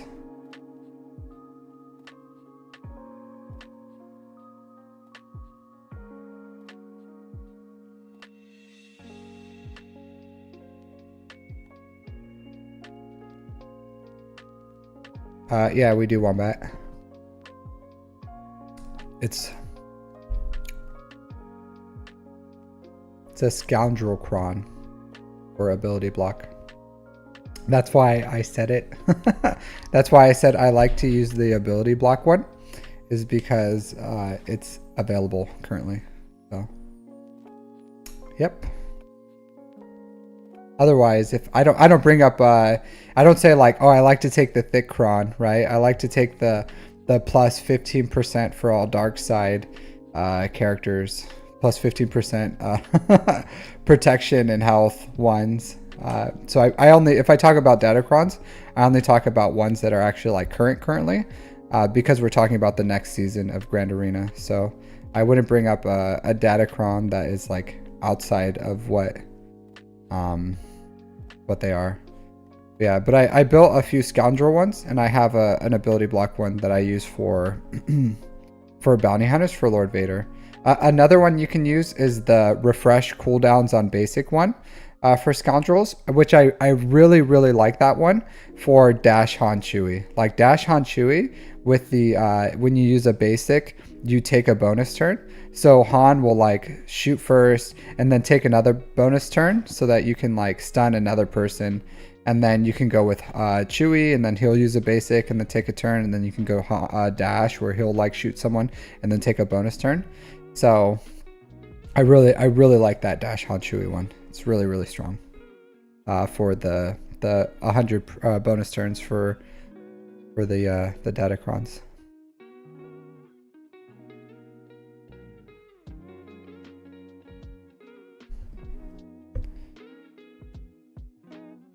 Yeah. So do you play like, do you try, because 5v5 is usually the ideal Iden team. We'll get into that in a second, Raptor. If someone else wants to like type it out, that'd be great, but I'm still trying to like, we have a long list, so I'm not trying to like answer super long questions in between these. But there's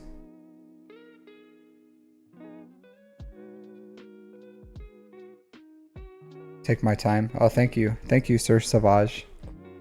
I appreciate your graciousness in my time of need.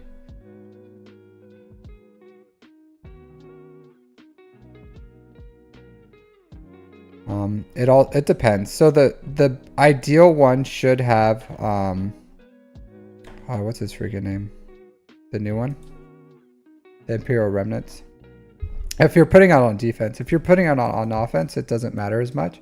But if you're putting on defense, if you don't want it to die to Wampa, Then you need Scout Trooper. So without Scout Trooper on defense, it's just going to get wampa'd.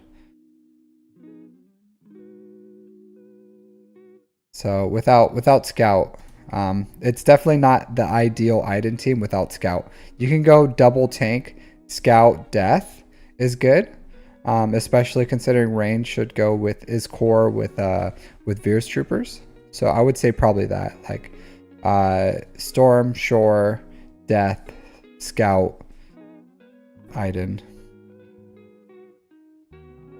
No, definitely not. Definitely not. So, and it depends. Like, a lot of good variants are out there. I do like double tank. I think double tank is pretty important. But Wombat, it's because Raptor Sauvage is not. You have to look at where someone is in the game. You can't just like give advice in a vacuum as if we're all like have every little thing in, or we're all end game and we have every single thing in the game. Like a lot of players don't. Like Raptor Sauvage, do you have a relic Iden? I don't think he does. So a lot of players don't relic Iden. They take him up at most to like gear 12 or something, just for the counter. Yeah. So you can't like say in a vacuum, why would you put Iden on defense? Because you know, they have this functionality or that functionality, but outside of the, you know, like without looking at where a player is, then what good of advice it is, you know, like if I wanted to give like generic advice, it'd be like, well, why don't you have 8 GLs? Why don't you have 3 GL ships? Why would you use anything other than the 8 GLs and 3 GL ships? It's like, well, yeah, because we don't, not everyone has all those things. So you have to have an understanding of like where a player is to give them advice. Well, no, like gear 7's really low. And if you put like Iden's still useful because you can use Iden in Conquest. You can use Iden in Conquest even with like a low gear one, even like gear 7s. And yeah. So it depends, Wombat. It depends. So I wouldn't say like take Iden on offense. Like what is a gear 7 Iden gonna do? You know, but if he has the Omicron and Zeta on it and he puts it on defense, maybe someone will take something on it on offense, try to solo it, and then it'll get stunned. So like it's just difficult, right? It's difficult. And that's why you have to look at like the circumstances surrounding it.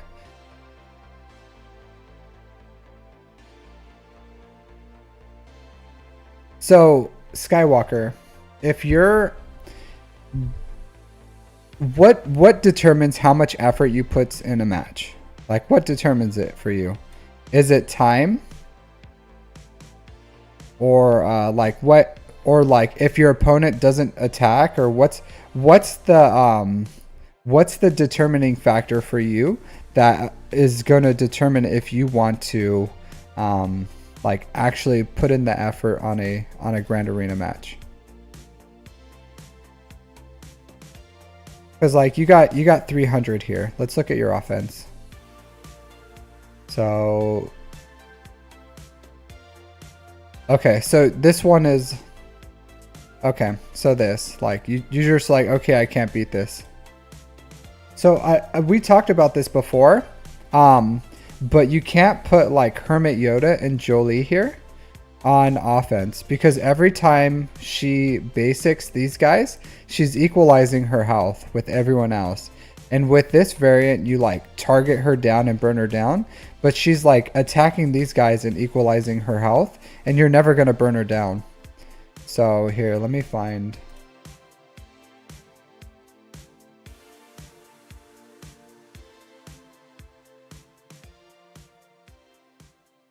Because right now, Leia isn't like the end all be all.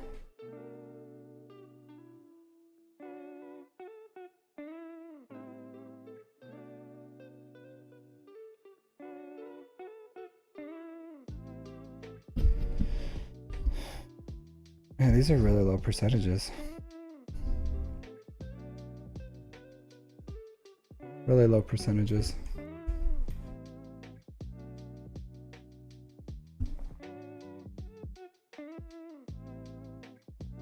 It's not the first crate, Wombat. It's not the first crate.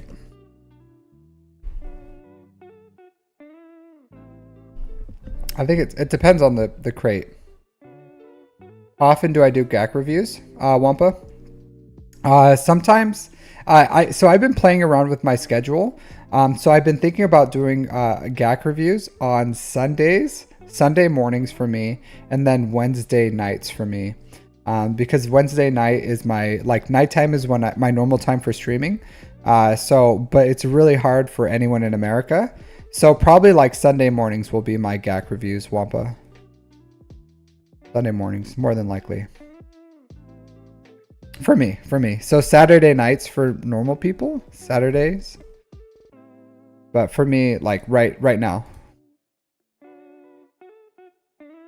I don't remember what it is, Wombat. Maybe it is, but I think, yeah, hold on, let's check.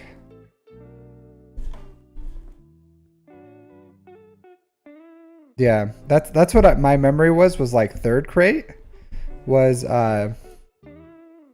like the better one. But I understand what you're saying than the last one. Whoops.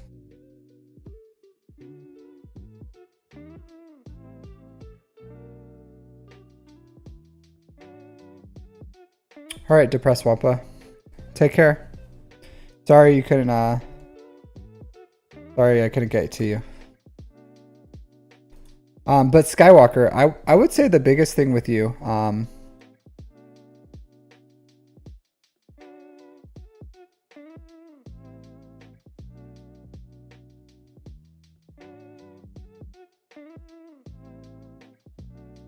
maybe for hard it is the first one. Yeah, I would have to see what normal offers. Right, I think the better one for normal is the third. If someone, you can like Google it or something, but I think it was the break even is the third one, or is that like the better is the third. But the first one is definitely a lot less effort.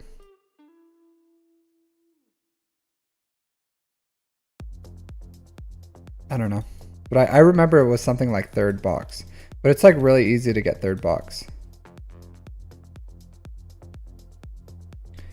Yeah.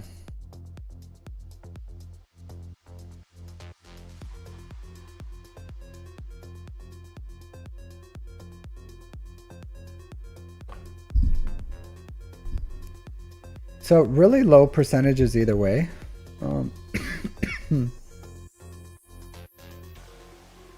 But this is without, let's see without her Datacron. Without her Datacron.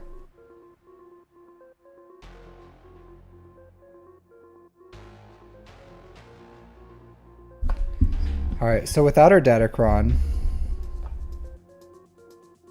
the percentages gets a lot higher.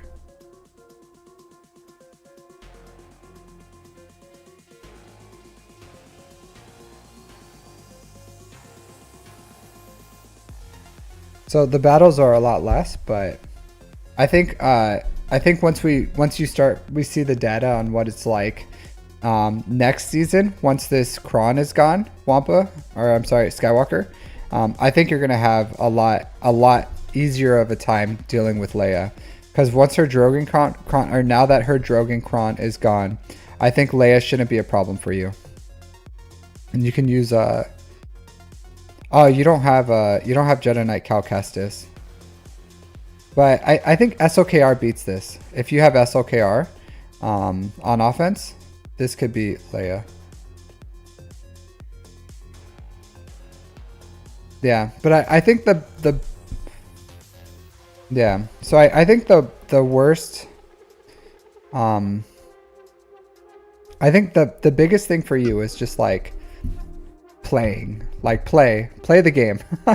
Like play the game and you'll do fine. I don't see anything in here that was like you don't know what you're doing. Like, you know what you're doing. I think you just have to like participate more as much as you can, and that'll give you some better results. So try to play more. But you're not, I like your defense. I like a strong defense. Strong.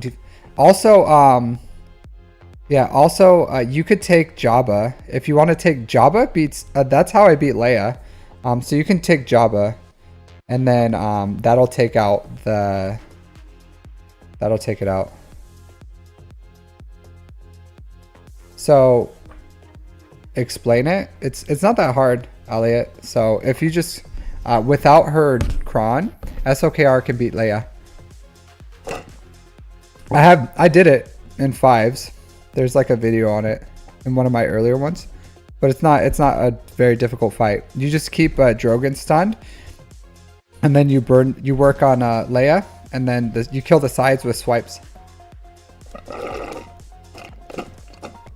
And you just keep Drogon stunned the whole time.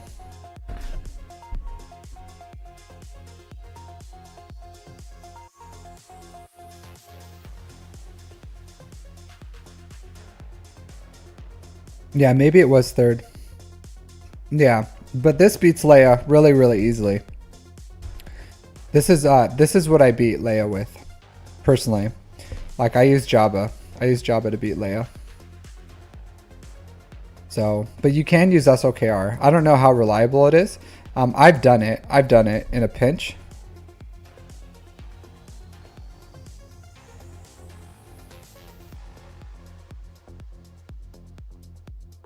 Oh yeah. All right. So next is Wombat. Wombat, you want to drop your? Can you drop your ally code? Por favor.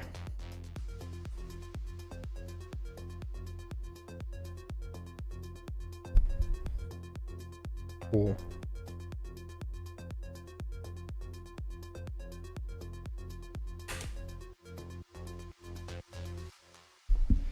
In the Cavalier de Rennes Vécrul. Is this like is this French, Wombat? Francais? I don't know how to say the rest in Francais. I don't know how to say, do you speak French? Italian? Okay. Are you Italian?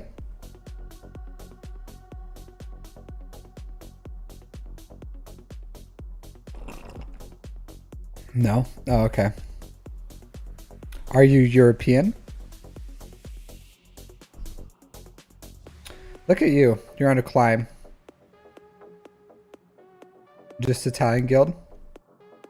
So you're in a Rhodium 1. You're American? A Rhodium 1. Is this your main? Wombat? Or is this an alt?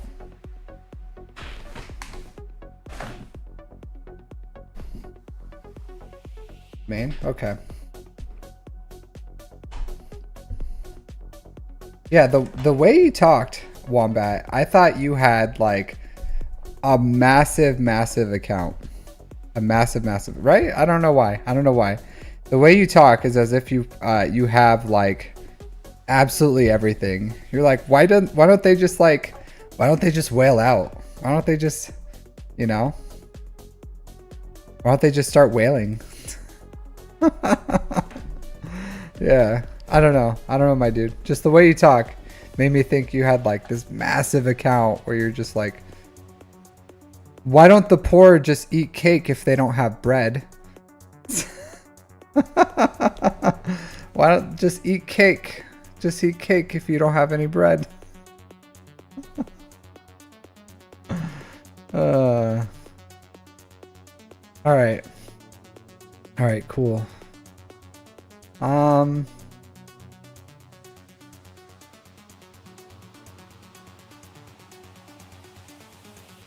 Alright, cool. So you got the 2 GLs, Skywalker, Starkiller, some Revens, Malik. Some of the things. Let's see what your ships is all about. You like your Cal Omi? I am not a big fan of the Cal Omicron. I'm not.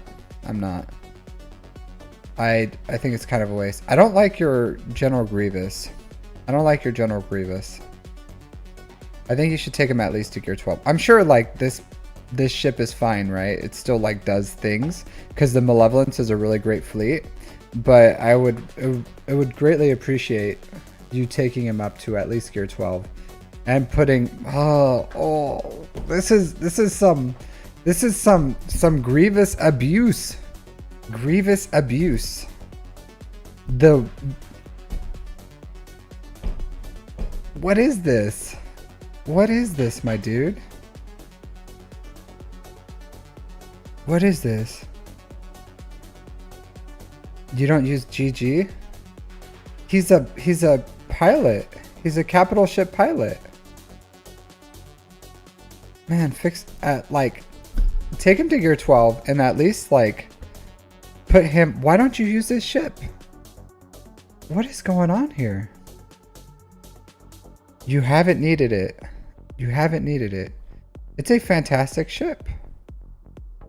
This is ridiculous. This is absolutely ridiculous.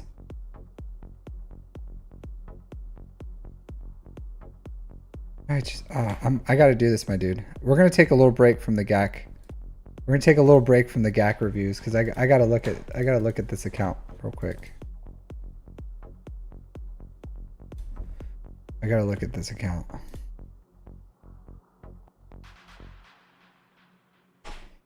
We gotta see. You're getting the business, my dude. You're getting the business. I do the same thing. I do the same thing, Wombat. I have a ship's defense. So I'm all about it. I'm all about the ship's defense. I don't think exec is a really strong ship's defense in so you're gonna have trouble in like Erodium and Kyber, because most people at that point have figured out how to counter a executor. So I would say you need at least, like, if you want to go with the ship's defense, I would say you need at least like 2 GL ships. And like if your second one's profundity, then maybe even like a strong negotiator. Yeah, so like you absolutely can't. That's why I went with and especially if you go with a ship's defense, you need a strong offense. Okay. Is this what you're using to take out the Leviathans? This right here? This triple attacker? This is your Leviathan killer? Honestly, if you can get Ben soon, I would go with like the Ray and Pray. I would go with the Ray and Pray. So I would put Ray on defense with Ben once you get her. Like if you get, how far are you away from Ben? Ben is next, okay. So I would put her on your front wall with the Ray and Pray, because you have Cal Kestis, right? So you already have Cal Kestis. So if you can get Sortie, so Sortie, Ben, and then just go with the Ray and Pray, that's a really strong defense that you'll just beat. So you can climb, I think, through Erodium with this on your front wall. I would recommend putting like R8 on her if you were going to go with that defense. But it's still a very viable defense, especially if you have Ray. Yeah, this is good. This is decent modding. I don't mind the speed. The speed doesn't matter. So if you have high health and decent damage, like if you're going with a slow Ray, I would like more damage, but yeah, offense. This is good. This is really good, my dude. This is really good. Health, 4%. Yeah, these are good mods. Yeah, this is good. Never mind. Forget what I said. If you just take her to R8, she's gonna perform a lot better. But you have good mods for her. Ideal, like for what I like on Ray, I would 100% like Captain approved Ray mods there. So these are good. This is what I look for. I try to aim for at least like 5% offense on each of these.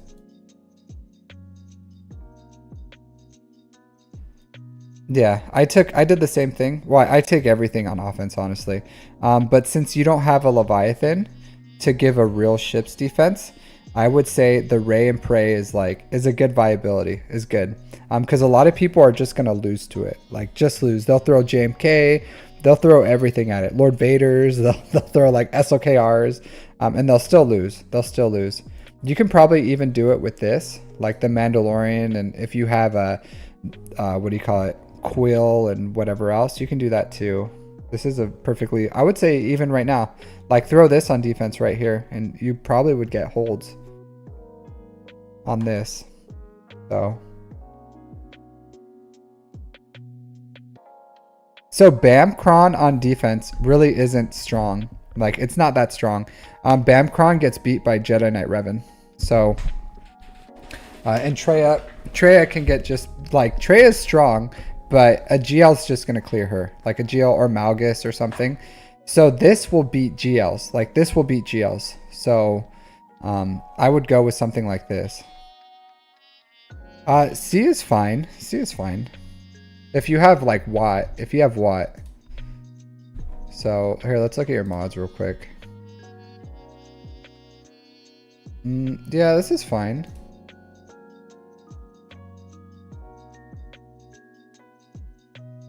Yeah. I think in 5s you have a better chance of C maybe beating. If they don't like hard focus them.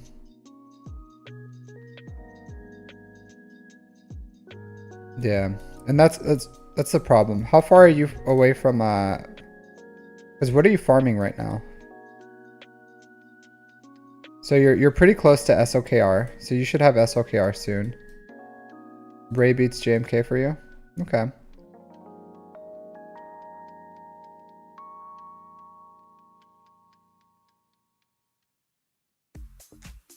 Three to four. Oh, because of the ships. Yeah. I would accelerate this if you can. Just accelerate it. There's no way it's 3 to 4 months away. What are you missing? Just this?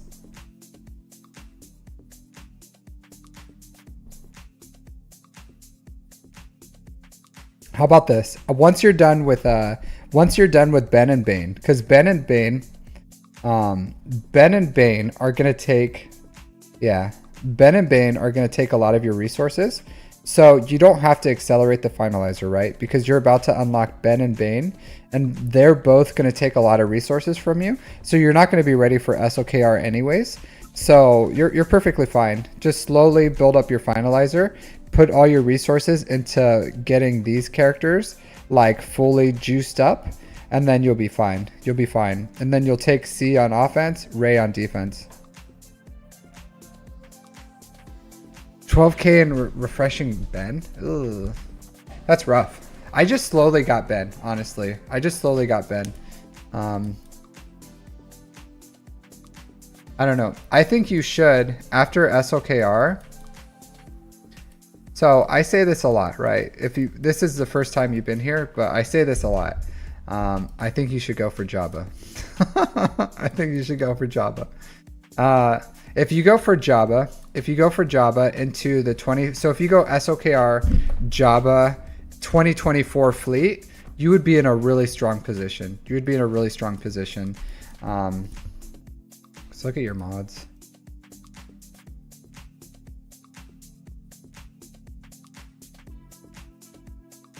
So if you have that, Jabba will be your answer for JMKs. He'll be your answers for Leia. You'll have C still, so C will be flexible. SOKR is going to give you flexibility. So those three, because I only had I had 2 GLs when I got to Kyber, 2 GLs, but I had 2 GL ships. I don't think you're in the position to farm Leviathan. Yeah. So I don't think you are. So I would say if you go heavy into if you go SOKR Jabba and then the 2024 fleet, if you're in a position to get that, that would like cement you into Kyber, like easily Kyber 3 with what you have. So that would be 4 GLs, 2 GL ships. That would easily push you. I think even once you get Jabba, that's gonna push you into Kyber. So I would say if you can go and just put like your Ray on defense with Executor. So you know it's kind of like a double half Prey. Maybe we'll see what it does. I think it'll be strong. We'll see. But but the you know, that's just what I'm saying. Like I would say if you go with the best bang for your buck account, like if you quit the game and you're like, Captain Amazing, do you want my account? And I was like, it's okay, yeah, I'll take it, sure, why not? And I took your account and then I had to start farming it from here, like right now. Then I would go 100%. I would finish Han. I'm sorry, I would finish Ben. I would finish Bane, and then I would go for finish SLKR. And then I would go into Jabba, and then the second that 2024 fleet got announced, I would go straight for that. Like I would drop whatever I was doing and I would get that, and that would secure your fleet placement for a very long time. And also you can throw it on defense with your executor, and then you can, with your 4 GLs, you can go with like Ray on defense and your other 3 on offense, and you'll pretty much be able to clear whatever you have to.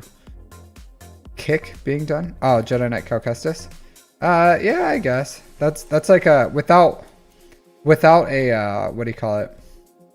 Without JML, Jedi Knight Cal Kestis is just a good Malgus off meta killer. So yeah, like if you want to go for Jedi Knight Cal Kestis, yeah, I guess. But yeah, it's just like, is that worth the Kyrotech? Is that worth like a GL to you? You know, to me, I would say no until you have JML.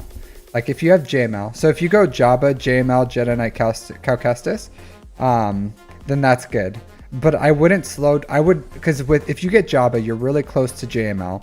So I would rather you have JML in your account than Jedi Knight Cal Kestis, unless your guild is pushing for Zepho. If your guild is pushing for Zepho, then get a 7-star Seer or R7 Seer and an R7 Jedi Knight Cal Kestis. Yeah, absolutely. But if you guys aren't pushing for Zepho, then I wouldn't worry about it right now where you are until you have at least JML. Yeah. But up to you. Up to you. All right, let's look at your yeah, because get this up and running, my dude. It's practically free. It's practically free. And then you should Crons. What about Crons? Farm your Crons. Datacrons. I don't care about Datacrons, to be completely honest. I don't care about these. Like if you farm Crons, hey, that's great for your account. That's great for your account. If you don't, you don't. You know, engage them. If you were in like Kyber 2 trying to push up into Kyber 1, I would say, yeah, you got to farm your Datacrons. Where you're at in the game, it's more important about what you're farming to climb through where you are. Like, yeah, mods are important. Having good Datacrons for your 1 GL helps, but like that's not the most important thing for you. It's not. Get this up and running too. Get this up and running. This is a really good fleet.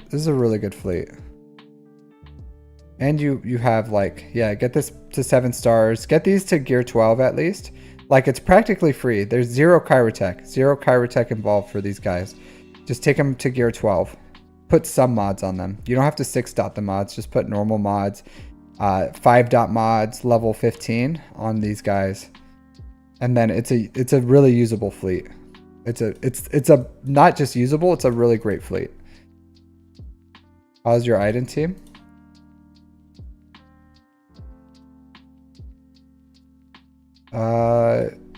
It's okay, I guess. The big thing with Iden is just her ship for you.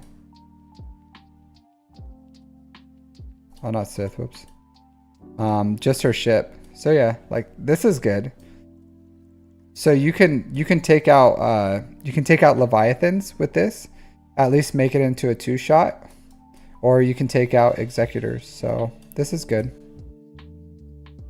That's the biggest thing for Iden. The Iden team is like whatever. Yeah, you can use it on offense or something. It's not like super impressive or anything. Emperor Shuttle isn't really important. No. Like, you should farm all your ships, absolutely. So, and this is a good ship. So, like, would I prioritize it? Not particularly. I would farm like one fleet at a time, one fleet at a time. So like if you want to use it in your Empire fleet, yeah, then farm it. But like you should fix your Separatist fleet. You should get your Rebel fleet up and running. You should get your TIE Echelon up and running, so by the time you have a 7-star finalizer. Yeah, 2024 fleet. Yeah, absolutely. Yeah, we don't know what it is, of course, but like you got to farm all your fleets. You got to farm all of them. Like you can't really stop. Especially sometimes fleets is like a knife fight, right? So if there's ever been a point where there's a broken fleet in front of you, like you only have one fleet left and it's like absolute garbage because you already took out most of it, and then you just run out of fleets, you don't have anything usable to clean it up, that's when it's important that you have like all these ships. So yeah, even if you're like, well, I have 6, I would say it's important to have at least like 7 usable fleets. 7. So 3 on defense, 3 on offense, and a cleanup fleet. But ideally, if you get all these fleets up and running, at least like 7 stars, then sometimes you just have to like grind, because sometimes we get bad RNG, right? So you like drop a battle on Leviathan and you drop a battle on Executor, but you can clean it up if you have the fleets. So I have, I would rather Radis. Like Rebels gets beat by just the one ship, and then that fleet dies. Imperial TIE Bomber. At least with Radis, there's always a chance that the Ray's Millennium Falcon just yeets the enemy fleet. Because sometimes, like, you get some really bad RNG, and Ray's Millennium Falcon just, like, lawnmowers them and just, like, destroys their banners. So it's always a chance, especially if you have the comeuppance. Yeah. So I would say Radis on defense is much better than Home 1, because Home 1 you just put the anything with the Imperial TIE Bomber and it just shuts that fleet down and you beat it. So that would be my recommendation. Just take but you should still build the Home 1, because sooner or later you're going to build the Profundity, and the Home 1 with all the Rebel ships is still a really good fleet. Especially I use it as a cleanup, so it's my #1 cleanup fleet. So it'll clean up pretty much anything as long as I take out the key ships. So Negotiators, Malevolence, Leviathans, Executors, whatever. Like it's a good fleet. So that's what it's been used for, just cleanups. Because like I have Malevolence for Profundity, Finalizer for Executor, Chimera for Leviathan, and then I have my Executor and Leviathan on defense with the Radis. So yeah. All right, let's go to let's see how you're wielding this stuff.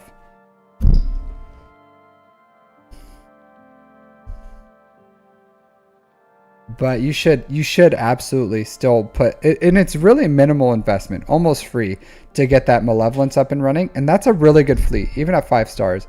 It's a great fleet, absolutely great fleet.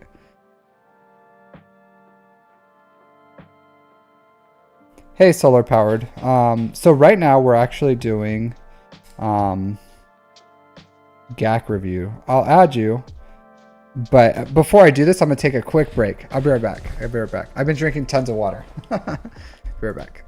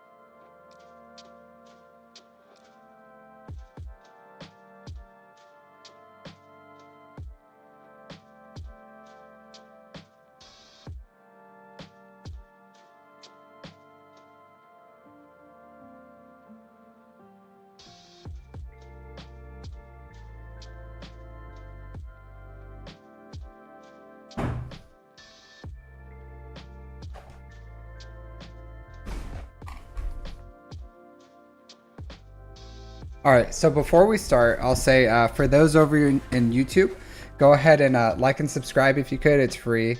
And then on those not on YouTube, here's my guide. If you guys can go over there, subscribe. I'm trying to hit 1,000 subscribers on YouTube. It would greatly help my stream. It'll get me fully partnered. So that's my current goal. All right. So let's look at this round. So this is this chromium? Were you in chromium or in iridium here, Wombat? What zone were you?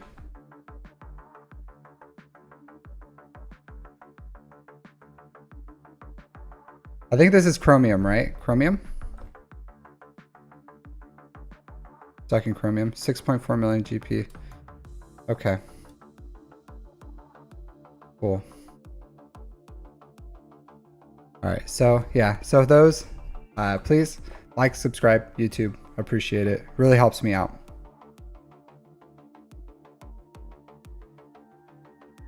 You just slingshot into rhodium 1. It happens. It happens. You're going to be facing some monster accounts, my dude. They're not going to know what to do.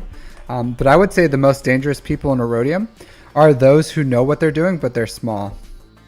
Hey, thanks for thanks for following Solar Power Trees. Definitely appreciate it.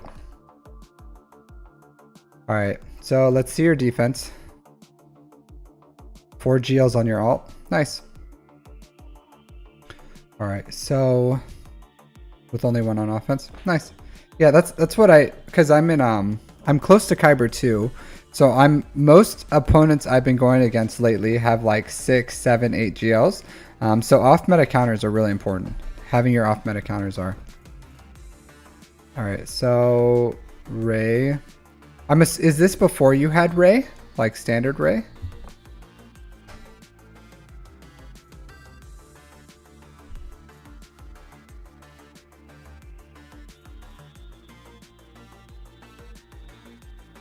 Okay. Yeah, so you kind of have like a absolute joke defense, right? So this is like the only thing you have. So even with this, like if you're gonna put Executor on defense, you have to put the triple attacker. Yeah, especially if they have the 7-star finalizer, you have to put the triple attacker. It's just the best defense. So like if you go with standard Executor, it gets beat really cheap. It gets beat really cheap. So I go with the triple attacker, like IG, Razor Crest, Xanadu. Yeah. Otherwise it just gets beat like with the finalizer. Yeah. Yeah, not Boba, not Boba, like IG. So IG, Razor Crest, Xanadu, and then Slave 1, Houndstooth, the Reinforce.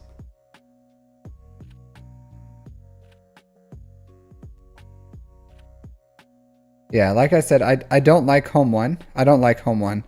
Like, as you see, like, Imperial TIE Bomber just cheeses the crap out of this fleet. It's not even a chance. So at least with Radis, you have a chance. You have a chance to win, and then just to beat, steal a bunch of banners. So I would say just go with the Radis here.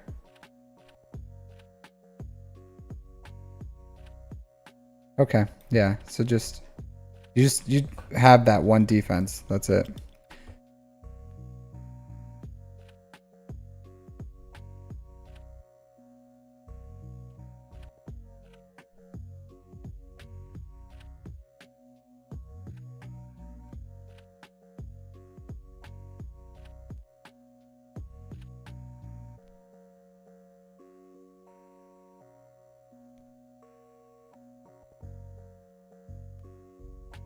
Yeah, see, so you're using Malevolence, right? But if you would have given him mods, made all those level 15 mods and just brought him up to gear 12, you can beat this fleet even if they're fully relic. So I beat it with with my Malevolence at gear 12, Grievous, gear 12, gear 12 Sunfax. So yeah, of course, like your malevolence is not good, right? Like it's absolutely not good. You put zero investment into it. But if you Zetas, I do, like, you don't have to. But Grievous is still a good character, so I put the Zetas on him. I did. This was before the Zeta crunch, before Lightspeed bundles. So it's up to you. It's up to you.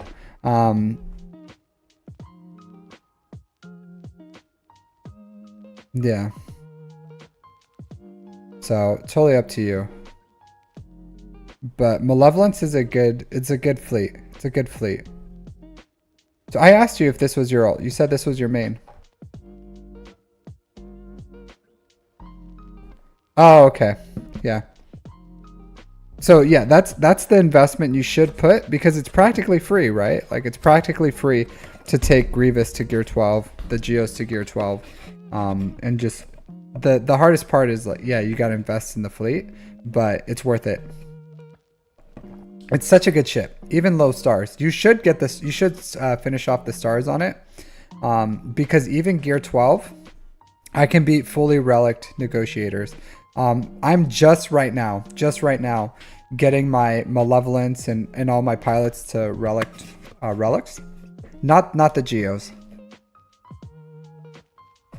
but I'm taking a lot of my pilots up to relics, just because in Kyber, like, everyone has high relics, and it really makes the RNG whack. So yeah, honestly, you should have mirrored this in the first place. I don't know what you were thinking with this malevolence. I do not know what you were thinking. But you absolutely should have gone with the mirror first.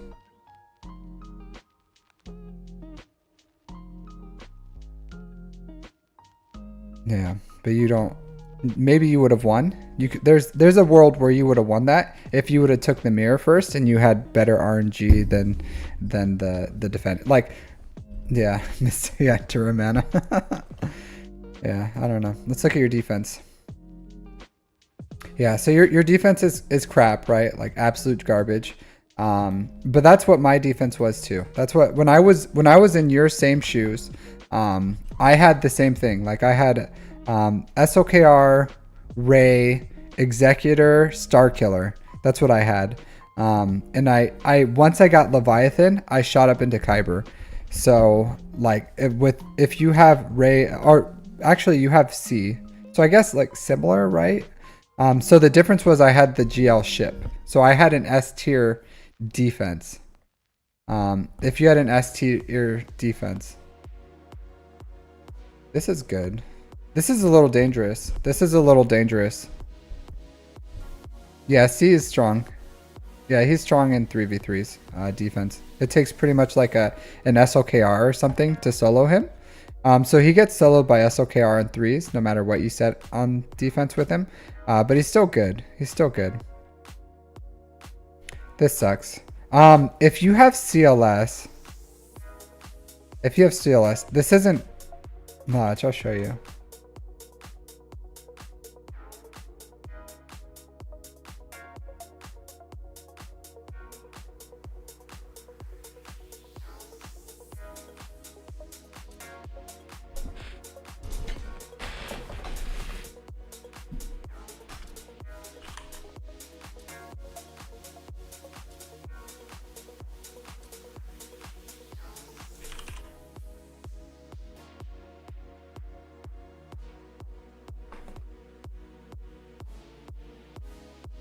So 50% there, 30% there, 50 there, 50, 40, 25. Let's see your variant. Let's see your variant. You go with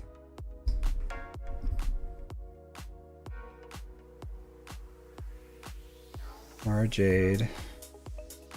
Who else do you have here? General Kenobi, Augustus. All right, so one person did it. One person did it, and won. So Star Killer isn't super reliable. Filter out of Kyber. Why would I filter out of Kyber, my friend?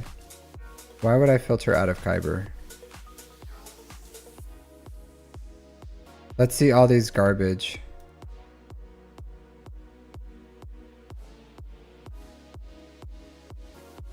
Yeah, but it's like, it's absolute garbage. Like, it's garbage star killer. Like, the data is no longer good. The data is no longer good outside of Kyber because there's a reason they're outside of Kyber. Like, their mods suck, they have no datacrons, whatever.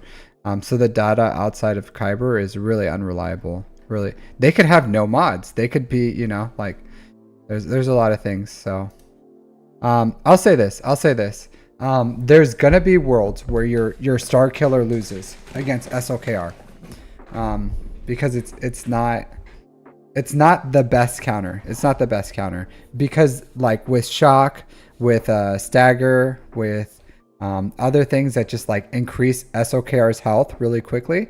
There's worlds where and if he goes into ult, like, there's a lot of things that can happen that can really make that a risky battle.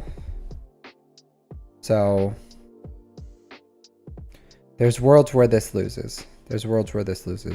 And then especially if you start going against like really well modded SOKRs and really well modded teams, because again, this is a Chromium. Oh, you go with a Darth Vader lead, I believe. Darth Vader lead, Star Killer instead of Palp. So there's just like variants of Star Killer. That's why I said like, oh, you took like this Star Killer against it. There's other variants that are stronger against SOKR. Here. Or like Savage. Savage Star Killer is really strong. With like some other stuff in there. I don't know. Like, I personally wouldn't. I use Jedi. I use Jedi against SOKR personally. But so once you get like Jedi Knight Luke, you could have that option. So, but yeah, you got to shoot your shot, right? You got to shoot your shot with what you got. But the higher you go, the better quality teams you're going to face, right? Yeah, but you're facing Chromium SOKRs. Yeah, you're facing Chromium SOKRs. And even like, it's almost a nil point because no one in like Kyber's setting SOKR on defense for the most part. That he's just not that great. The only way you're going to see like an SOKR on defense is if they're going like full on turtle. And at that point, you're just going to lose anyways. So, because, yeah, so at this point, it's mostly like moot. I was just surprised. That's it. Like, oh, I'm surprised this worked because, like, yeah, it's just not super reliable. And then you don't have CLS, do you? Do you have the CLS team? Like Relict?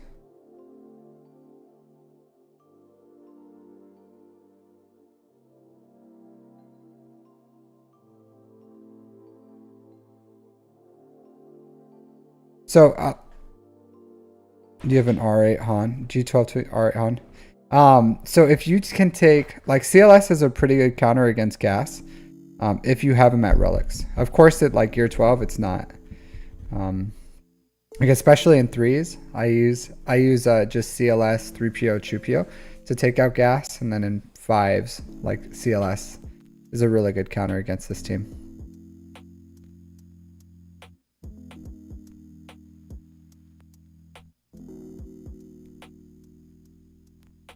Or you could just see it. Yeah. Like, honestly, I would have just seed gas. And then probably use this against Padme. Even though Savage is pretty weak against health percent damage. Oh wow, they took out your Zori. Yeah. This is a surprising. Do you have a type? I just use I have mine at gear 12, honestly. Like, Savage is relic, but gear 12 Treya, gear 12 Nihilus is fine. Yeah, perfectly fine. It's good that you have them at relics though. They're a strong team. Or I would have used this, honestly, on your Padme. Yeah, you have Malik. You could have just soloed that. Yeah, you could have just soloed this with Malik. I would have just Malik soloed this if you have Malik. So that's the point. And then this team works really well, even without Malik. So even just like Revan. You don't have tenacity mods?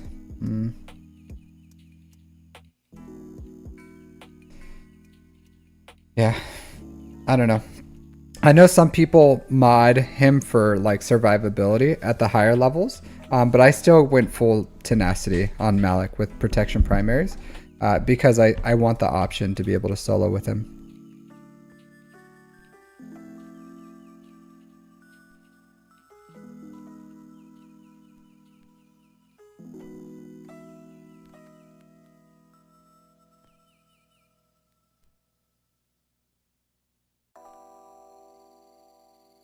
They just lose your fleets? Yeah. Okay, yeah, triple attacker. I like it. Yeah, they just soloed all your stuff.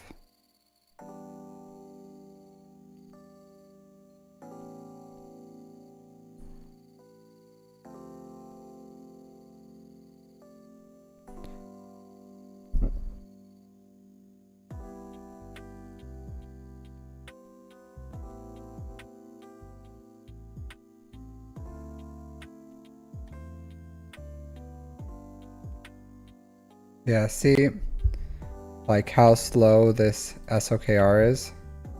Damage is okay.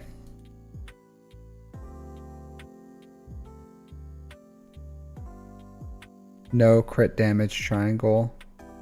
So these are just like protection. So this is like I said, really subpar SOKRs that you're going against.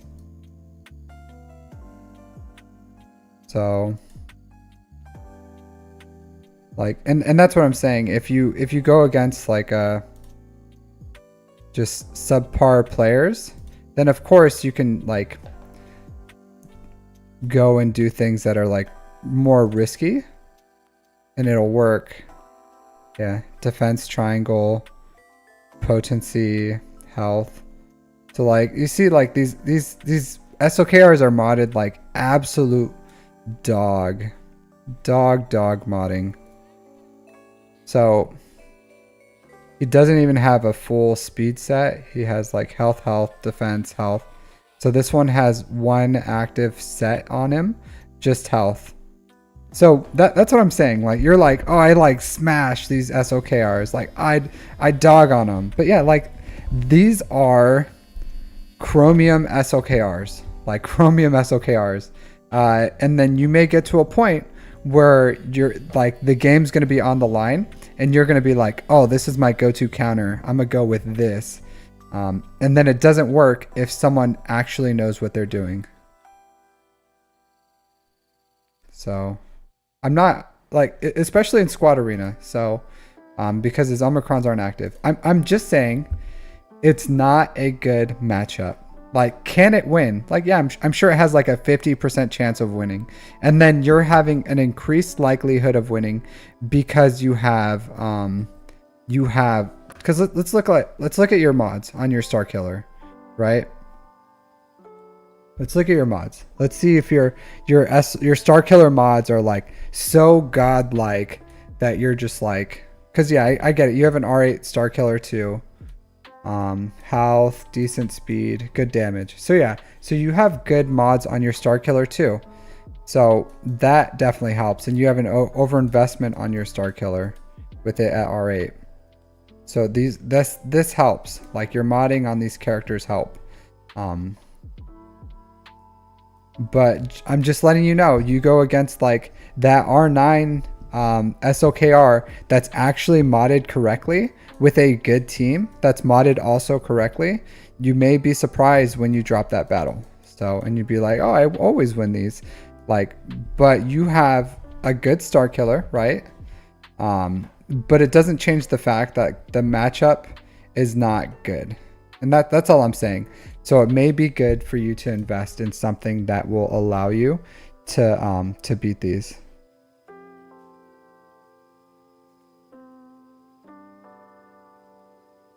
So just something to think about.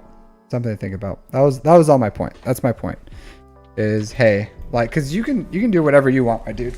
Do whatever you want. I'm just here to give advice. That's it. Like, I'm here for advice. You can take it, you can leave it, but I would just say, you need to develop, yeah, like, cause that's one team, but, yeah. Yeah, that's like SOKR is not a good defense. Let's get that straight. Like, he's not a good defense. But again, you may get, like, if that SOKR is modded right and has a great data cron, then you're going to lose.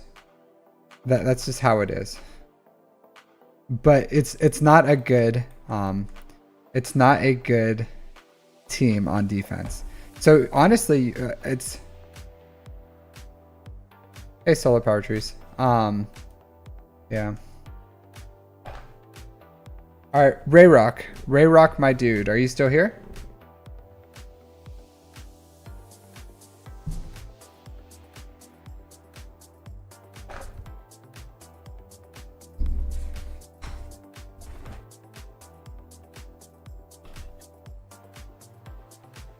Could you drop your ally code, please? Por favor.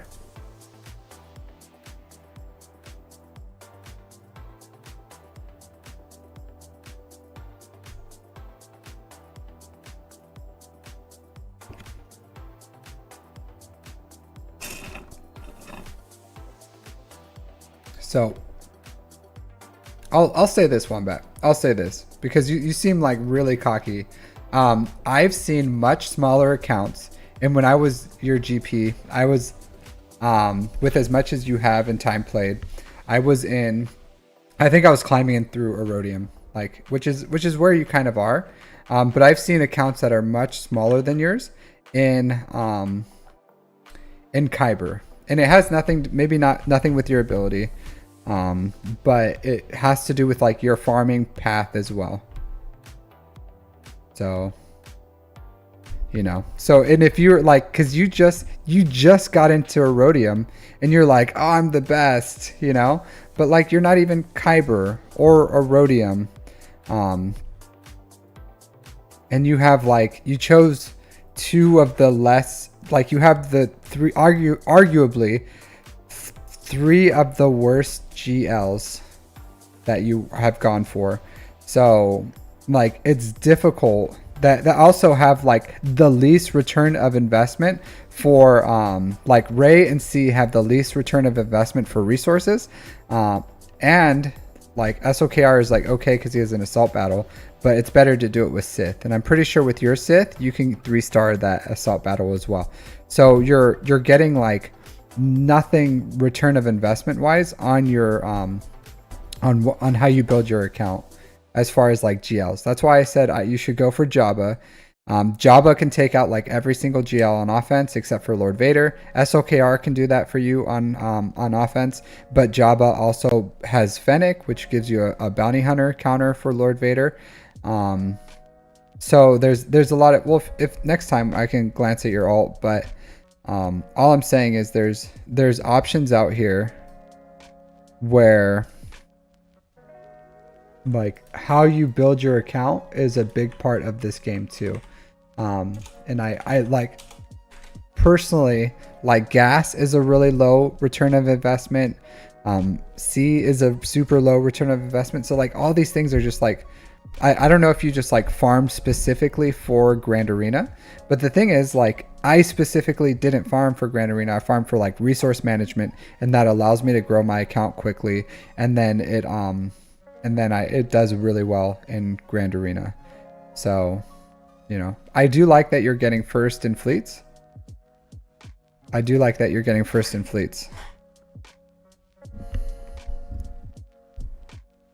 All right, Ray Rock. Ray Rock's account is huge, right? So you're missing Lord Vader. Makes sense.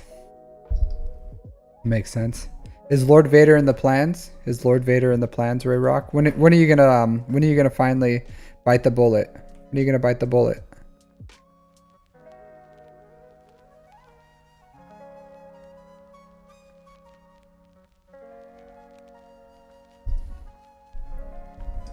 gotta do it. You gotta do it, Ray Rock. Lord Vader.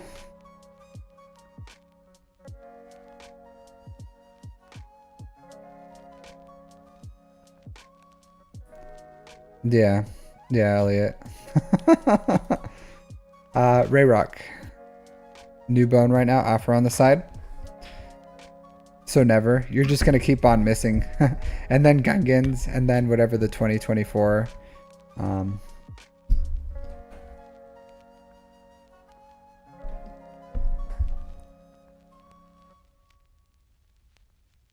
let's see.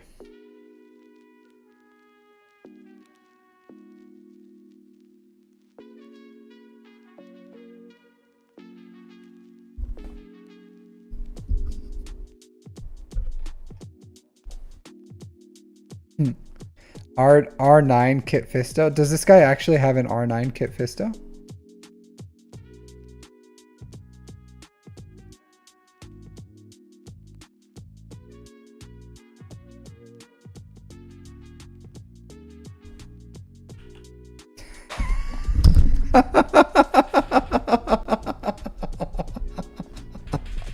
That's hilarious.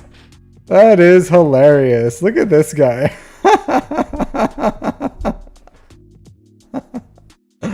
That's hilarious. Look at this guy. Look at that guy. This guy commits. This guy commits. I'm not Capisto. That's hilarious. That is hilarious.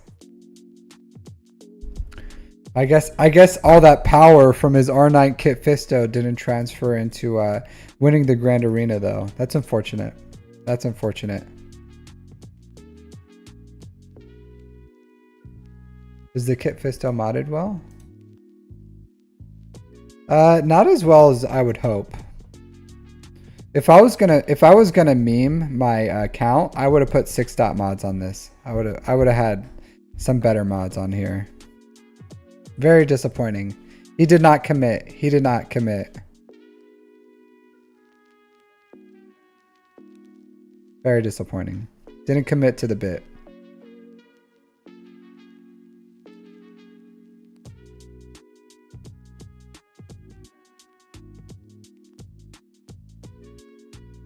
I like this. I like this. The Scoundrel Cron. I like the Scoundrel Cron. It makes the Jabba counter really hard because you kill Chrysanthemum right off the bat and then everyone's just free game. Everyone's just free game. All right. Ray. Nice. Maybe I should do this. I don't even think. Maybe I'm gonna start doing this for JMK on offense. If they have the no revive cron, maybe I'll do that.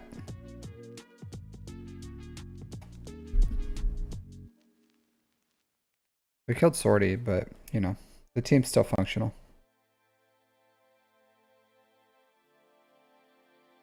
And then they smashed onto your Ray.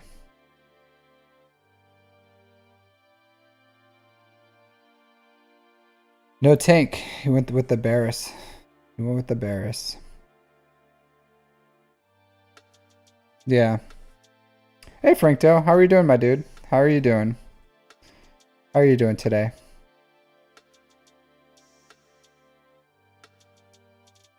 All right, let's see what you did on offense.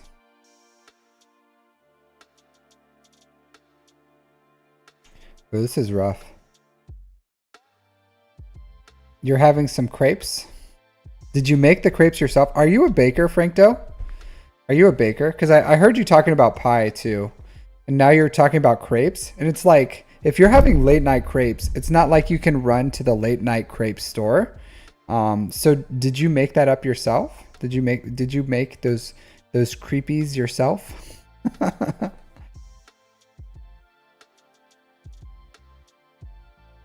Yeah, well, it's not like super easy, right? Because you gotta like get them all nice and smooth. Do you have like the little stick thing that gets them all smooth like?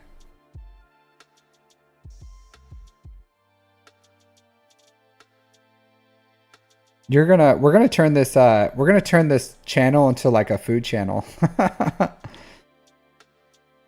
A big pan in gravity. Okay. I don't know. I never really made them. Never really made them.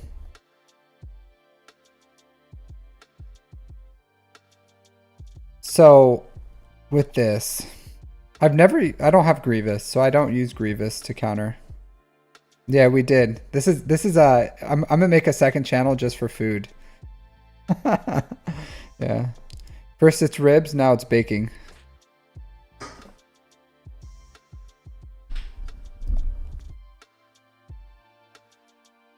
I wonder, can you still use Savage to solo this variant?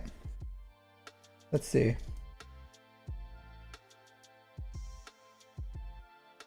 Let's see.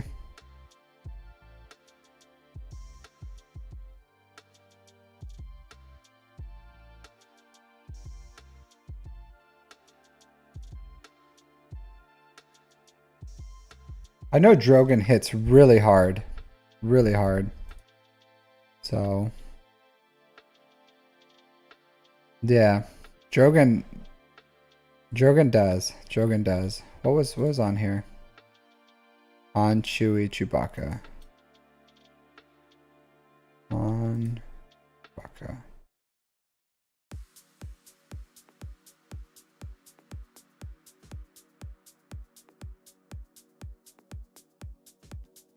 Savage. Savage, show me your moves. Show me your moves.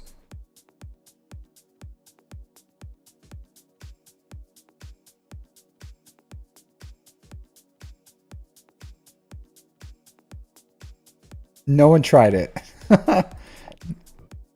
No one tried it.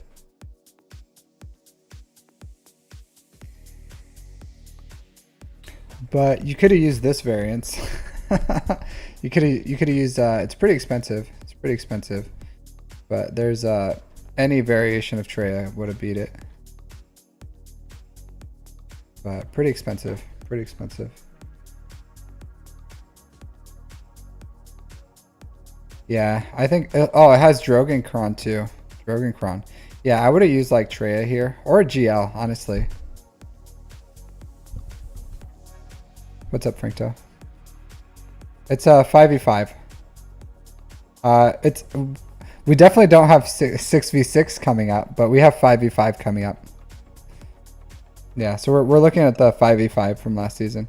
But yeah, I probably would have gone with Treya against this with Savage. But that Drogon, especially with his Kron, he got some firepower in him. He got some firepower. All right, Gidme. I like this. I like this. 6v6. I think people would riot. They would riot. They would quit the game. Be like, this game's so money hungry. Like making 6v6. I don't have the, whatever. I don't know. People would get so upset. So upset.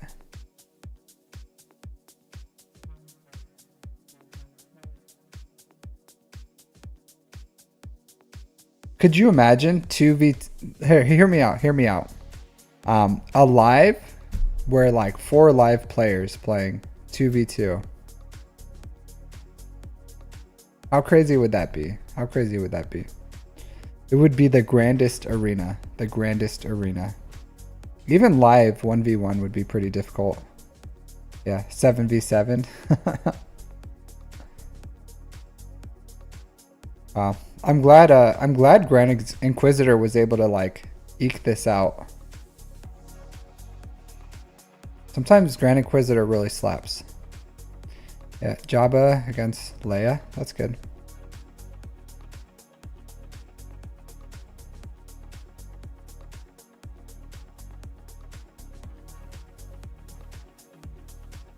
Okay, there you go. You found the winning team, Treya.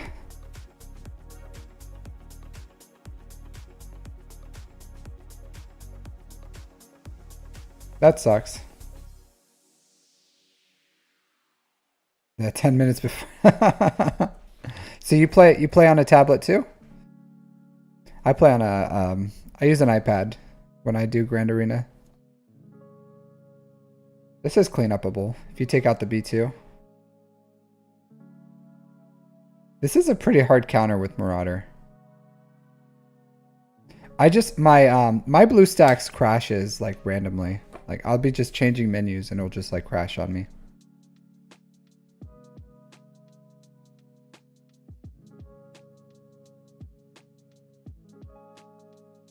Yeah, Saw Gerrera has some mean survivability. Like crazy survivability.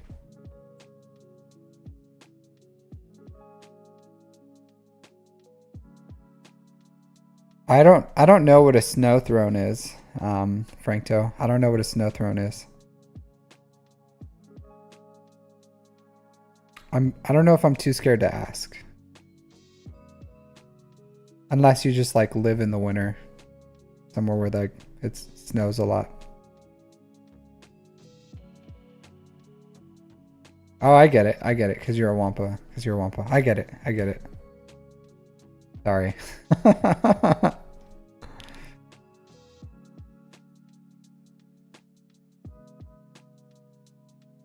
Oh, this sucks. This sucks.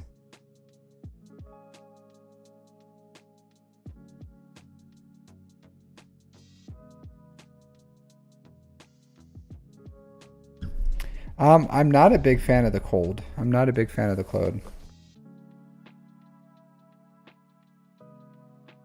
I've never wanted to just like sit in snow. Can't say I have. Can't say I have. Do you know who like to do that? Huskies. Huskies. Big dogs. No, I live in a tropical paradise. It does not snow here. It's like Hawaii-esque. It's subtropical. I live in subtropical. No, I'm not a skier. I live in a subtropical paradise. I get upset when it gets in like the 50 degrees over here. I'm like, oh, it's freezing. It's freezing. So.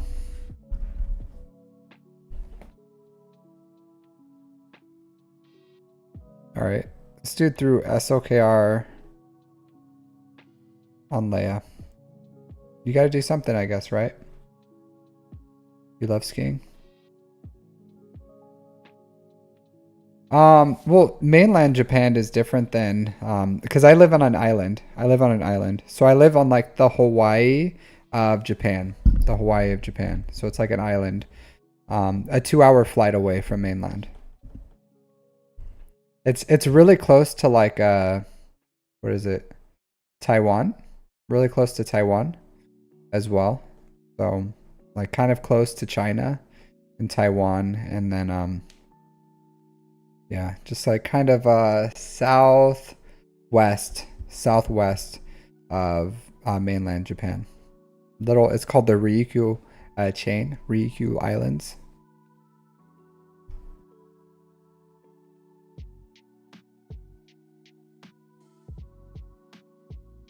Nice. Sortie holding out for you. Sortie holding out for you, getting you that timeout. SOKR, interesting.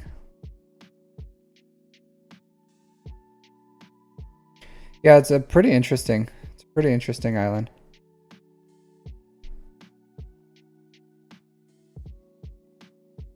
Yeah.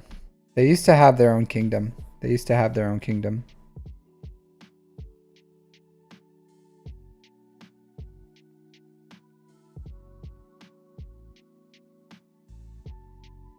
You have a good defense, Ray Rock. I like your defense. I like your defense. It's a tough one. It's a tough one.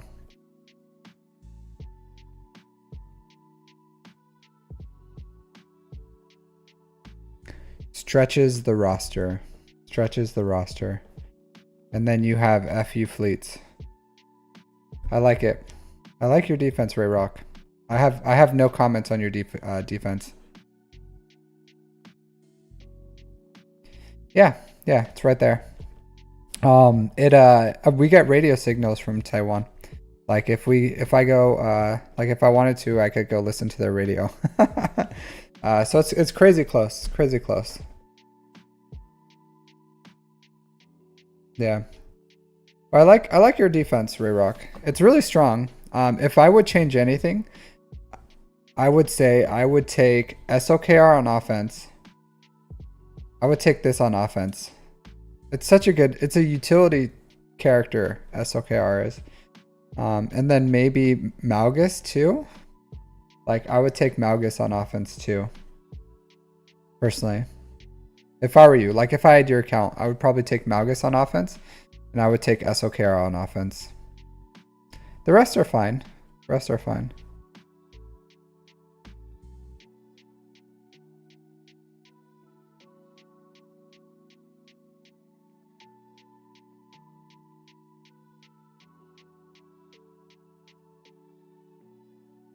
You should R9 your JML. You should R9 your JML. Do you know who has an R9 JML? Do you know who has an R9 JML, Rayrock? This guy. This guy has an R9 JML.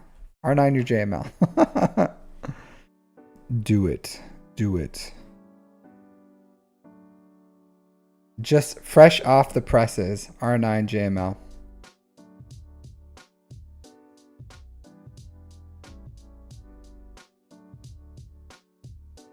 Okay. You're playing those mind games. I like it. I don't think you need JML if you have Jedi Knight Cal Kestis. You can go with like something cheaper here.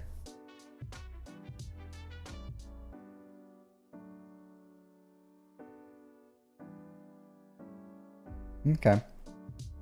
That's fair, Rayrock. That's fair. Totally fair. The 667 crate. Yeah, Japanese folklore is pretty good, Frankto. D&D is fun too. Oh, nice, nice. Welcome, Anakin, Lava Crawler. Thanks for coming back.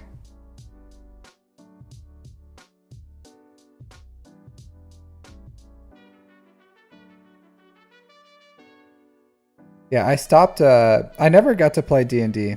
By the time my friend group played it, I had already like left for the military, so I never got to play it. I'm sure there's like things. So why do you go with the marks? Oh, never mind. Sorry. You lost this. You lost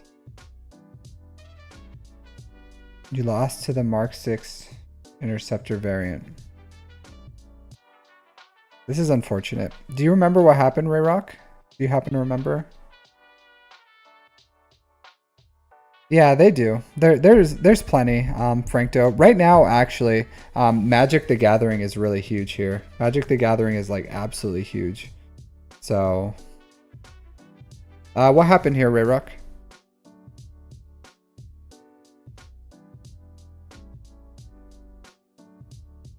Oh, nice. Nice. Assassin's Creed's good. I haven't played any of the recent ones in a while, but it's fun. You can take out the bomber. You couldn't get the dodges to get the alt off. Yeah, sometimes you just have bad RNG, right? Just bad RNG. Like they come in, they stun your defender, take her out, and then you don't get the dodges on your TIE fighter, and then you just like lose. Well, usually I alt the B2 extension class bomber. It's unfortunate that you weren't able to get the alt. Yeah.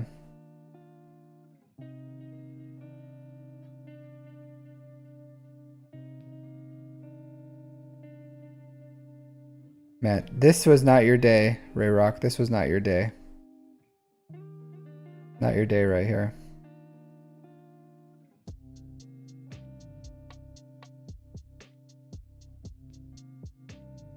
Nice. That's a good series. Yeah, this is rough, my dude. This is rough. They didn't even. Oh, you ran out of time. You ran out of time. The old timeout. The old timeout, Rayrock. Well, I'm glad you got to see my my drawing of time. You saw that earlier, right? For the timeouts.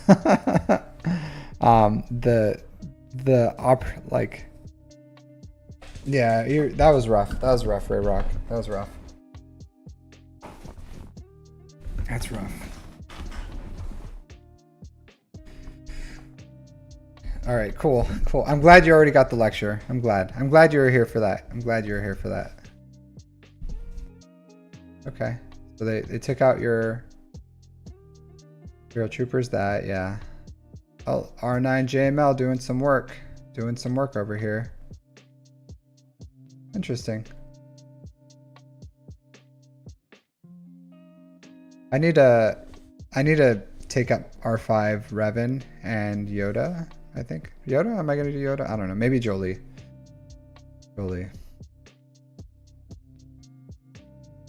Yeah. So I would say with C, even if you put a Frank Doe. Yeah, Frank Doe had some. It was rough. It was rough, Frank Doe. I would say this: when I first started streaming, I got dumpstered, right? My first 7 streams. So I know the feeling too. I was like, no one's gonna watch me. No one's absolutely gonna watch me because they're gonna be like, Captain Amazing is absolute dog at Grand Arena. Yeah. Oh, this just gets beat. This was an inevitable, Ray Rock. This is inevitable. So SOKR just beats C solo. Like, he just beats C solo. That's it. Like, there's nothing you can do here. And this is a really weak. So honestly, with this variation, I think Wampa, like a good Wampa can beat this C as well. If you have like maybe R8, R9 Wampa or something, I think this is Wampa-able right here, I would say. So something to think about. Because Wampa wants C to all anyways, so like it wouldn't be a big deal to like work through these guys really quickly. So yeah, but even with his ult, like that SLKR would just beat C solo.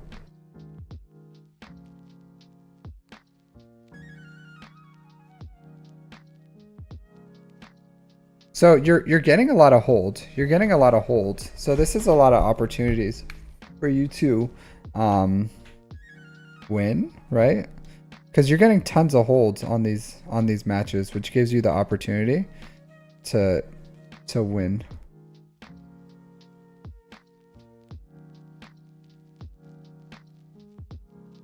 Yeah, I don't know. If I had all the fleets, I would still bring Profundity on offense, personally. I would still bring Profundity on offense, personally.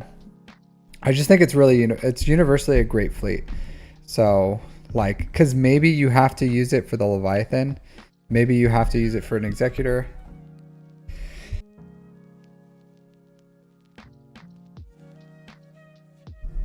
Sorry about that.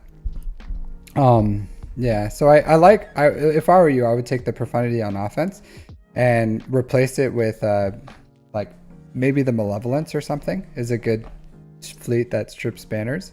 Because Malevolence is good on offense, but it's very messy. It's a very messy fleet. So I think the most meta defense right now would probably be Leviathan, Executor, and then Malevolence right here. And then that way you get a little bit more flexibility, a little more oomph for your offense with Profundity. And then you still have like really good RNG chance of your Executor and your Leviathan holding. So something to think about. You don't, no, I'm not saying use it as your main one, Ray Rock. I'm saying you have the option. So like, let's say last time your Chimera failed or whatever, then you can come in with your Profundity. That's all I'm saying, is like you have like just this or you can use like your Chimera. You can use it for a mirror match. You can use it for the Executor. Yeah, you can use it for Leviathan.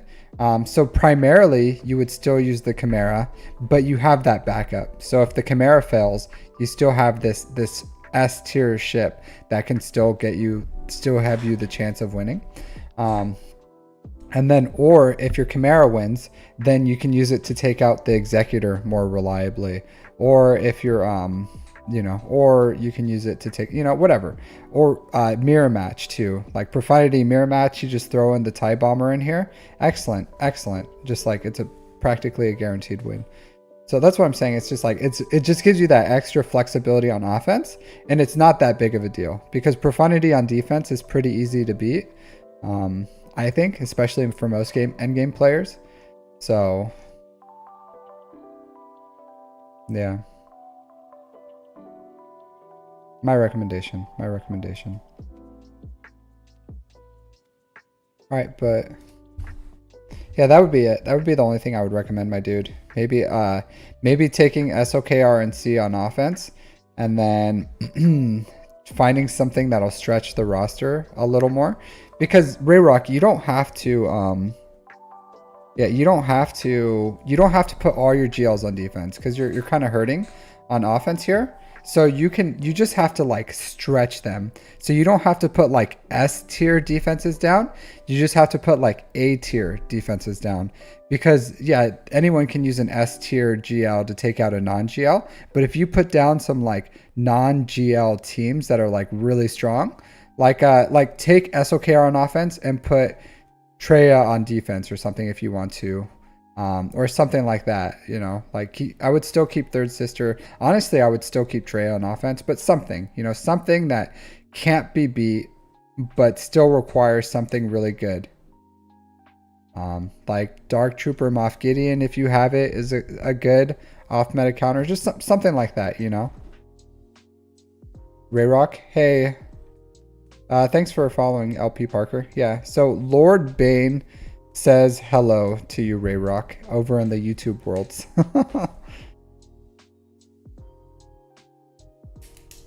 But I think you would find success because you're dropping a lot of battles, right? But you're dropping battles on things that are Lord Bane, Rayrock says, "Oh, hey Lord Bane." So I would say this, like you're getting a lot of good holds, right? But your SOKR, your C's not getting holds. But those are like great offensive teams. But this Seer team's getting holds, like you're getting holds here.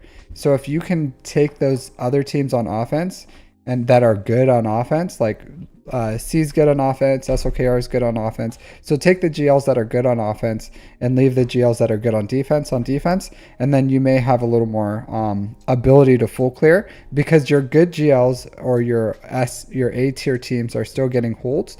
So if you bring enough firepower to also clear them and also your profundity on offense, maybe you'll have better luck with your Grand Arena. Because you have like an excellent account. You have an excellent account. So you have the recipe is here. The recipe for success is here. You just have to find it. All right, Dakota Honecker. I doubt Dakota is still here, but Dakota Honecker. It's been a long time. It's been a long time. But if you're still here, say something. If not, then we'll go over to Elliot. Yeah, both are good, but those are just my recommendations for you, Rayrock. But you have a great account. You have a great account, so I think you can definitely punch up. Like you have most of the things. If you could find the time to get Lord Vader, that would be a really good defense for you. A really good defense. So if you can, I would say more than Afra. Like Afra is not going to do much for you. And then if you can get like, the Bad Batch up and running for the Marauder, that'll strengthen that fleet. So it'll give you another like A tier fleet. And then having that plus, the Bad Batch. Could you drop it again, Elliot, if you don't mind? It would greatly assist me. But something to think about. I think where you are in the game. Yeah, it's yeah, I get it, Rayrock. I get it. But like whenever you get a chance, like of course you got to like chase whatever you're going to chase for your guild. So I know you're probably going to get Gungans, right? For the next guild, and then you're going to start increasing those things. But whenever you get a chance and you have some breathing room instead of working on like other side farms, you really should get Lord Vader. You really should. Don't like fall victim to the memes of, you know, Lord Failure. He's a good GL. He's a good GL, and he's really strong in defense. He's really strong in defense. So, yeah, Bo-Katan right now, like you would be taking him on offense, but after that, yeah, I'm doing GAC reviews. What do I do? Like, what do you mean? What do I do, Lord Bane? Overall, or just like in general? Because that's kind of like an open-ended question. What do you do? Like, oh, it depends on the context, Lord Baines. It depends on the context of what I would do.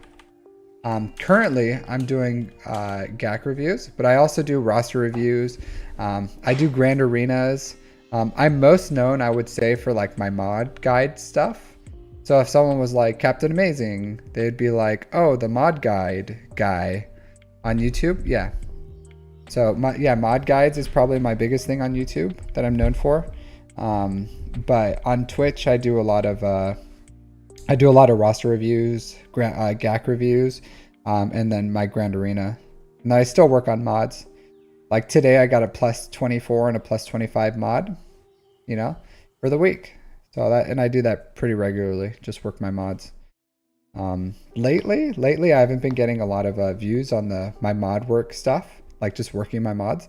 So, because I get it's kind of repetitive. I didn't even want to do it, but I was like, maybe I should, just so people can see. Hey, thanks, Rayrock. Yeah, but that's pretty standard for me. That's pretty standard. I would say about like once a week I get like 2. Last week I got 4 or 3 good mods. The week before that I got like 6 maybe. I think it was 6. So this week was only 2. But it's just like consistency, sustainability, and the big thing with that is like Jabba. If I didn't have Jabba,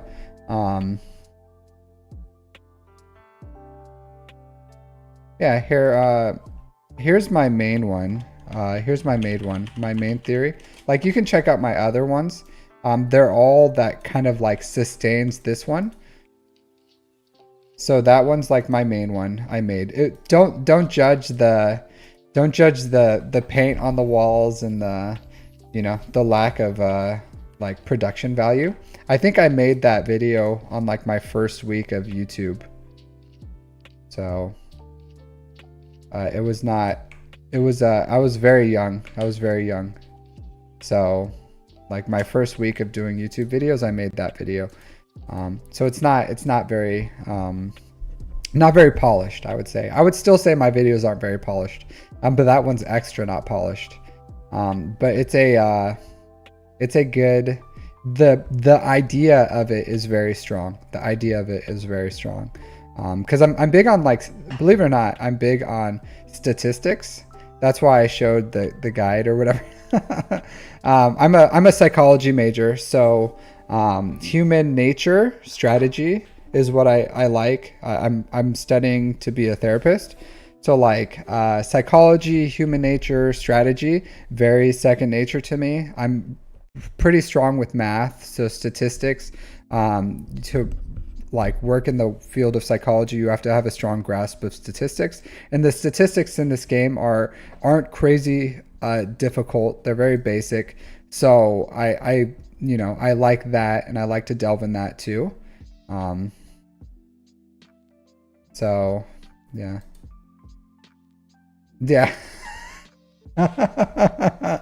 Oh, Frankdo, you slay me, sir. You slay me. Oh, that's good. That's good. That's good. But that's what I'm all about. That's a very generic thing you asked, so I gave you a very generic answer. But in the realm of what I think you were asking, that's what I'm all about. That's what I'm all about. But I do have more mod guides on there. Like I do other stuff. So, but that's what I'm all about. That's the basics of what Captain Amazing is. I haven't been doing this for very long. I'm somewhere between 2 and 3 months or something of streaming. So I would appreciate a subscribe if you would subscribe. I'm trying to hit 1,000 subscribers. So Every person counts. Every person counts. So I do appreciate it. I do appreciate it. But yeah, thanks for hanging out. Thanks for hanging out. I think you said you stream or you make videos or something. Is that the case, Lord Bane? If you maybe that's how you know Ray Rock, because Ray Rock. Hey LP Parker, thanks for subscribing, my dude. Thanks for subscribing. You haven't. I know you followed, but you haven't said a single word. But you just subscribed, so I appreciate it. I appreciate it. A theory crafter. Oh, okay, nice. Oh, that's you, Lord Bane. Are you LP Parker?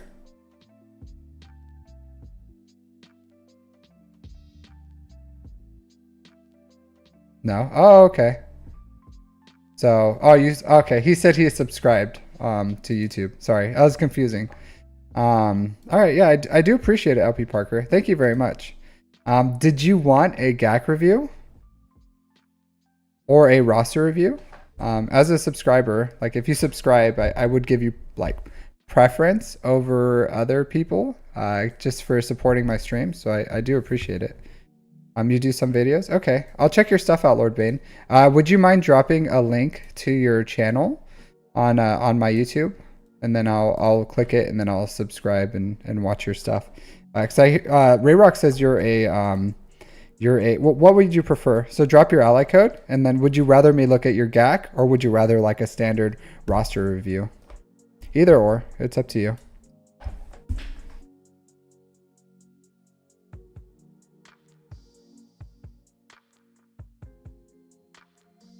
Yeah, but I'll check your stuff out. I love theory crafting too. I'm nowhere. My account isn't nearly developed to do the same stuff that like Scribe does, or of course I can't compare it to the man, the myth, the legend, Bit Dynasty himself. I think he has that niche securely, especially his fleet guides. I can't even, maybe with the new fleet, if I unlock it, I'll try to like be ahead of, I'll have to like race Bit Dynasty on making some good videos. But he's so good. He's so good. He's the absolute best, right? The absolute best on just like clearly explaining things, and just like absolutely. Oh, you're the one who did the ISC GAR Java videos. Yeah, I've seen your videos, my dude. I've seen that. Yeah, I did watch your stuff. I did watch your stuff. Yeah. So you're that guy. Yeah, I saw your stuff. I saw that. I saw that. Absolutely. Yeah, I did see your theory crafting stuff, Lord Bane. Nice. I don't have GAR or ISC, so I didn't like fully watch the video. So because my GAR and ISC. Oh yeah. Yeah. But yeah, let's jump into this GAC review then.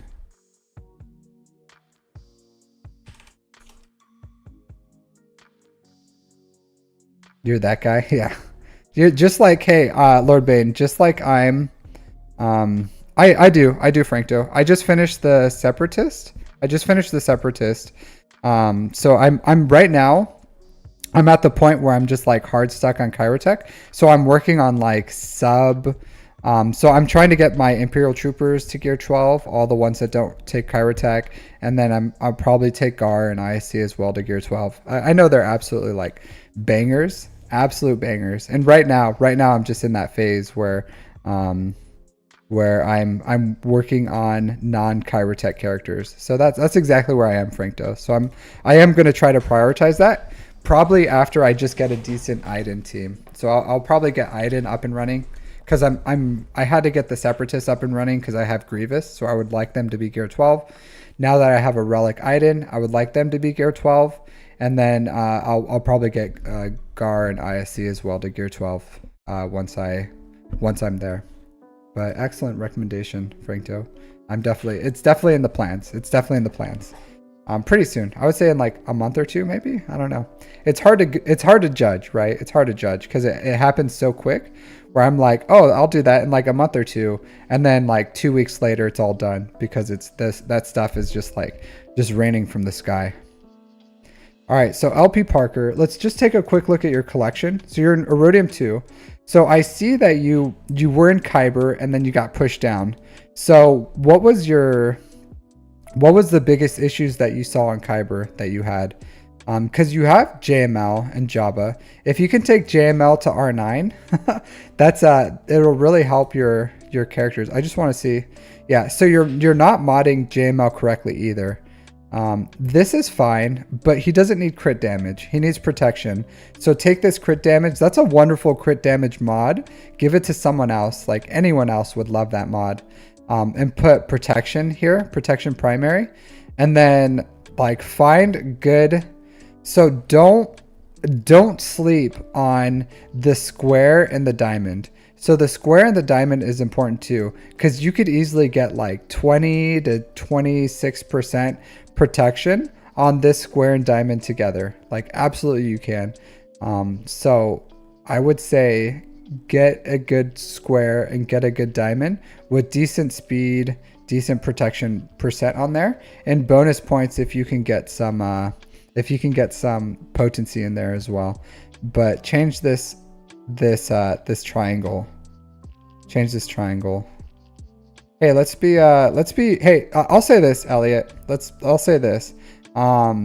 So be kind. Be kind. So this is a like you guys are in different chats. You guys can't see each other's stuff.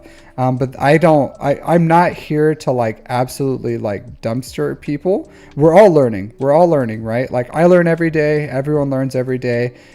So this is like a more chill stream. So let's be more kind to each other, especially like you want to talk trash about my GAC opponents. Hey, absolutely. I'm gonna talk some trash on them as I dumpster them, but like let's be kind to the people in our community, because that's the kind of stream that this is. This is like more of a chill stream. We're not here with our pitchforks and being unkind to others, my dude. Cool. Want to make sure, like verbal warning, but let's be kind to each other.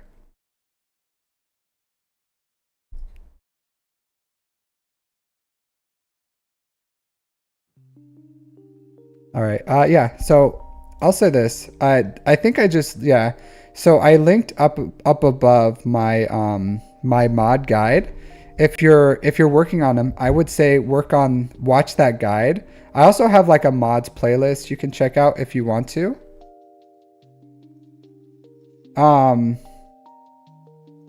So oh, that's what you're saying. Oh, okay. I thought you were talking about in Grand Arena. I thought I misunderstood what you were saying. So he subscribed to my channel. So if someone subscribes or donates or whatever, I give them preference for the day, if that makes sense to you. So yeah, so that's how. So I thought you were saying like, how is this guy in higher league than me? So I misunderstood what you're saying. But yeah, absolutely. But you're next, Elliot. You're next. But yeah, like here's the one. But yeah, just watch that. It'll help you out. Let's look at your history. Oh, did you? Nice. There's some other ones too that if you want help, like how I farm my what do you call it? Mod energy, slicing material, my mod filters. So this, if you understand the core of that, then that's the most important part. But if you just like want to understand fully everything, I don't honestly recommend my basics unless you don't know anything about mods. There's some good stuff in there. Just watch the chapters, but it's really long. It's really long. I don't know what crack I was smoking when I made that. I was smoking the good shit that day.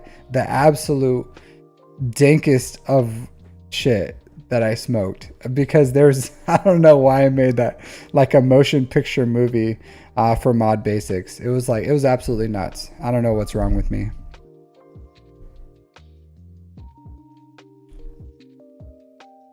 Yeah, I know, Elliot. It's just what do you call it? So It's just for the day. Like, you're deployed right now, so you got plenty of time. Nice. Where are you deployed to?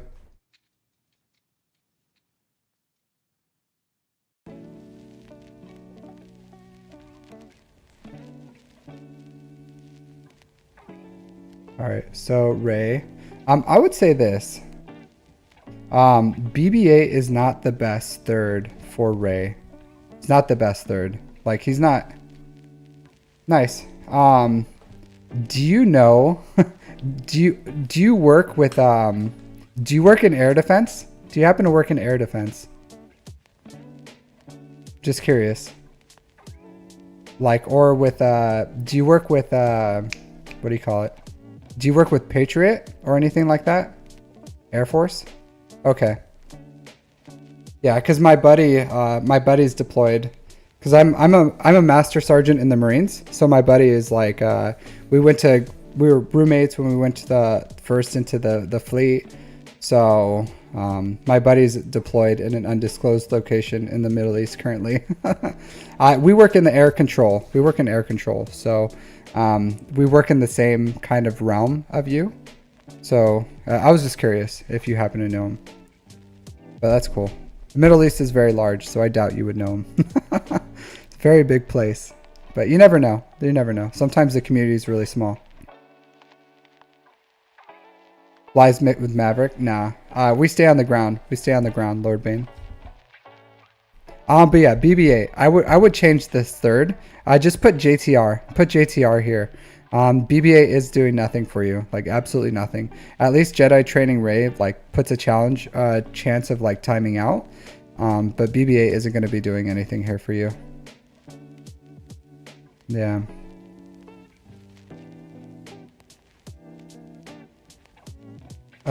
If you put this on defense, if you put this jet engine maintainer, okay. Yeah, you wouldn't deal with us because we do talk to like the Air Force and pilots and everything. But either way, I don't know. If I was gonna have Treya on defense, I would still probably have Scion with her in threes. I'd probably go like Treya, Scion, Savage. Yeah, like Talon's good. Talon's good, but in threes I usually have her with Malgus personally. But I think without Nihilus, because like any like you can mirror this with a Treya, and easily beat it with a Nihilus. And then I'm tearing apart your defenses, but for threes I like Dash Han Chewie. Dash Han Chewie. Not on defense, on offense. On offense they absolutely slap, but like CLS, 2PO, 3PO. That's how you divide CLS, and then you go Dash Han Chewie. So like Dash L3 Veteran Smuggler Han isn't really doing anything. Okay. Oh, why am I looking at threes? Sorry. This is fives. Sorry. I don't know what I'm doing. Apologies. How far are you away from Ben?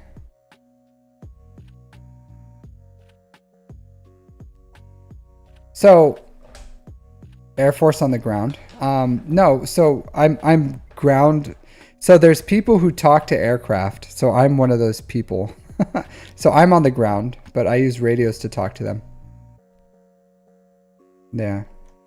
So CLS, this is why I don't like Starkiller on defense.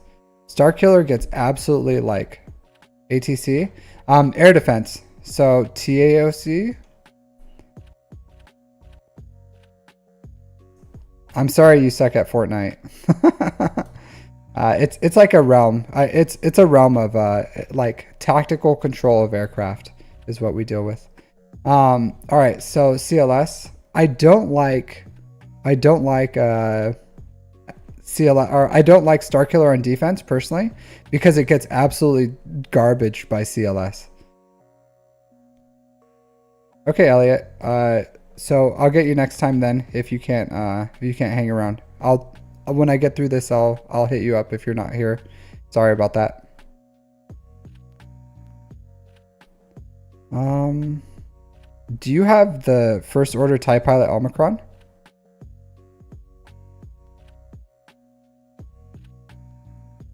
Thanks, Lord Bane. But do you have this Omicron? I guess you got it. You're just doing what you can with your leftovers.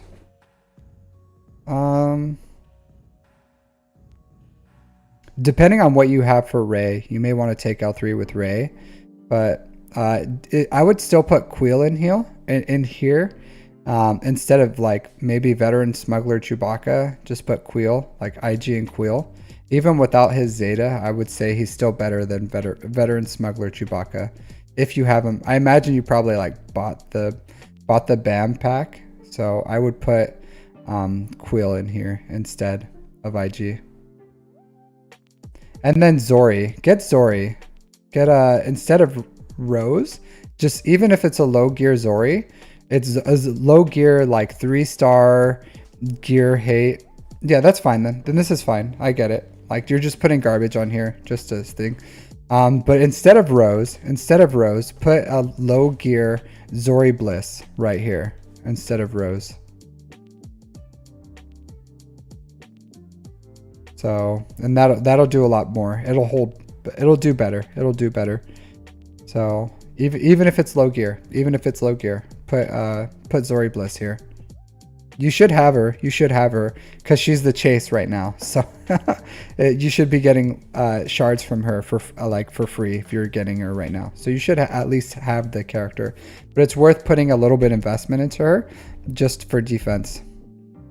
I don't know what else you have, but I don't like General Grievous on defense. I don't like him.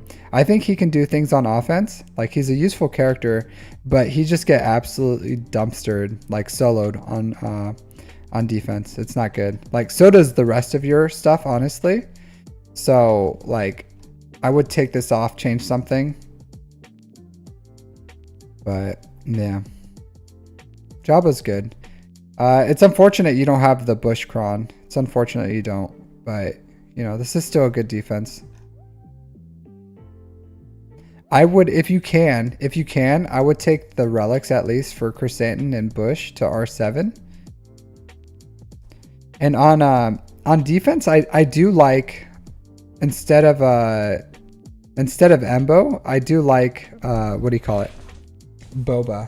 I like Boba instead, personally. Like Boba's rocket can just absolutely delete someone. It's a menace, absolute menace.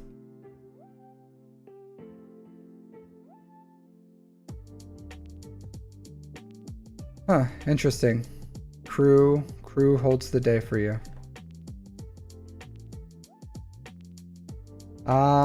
Still put your Vulture Droid. Still put your Vulture Droid and your Hyena Bomber starting. So Vulture Droid, Hyena Bomber, Sunfac is still stronger than these Geos. So even though they're not fully starred, they're still better than these. So yeah. Oh, don't do this. Don't do this. Don't do this. Don't put your TIE Bomber here.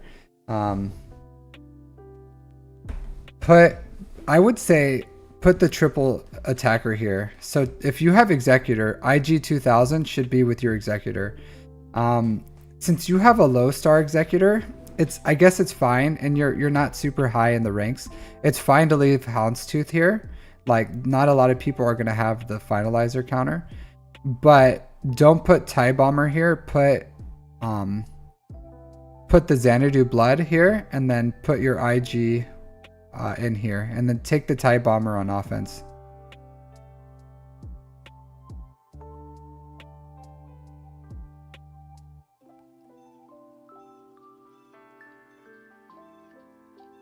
Or you can put it on defense with your Executrix if you want, but you don't need it. You can honestly, I would take this fleet on offense with the Chimera because it's really good. It can take out Executrix or Executors, or even have a chance to like two-shot a Leviathan.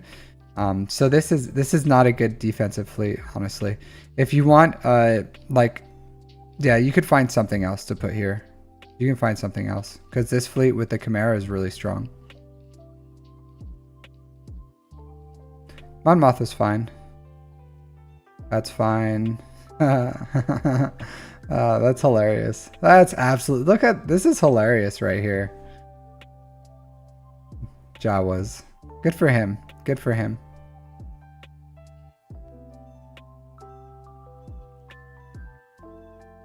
All right, so you have JML, full, gas, solid, Jedi, yeah. Do you have the Omicron on Qui-Gon? You have the Omicron on Qui-Gon. You should use Qui-Gon with Anakin or full Galactic Republic. If you don't have the Omicron, you should probably get the Omicron. Yeah, so don't do this. Don't do this. Put Qui-Gon with his own team. Like him, Anakin is a team itself, or like Anakin Mace or something. Like you can find some other Jedi, like Grandmaster Yoda. I guess he's over here. Yeah, just something else, my dude. Something else. Because that's them two alone is a team. Them two alone is a team. This is rough. This is rough. Yeah. Imperial Troopers is really good against this. Imperial Troopers is like a good counter for the Revens.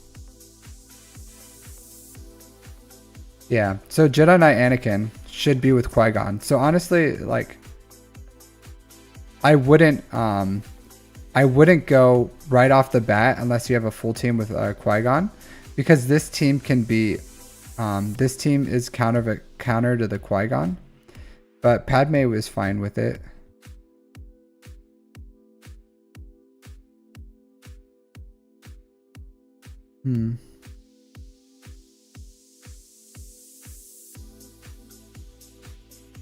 Yes.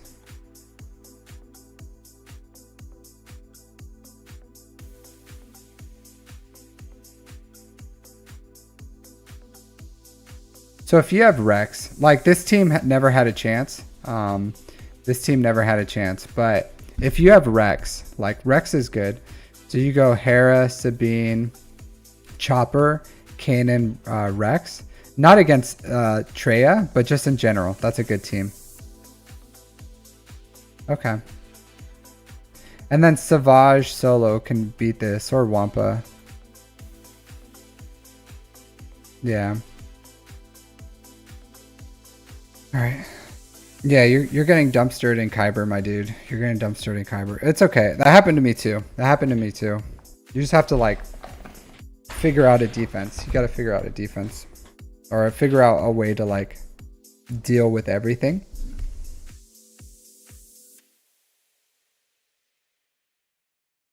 So as you see, like they have a lot of the stuff, all the things.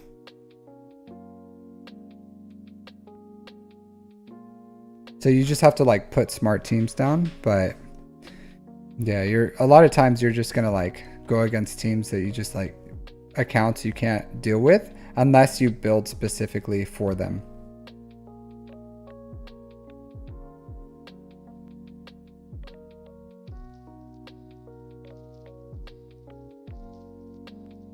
Yeah, so you just don't have answers to these. But like Traya can beat this. So if you go Traya, Nihilus, Darth Vader, Savage, Talon or something, you could beat this. Or at least keep him solo. And then for this, if you would take Jabba, you could beat this on offense. So just something to think about. Sometimes you may have to like take a Jabba on offense to counter the JMK, and then Traya could have beat this. And then you would just have to like go through the rest of his defenses. So you had an option. You have stuff in your account that can beat this. So something to think about. All right, but yeah, I think you just gotta like, you gotta plan out you gotta scout. You gotta scout your opponent, see what they have, see what they normally put on defense. Bring what you need to like try to clear them the best you can, and then try to put the best defense you can. And that would be my best advice for you. All right, Elliot, are you still here?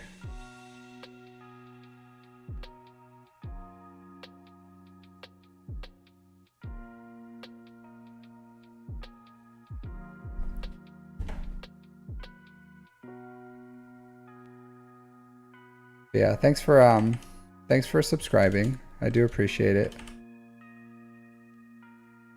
Did you have any other questions before I move on? LP Parker?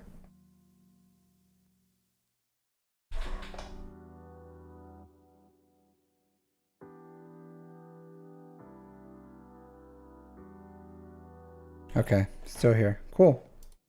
See? All right, 5v5. Let's see what you got going. Did you add anything into your account, Elliot, this last month that's not here?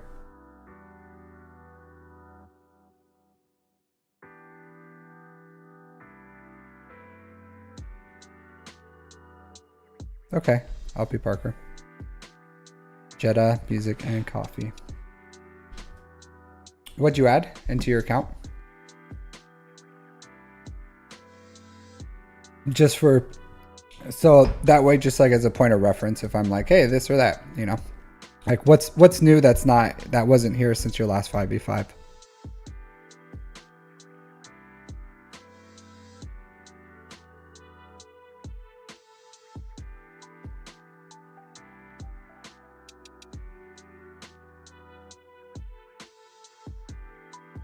Maybe SOKR. Okay.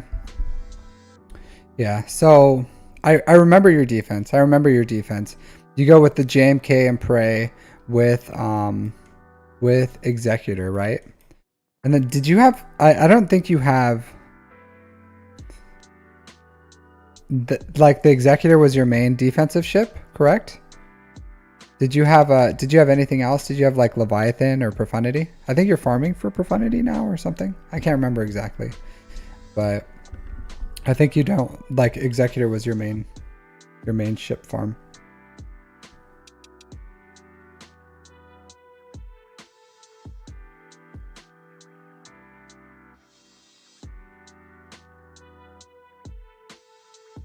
Which one?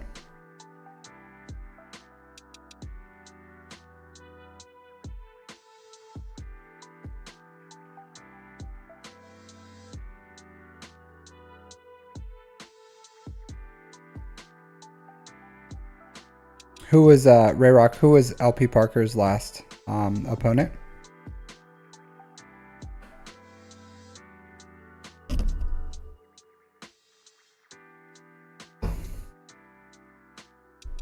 Okay, Leia, Jabba, Afro Profundity. Okay, yeah. So, yeah, your defense revolves around. Oh, Jetta, music, and coffee. Oh, okay. Yeah, so your defense revolves around just the JMK, right?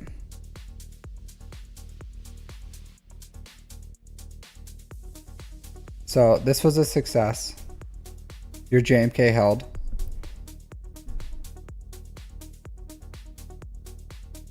So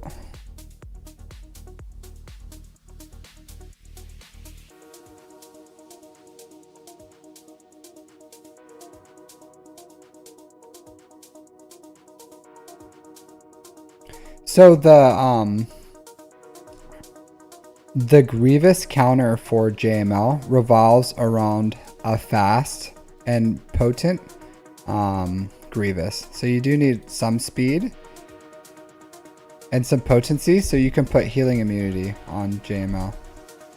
But you know, this is, I do again. I think I've said it before, but I like Treya as my main off meta counter for JML. Like, and this is a pretty weak JML, so yeah.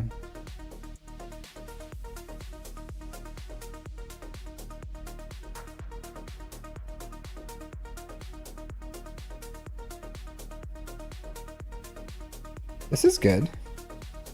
This is good. I'm surprised. Is this a, oh, it's a low gear Redis.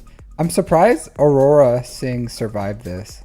Because this team oh, okay, it's a pretty weak one too. It's a pretty weak one. Still, it's not bad. It's not bad. This is, I would say this is impressive that Aurora Singh survived this. Because with all the exposes and stuff, like, and all the AoEs they have. This is good. That's good. Even though this is like a weaker Radis, I would still be a little worrisome. But yeah, good job on that one.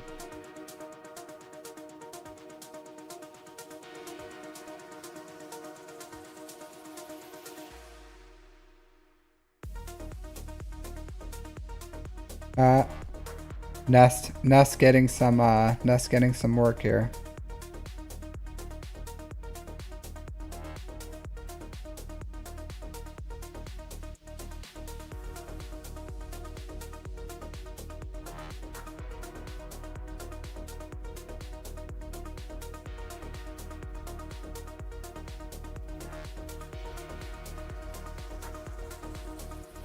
Yeah, Lord Bane, absolutely.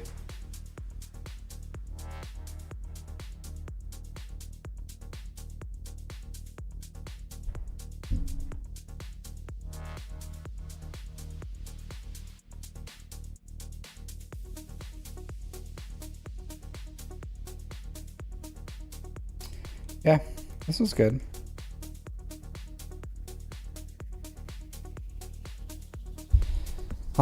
Where is your Trey on defense?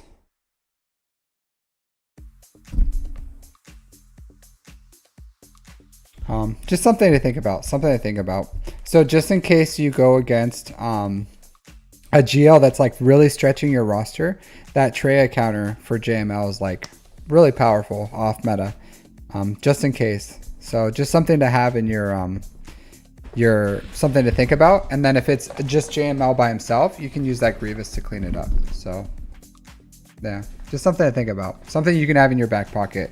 Because sometimes, especially the higher you go, you just have to like, stretch your roster. You have to stretch your roster. So.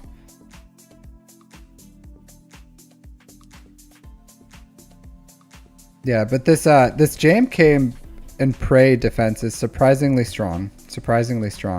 So this guy didn't even try anything for it. So if someone's looking for a strategy, yeah, the JMK Prey is pretty viable for a long time. Just like Fleets. But it works. It's a lot easier than Fleets as far as what you need to do on offense. So I would say it's like the smaller, a little easier for the whales to counter, like the bigger accounts. But when it's successful, then the window of success is a lot less, smaller. So I would say like can't go as high, but entry it's a lot cheaper. And then if you compare that with like a strong Fleets, oh, that's really great. Absolutely.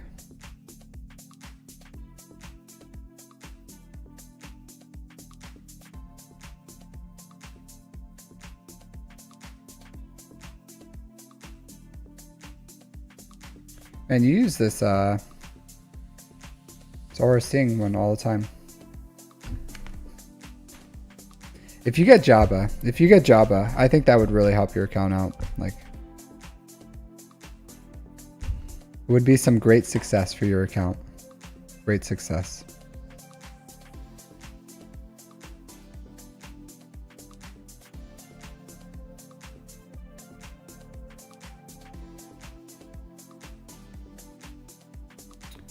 Interesting.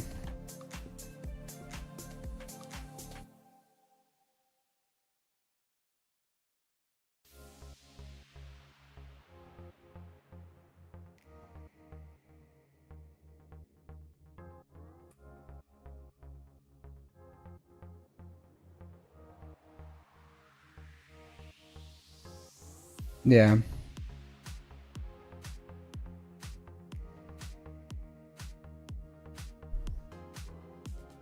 I would say still not like, those are just like A tier that kind of like stretches the roster, but you're not going with that defense. Because I would say like the Gas and Rex and Gas is more of, it's not like a height thing, because almost any GL can take out a Gas. And especially in Kyber, like people are going to have an answer for Gas. Like maybe the lower you are, the more effective Gas is on defense. But the higher you get, like Gas is not a viable dash team relic. That's good. You have Vandor, right? Do you have Vandor Relic now? Do you have the good old Vandor Chewbacca here?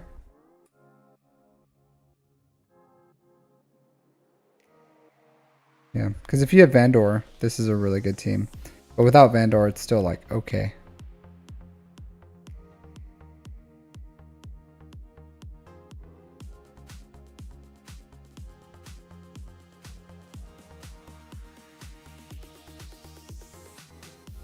Yeah, but the second they crash into that back wall, or if it goes into like a full clear situation, like the solos here are pretty difficult to make up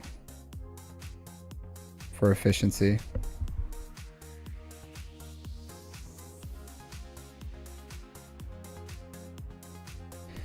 Yeah, I don't know, Elliot. So the way I built my account is to be able to beat anyone.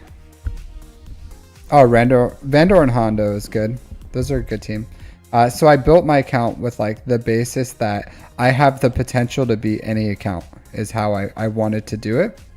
And I get we're different sizes and it's just different philosophies.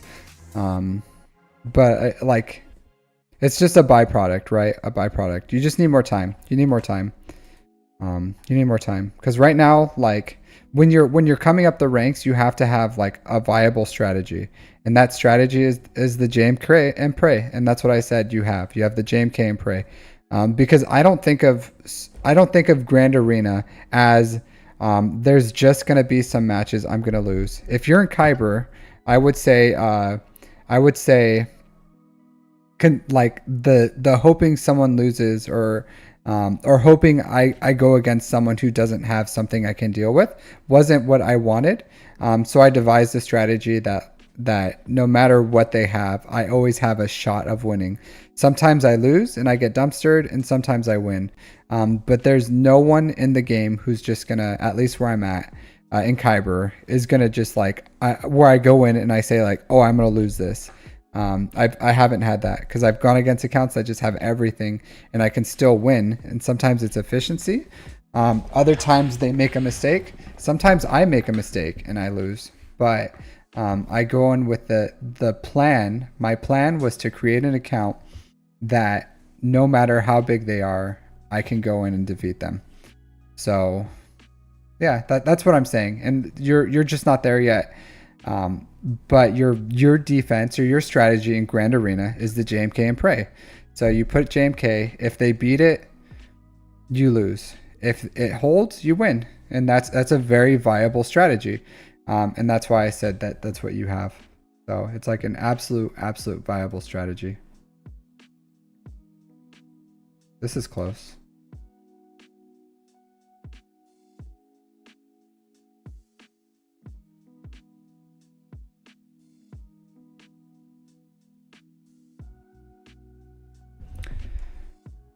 So, looks like you guys. This counter's so good. This counter's so good. Treya against Third Sister. Very good.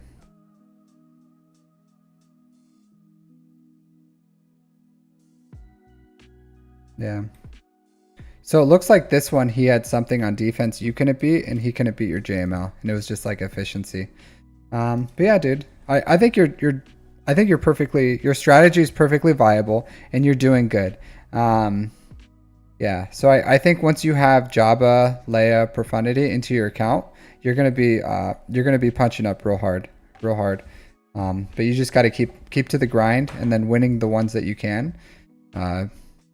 Yeah, got to keep going, right? That's all you can do. But you're doing good. You're doing good. But there's nothing I would change in your strategy or what you're doing or what you're placing. So, and I don't see any like major flaws with how you're utilizing your account. So, yeah.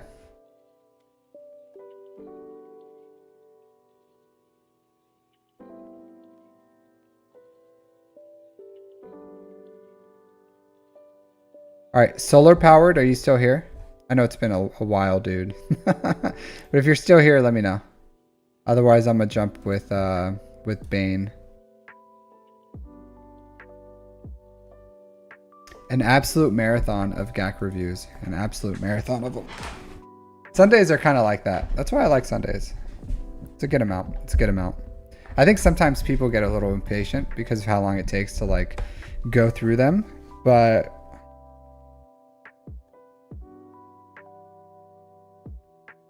it's a lot of people that kind of signed up, so yeah. Absolute marathon. Absolute marathon. All right. Lord Bane, are you still here?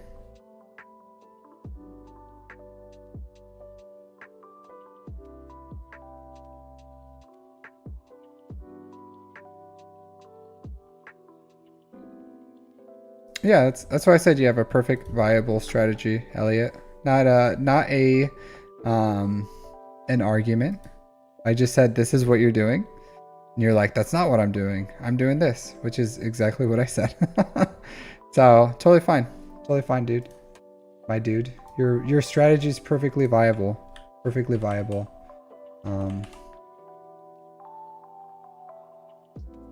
Cool. Mr. Darth Bane 101. Are you excited for Darth Bane coming out? The Rule of Tool. I love that books. I love the Darth Bane books. I really liked it. Let's see what you have in your account. 7 GLs. You're missing Leia. See what you have ships wise. Scythe, okay. Executor. No Leviathan or Profundity. Okay. Yeah, I really liked it. I really liked it. I like the idea, because I know like Palpatine wasn't Bane, but with the books, it like kind of left it open ended on how far Bane actually got before he like was killed, you know.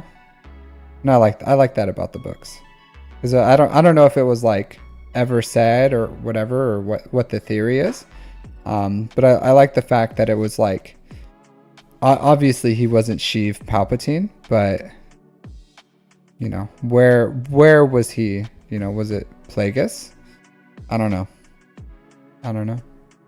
Maybe it's known. I don't know personally where Bane theoretically like stopped being the rule of two, or stopped being like the master and taking over his apprentice's body.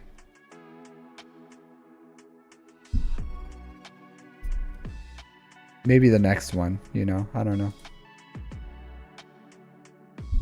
All right, let's see your GAC history.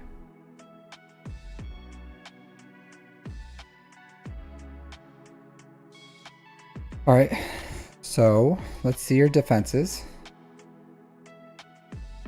Bane, solid.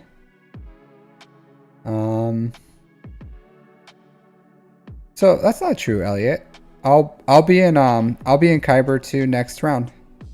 I'll be in Kyber 2 next round.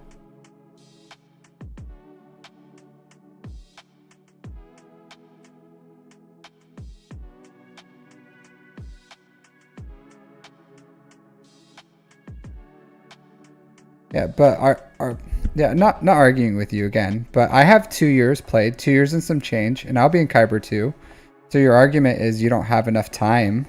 But that's not necessarily true. Yeah, maybe we will, Rayrock. Maybe we will. I'm starting to get to the area where my opponents are just like ridiculously large. Ridiculously. Well, even in Kyber 3, they were ridiculously large. But now they're ridiculously large and they know what they're doing a little more. They're getting a little better. So, but yeah, but 2 years is certainly a viable amount of time to get into Kyber 2. Yeah, it was just the difference of what we farmed, because I'm an efficiency farmer, Elliot. So I go for what gives me more resources in the game, and you went for, I think, like I don't know what a Grand Arena strategy, because JMK gives you like actually no resources. He's a great GL, but he doesn't actually give you anything other than it wins in GAC. But you can farm other things, get wins in GAC as well. So we just have a different fundamental of what we farm, and then I went all in on fleets.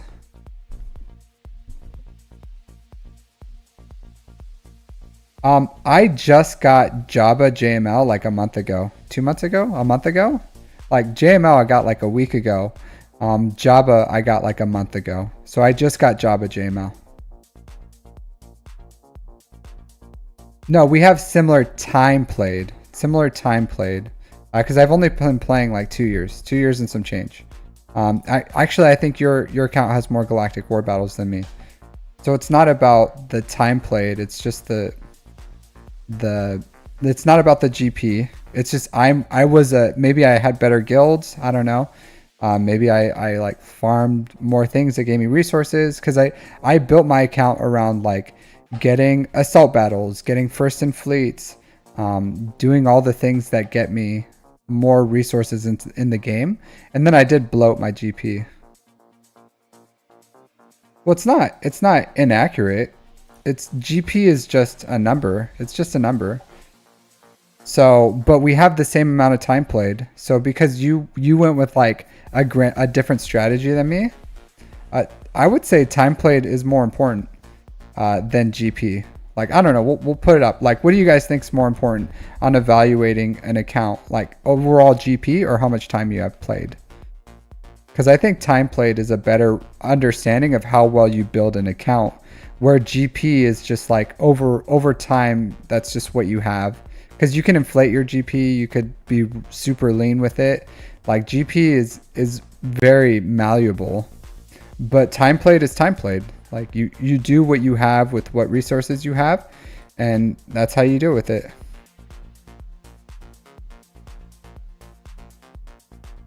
All right, so Malgus. I do like this variation of Malgus. I like this variation of Malgus because Sith Assassin gives you the best chance of beating Gas. So this holds the best against Gas. So if you're putting this down and then you're just hoping it'll get a hold against like a Gas, then this is a good this is the best variation for that. I would say this. I'm not a big fan. I'm not a big fan of the Third Sister defense, just because it gets cheesed really easily against Treya and Malgus. Like Treya and Malgus beats this very, very easily. So if they bring Malgus or Treya, it's an easy win.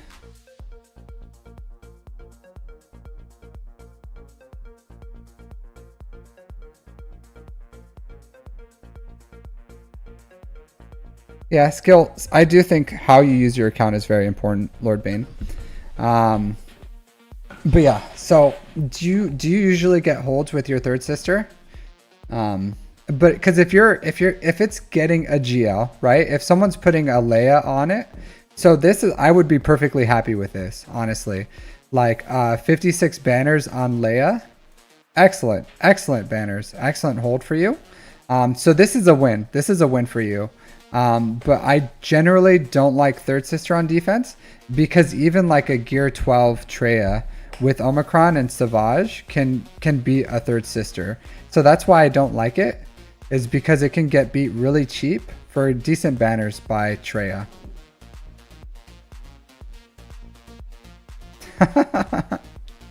I like this.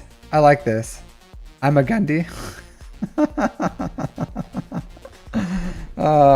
That's hilarious, my dude. That is absolutely hilarious. Man, it got dumpstered. Look at this. He just went in, triggered Qui-Gon, and then died. That's hilarious, my dude. This is hilarious. 15 seconds.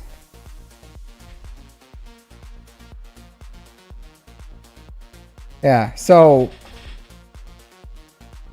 yeah, you don't know her. She's good. She's good. She beats JML. She can beat JMK as long as they have the no revive cron. Yeah. No, it's cool. It's cool.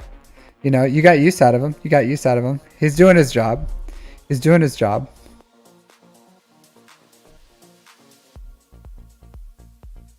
He probably should have gone with this in the first place, honestly. Like if I if I had a bad batch, I wouldn't have done this personally. There was no way for him to control Jedi Knight Anakin. Yeah, I wouldn't have done this. Definitely not.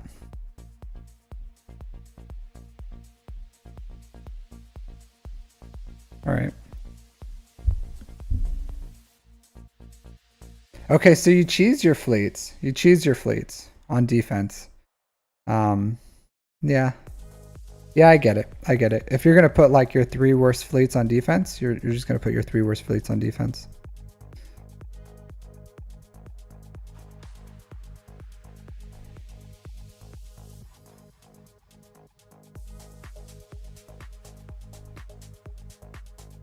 Okay. What do you have on defense that he didn't attack?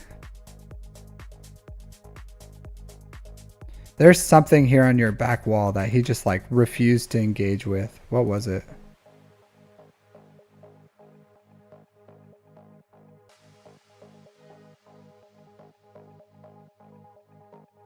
Jabba. Okay, Jabba. Yeah, Jabba. That's that's what it was. I was like, what did he not attack? Okay, so you have Jabba on your back wall. So you have a really strong back wall is what you're doing here. Or is it your bottom wall? Bottom wall? Jabba JMK. Are they on your front bottom wall?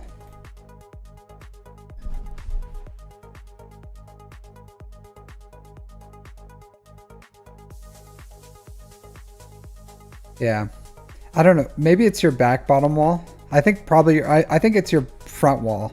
Your front wall probably has like Jabba and JMK.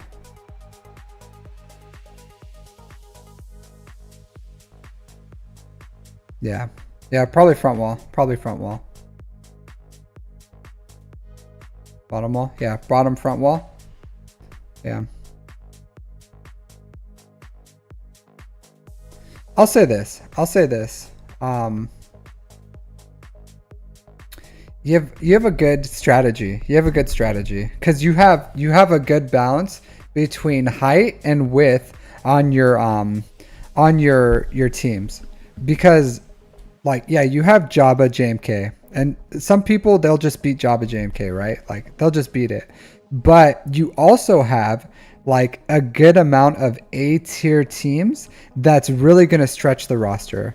So I don't hate that you use Riva now that I looked at your complete team, because like they could have really strong like GLs or something, but they're only like you put a good amount of stuff on there that's really gonna just like stretch the roster. So having 2 GLs on defense that are like S tier GLs and then A tier teams that are just like every single team. So you have like, what is it? 9 A tier teams and then 2 S tier teams. That's a perfectly viable defense because it stretches out the roster where like, yeah, all these A tier teams have counters, but you run out of counters and then you run out of GLs. And if you don't take enough on offense to like clear all these things, then you can beat them. And that's what your defense is, or what your strategy is. And I like it. I think it's a perfectly viable strategy. And it's a good balance between like, and that's what I will inevitably end up with is I would probably go with like, cause I'm not a super whale, so I can't get all of it. But I do think that's a perfectly viable strategy of like trying to aim for the full clear. I have a fleet's defense, so I'll probably go with like a fleet defense and like a defense on ground like yours once I develop my account more. But I think for what you have, yeah, for what you have, I think you're doing a good job. I think this is a really good job. Yeah. So you have the Chimera to take out the Leviathan, an Executor to take out Executors or Profundities, and then you have the Negotiator to take out Executors and the Finalizer. So yeah, this is perfectly viable, dude. Perfectly viable. So you have a ship's offense and a strong offense with a not a very high defense, but the width of the defense is really good. And you choose your fleets. You choose your fleets. So this is I like your defense, dude. I like your defense. I wouldn't change it. I wouldn't change it, honestly. I think it's perfectly viable for what you're doing.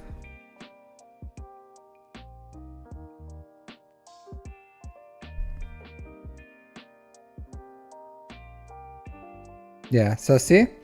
Like they beat your main stuff. They beat your things. They cheese your fleets, and then they struggle of the depth of beating this stuff.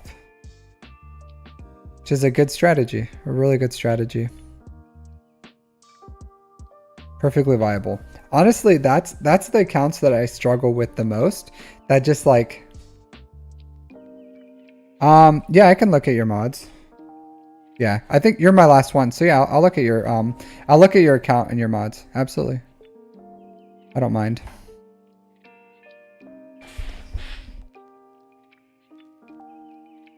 Yeah. But I like your strategy, my dude. I like your strategy. I like your style. I like your style. I think it's smart. It's a smart defense. If I have one thing to say, my dude, one thing to say, one critique, one viable critique is you are absolutely getting dunked on with your crystal income by being number 82 here. Because you don't engage in fleets. You need to start engaging in fleets if you want to really like get good income into your account.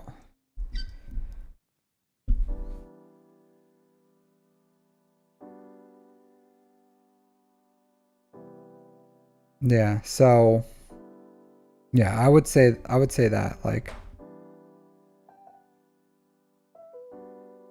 so you so you need to at least engage in fleets. At least I know you're gonna be like, but Captain Amazing, my fleet's really competitive. But Captain Amazing, I only have an executor. But Captain Amazing, I don't like fleets. But Captain Amazing, my fleet time isn't good. But the income that you could get, at least 50, dude. At least under 50. Because 82 is like, no, you just don't attack. You just don't attack. I would even argue that maybe you go in, you do your one fleet attack, and then you leave immediately, right? You don't even like engage in the fleet. Like you just like go in and then you leave. Like that's what this is. That's what this is. Like this is like I haven't attacked in a year or two. So at least sit top 50, top 30, something. Like an executor should be at least top 50. At least. Engage with your fleets. And you have the Chimera.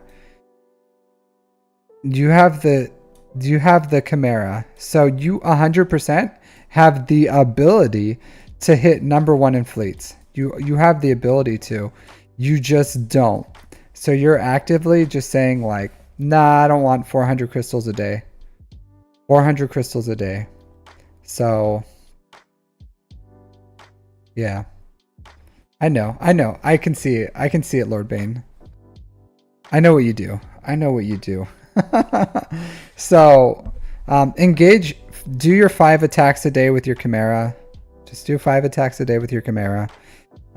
Get at least top 5. At least top 5, my dude. Top 10? Something. Like you're leaving so many crystals out on the floor. Like that's an insane amount of crystals every day.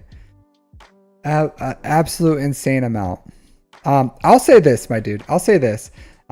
If you're super lazy with fleets, farm the meta. Farm the meta for months.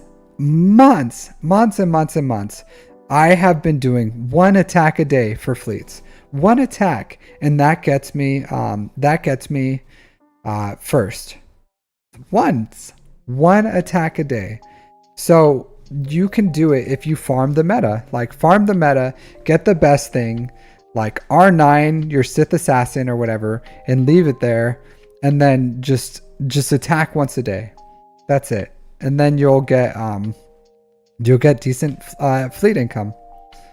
So that's all you have to do. Like if you want to be lazy, be smart with your laziness. Farm the meta for ships and then sit that meta ship as high as you can, and then it's still going to be worth it crystal wise for how much crystals you earn. So you're like, well, Captain Amazing, that's a lot of crystals, and blase blase blase.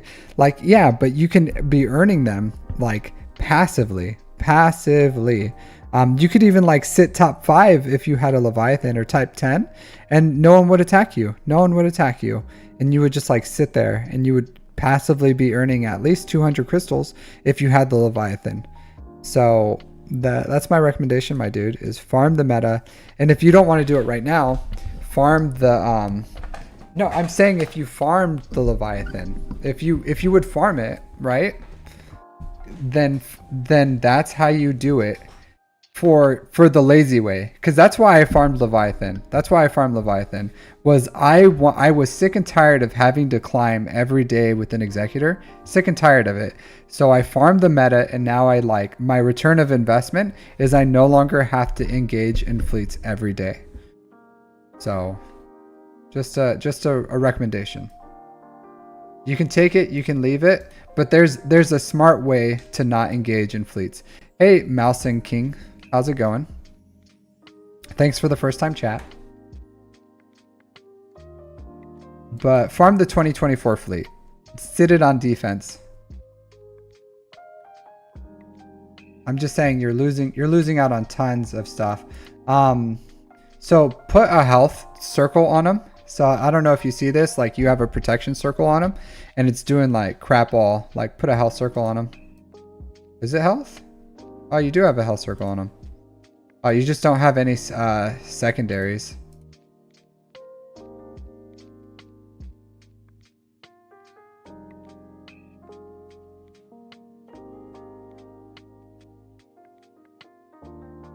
I like this. You have really low potency. For having a potency set, you have really low potency. So these mods are like, they're okay, but they're not like ideal. This is good. This is so good. Like if you wanted high speed instead of high speed and protection. Yeah, these have like, this is okay.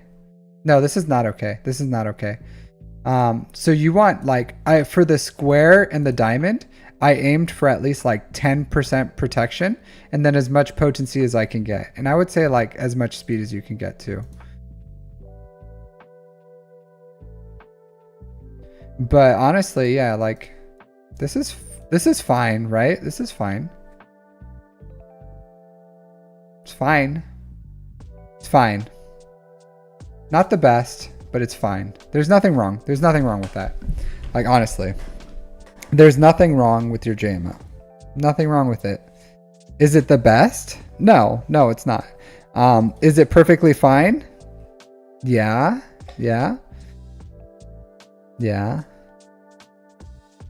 Because I'll say this, right? Because we have, like, my JML has more potency. Maybe, I think I have less speed. I do have less speed, but I have about the same protection and more potency than you.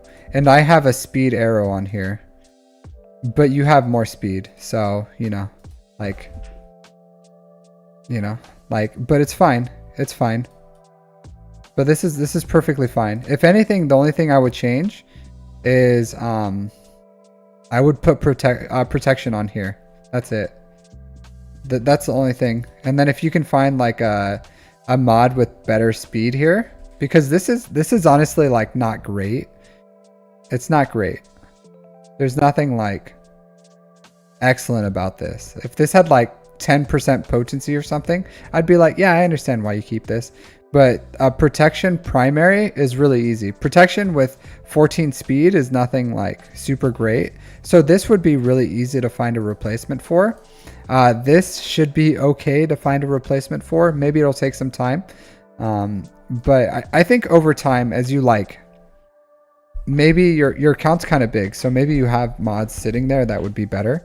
But I think it's okay. It's okay. Yeah. Like, but it's okay. Like, your mods are good. They're not bad. They're not bad mods, so. Not bad mods at all.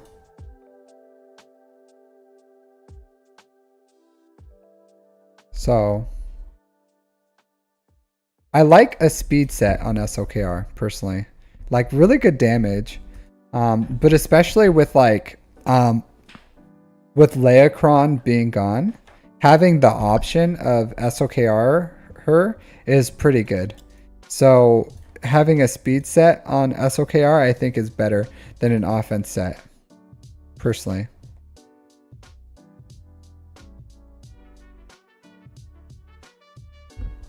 So yeah, I know you're gonna be like, well, Captain Amazing, I modded that back in like 2019. Yeah, and I get it, my dude. I get it, but I think it's time. The time of the offense SOKR is dead. Long live the speed SOKR. This is good health. Really good damage. I do like your Ray. I do like your Ray. This is really good. This is excellent. Excellent. Look at this. Look at this. This is super sexy, my dude. Yeah, I don't really care for the speed. That's like unlucky. But 7% offense and is good. This is good. This is great. 6.5%. Yeah, I do like this. I do like this. I do like this. I like it a lot. I don't like this. I don't like this.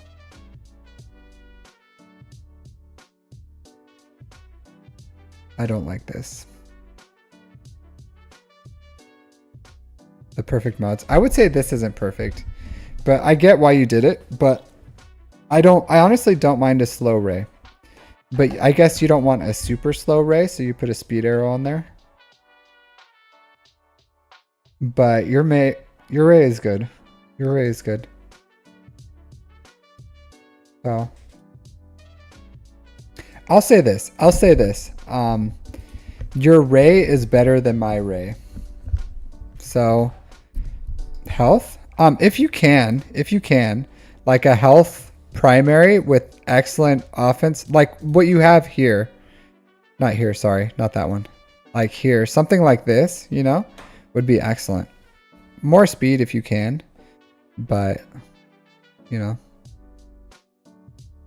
Or you can go, if you had an offense, yeah. I don't know. But you can go with like an offense primary and you'd have 2% more offense, and maybe a little less speed, and you can have some health secondaries here. You know what I mean? So you could do it a little better. You could do a little better. Like this is a good mod for anyone else, like a Jedi Knight Luke or something, or a Fennec. Bush would really love this. There's a lot of characters that would really love this. And this is fine. This is perfectly fine. Your Ray is perfectly fine. So you hit the benchmarks of what I'm looking for, and you way exceed the damage. So your damage is really good. But I think if you put a damage primary here with decent speed and health, they probably would be better overall. Yeah. So, or put health here with, if you can find another one that has like the same speed, like you get another god mod or something. I don't hate this mod. I don't hate it. And I like the overall stats on your Ray, but I don't think the speed doesn't matter. So you could lose a little bit of speed. So, yeah. I'll get there. It's fast.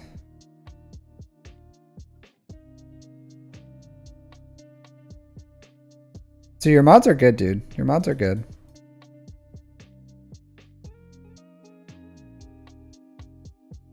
You have okay tenacity.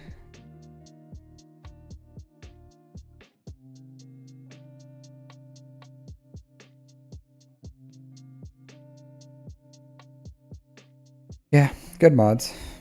I do like a speed arrow. Or do I have a speed arrow? I don't even remember. But you have good mods, my dude. Good mods.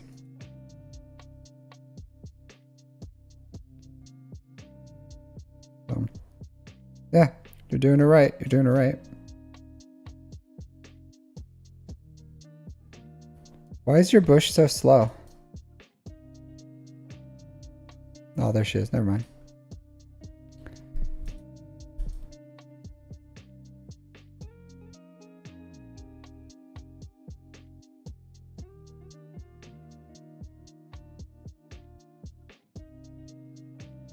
Yeah, this is sexy. This is sexy right here. This is sexy. Look at this. I think the only thing that would have really made this like pop, could you imagine if this didn't hit crit chance and it was like 29 speed? Could you imagine? Could you imagine a world where this is 29 speed and 7% offense? Like, oh my god, how like, yeah. Like that would be like, that would be so good. That would be so good. The only thing I don't like is that it's a tenacity. I don't like, and I get why you're, I don't get why you did it, personally. But I like, even though she has high potency, I do like a little potency on her. Potency set. Yeah, I know. It's good.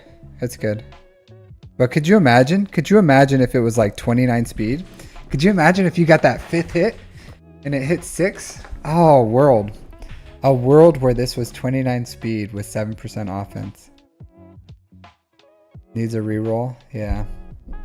I don't know. I'm sure it's like really expensive. So I wouldn't advise it, but like man, if that would have hit perfectly. Excellent.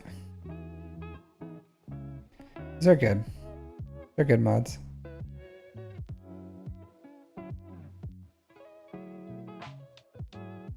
Okay. Yeah, good mods, my dude. Good mods. Yeah, it'd be crazy. It's still a crazy good mod, right? It's still a crazy good mod.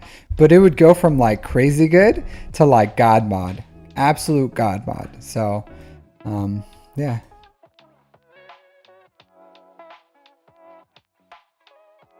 So yeah, good mods, my dude. Good mods. Yeah. Good depth of mods. Good mods. Good account. Good strategy. I like it.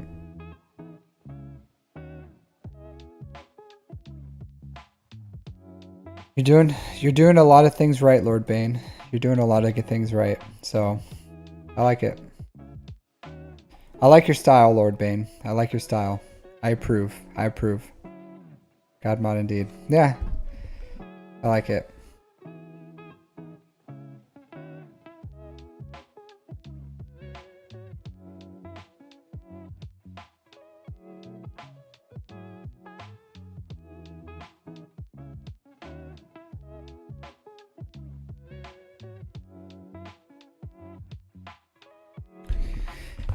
I would say with Cat.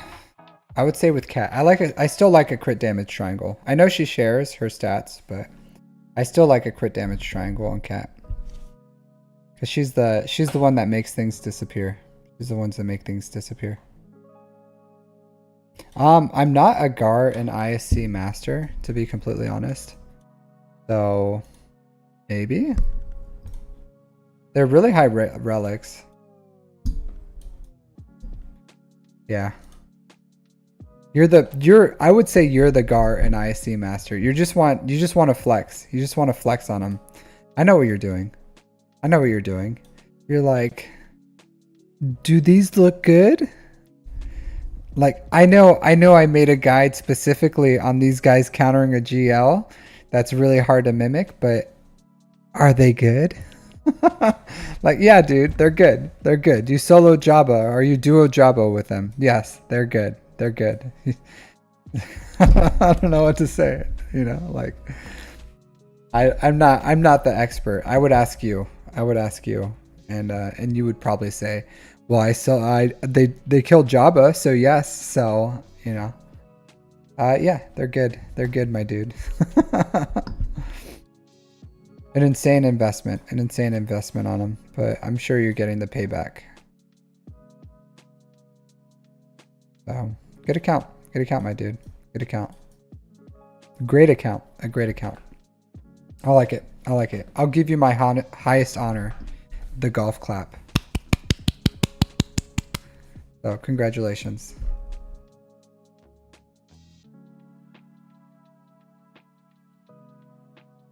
Um, yeah, it probably does, my dude. But I don't think you need the profundity counter. You have like crap fleets anyways, right? And you don't engage in fleets, so I don't know why you would care if it messes that up. Because your fleets are kind of crap anyways, so you know. Yeah, it does. It does. It helps if you don't have it fully built up. Do you have it fully built up? Because it gains speed. So yeah, so if you didn't have this one, if you didn't have this one, it would help. But it's fine. It's fine. Like whatever, right? Just don't use that counter. Don't use that counter against profundity. You're fine. Do it a different way. But yeah, it does. It's not a big deal. It's not a big deal. Yeah. Yeah. I have music. I have. You missed it. You missed it. I told you got to put on the notifications. The notifications on Discord.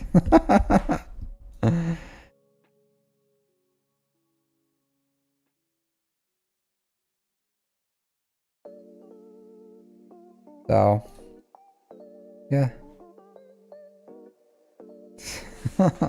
But thanks for stopping in. Actually, music. Actually, I was just stopping, but I'm gonna do my 5v5. Yeah, because I gotta go live my life now. So, go spend the rest of the day with my wife and hang out with her. Yeah, you gotta get the notifications on Discord, music. If you sign up for my Discord, it has like the Discord notifications. It'll send you the notifications. So if you do that, it'll get you. You'll rewatch it. It's 6 hours, my dude. You don't have to rewatch it. But I appreciate the support, my dude. I appreciate the support. But I'm gonna do another 5v5 GAC review if you want to go over your stuff on Wednesday.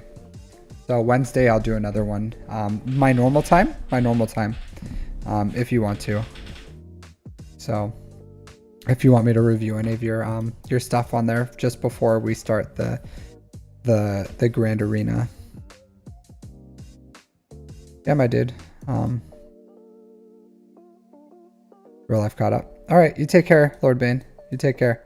Thanks for hanging out. Thanks for hanging out. Letting me look at your account. It's an excellent account. You're doing a lot of good things.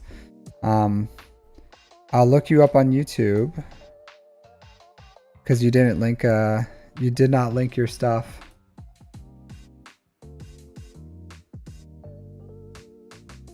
Or maybe it got filtered. I don't know.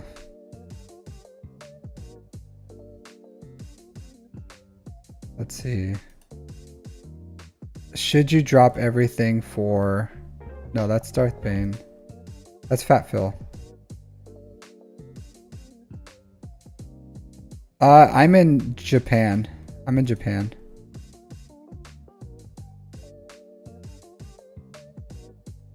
Alright. Lord Bane. Is this you, Lord Bane 6398?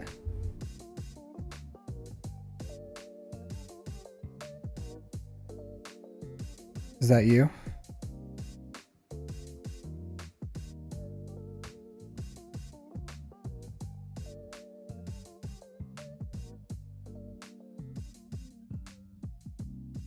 No. No, it's not you. No way. Man, it's so hard to find you. And the problem is your name. Your name is a character. Your name is a character. So it's hard to find you in YouTube. Can you link your YouTube? Is that you? There's no way. There's no way.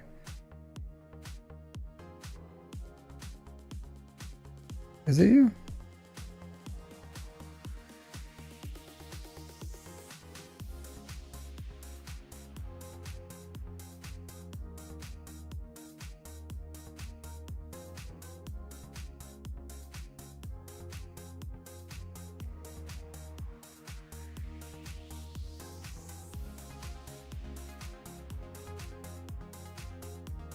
No, that's not you. Hold on.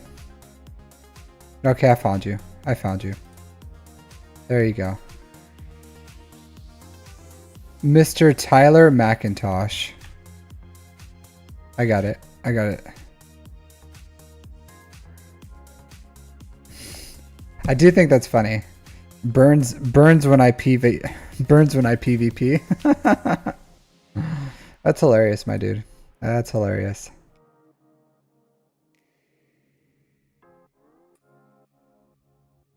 All right.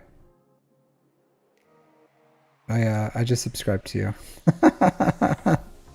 I'll check your stuff out. I'll check your stuff out. Yeah, I do remember the Gar versus JMK Cat. I remember that. Yep, that's you. I'll watch your stuff. I'll watch your stuff. I do, that's funny. Burns when I PvP. That's hilarious. Absolutely hilarious. What do I consider my normal time? I would say about starting I would say an hour and a half to 2 hours from now is my normal time, Ray Rock. So yeah, take care, Lord Bane. So my normal time of streaming, I normally start like an hour and a half to 2 hours from now. Yeah, so around like 6 to 7 Japanese Standard Time in the afternoon. Yeah, that's hilarious. That's hilarious. It's a good guild name. It's a good guild name. All right. So yeah. So let's see. I don't think anyone's streaming right now. Let me see.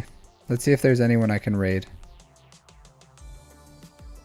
But it's been an absolute pleasure, everyone. Thanks for hanging out with me in this absolute marathon of a stream. So Sundays are kind of long. 6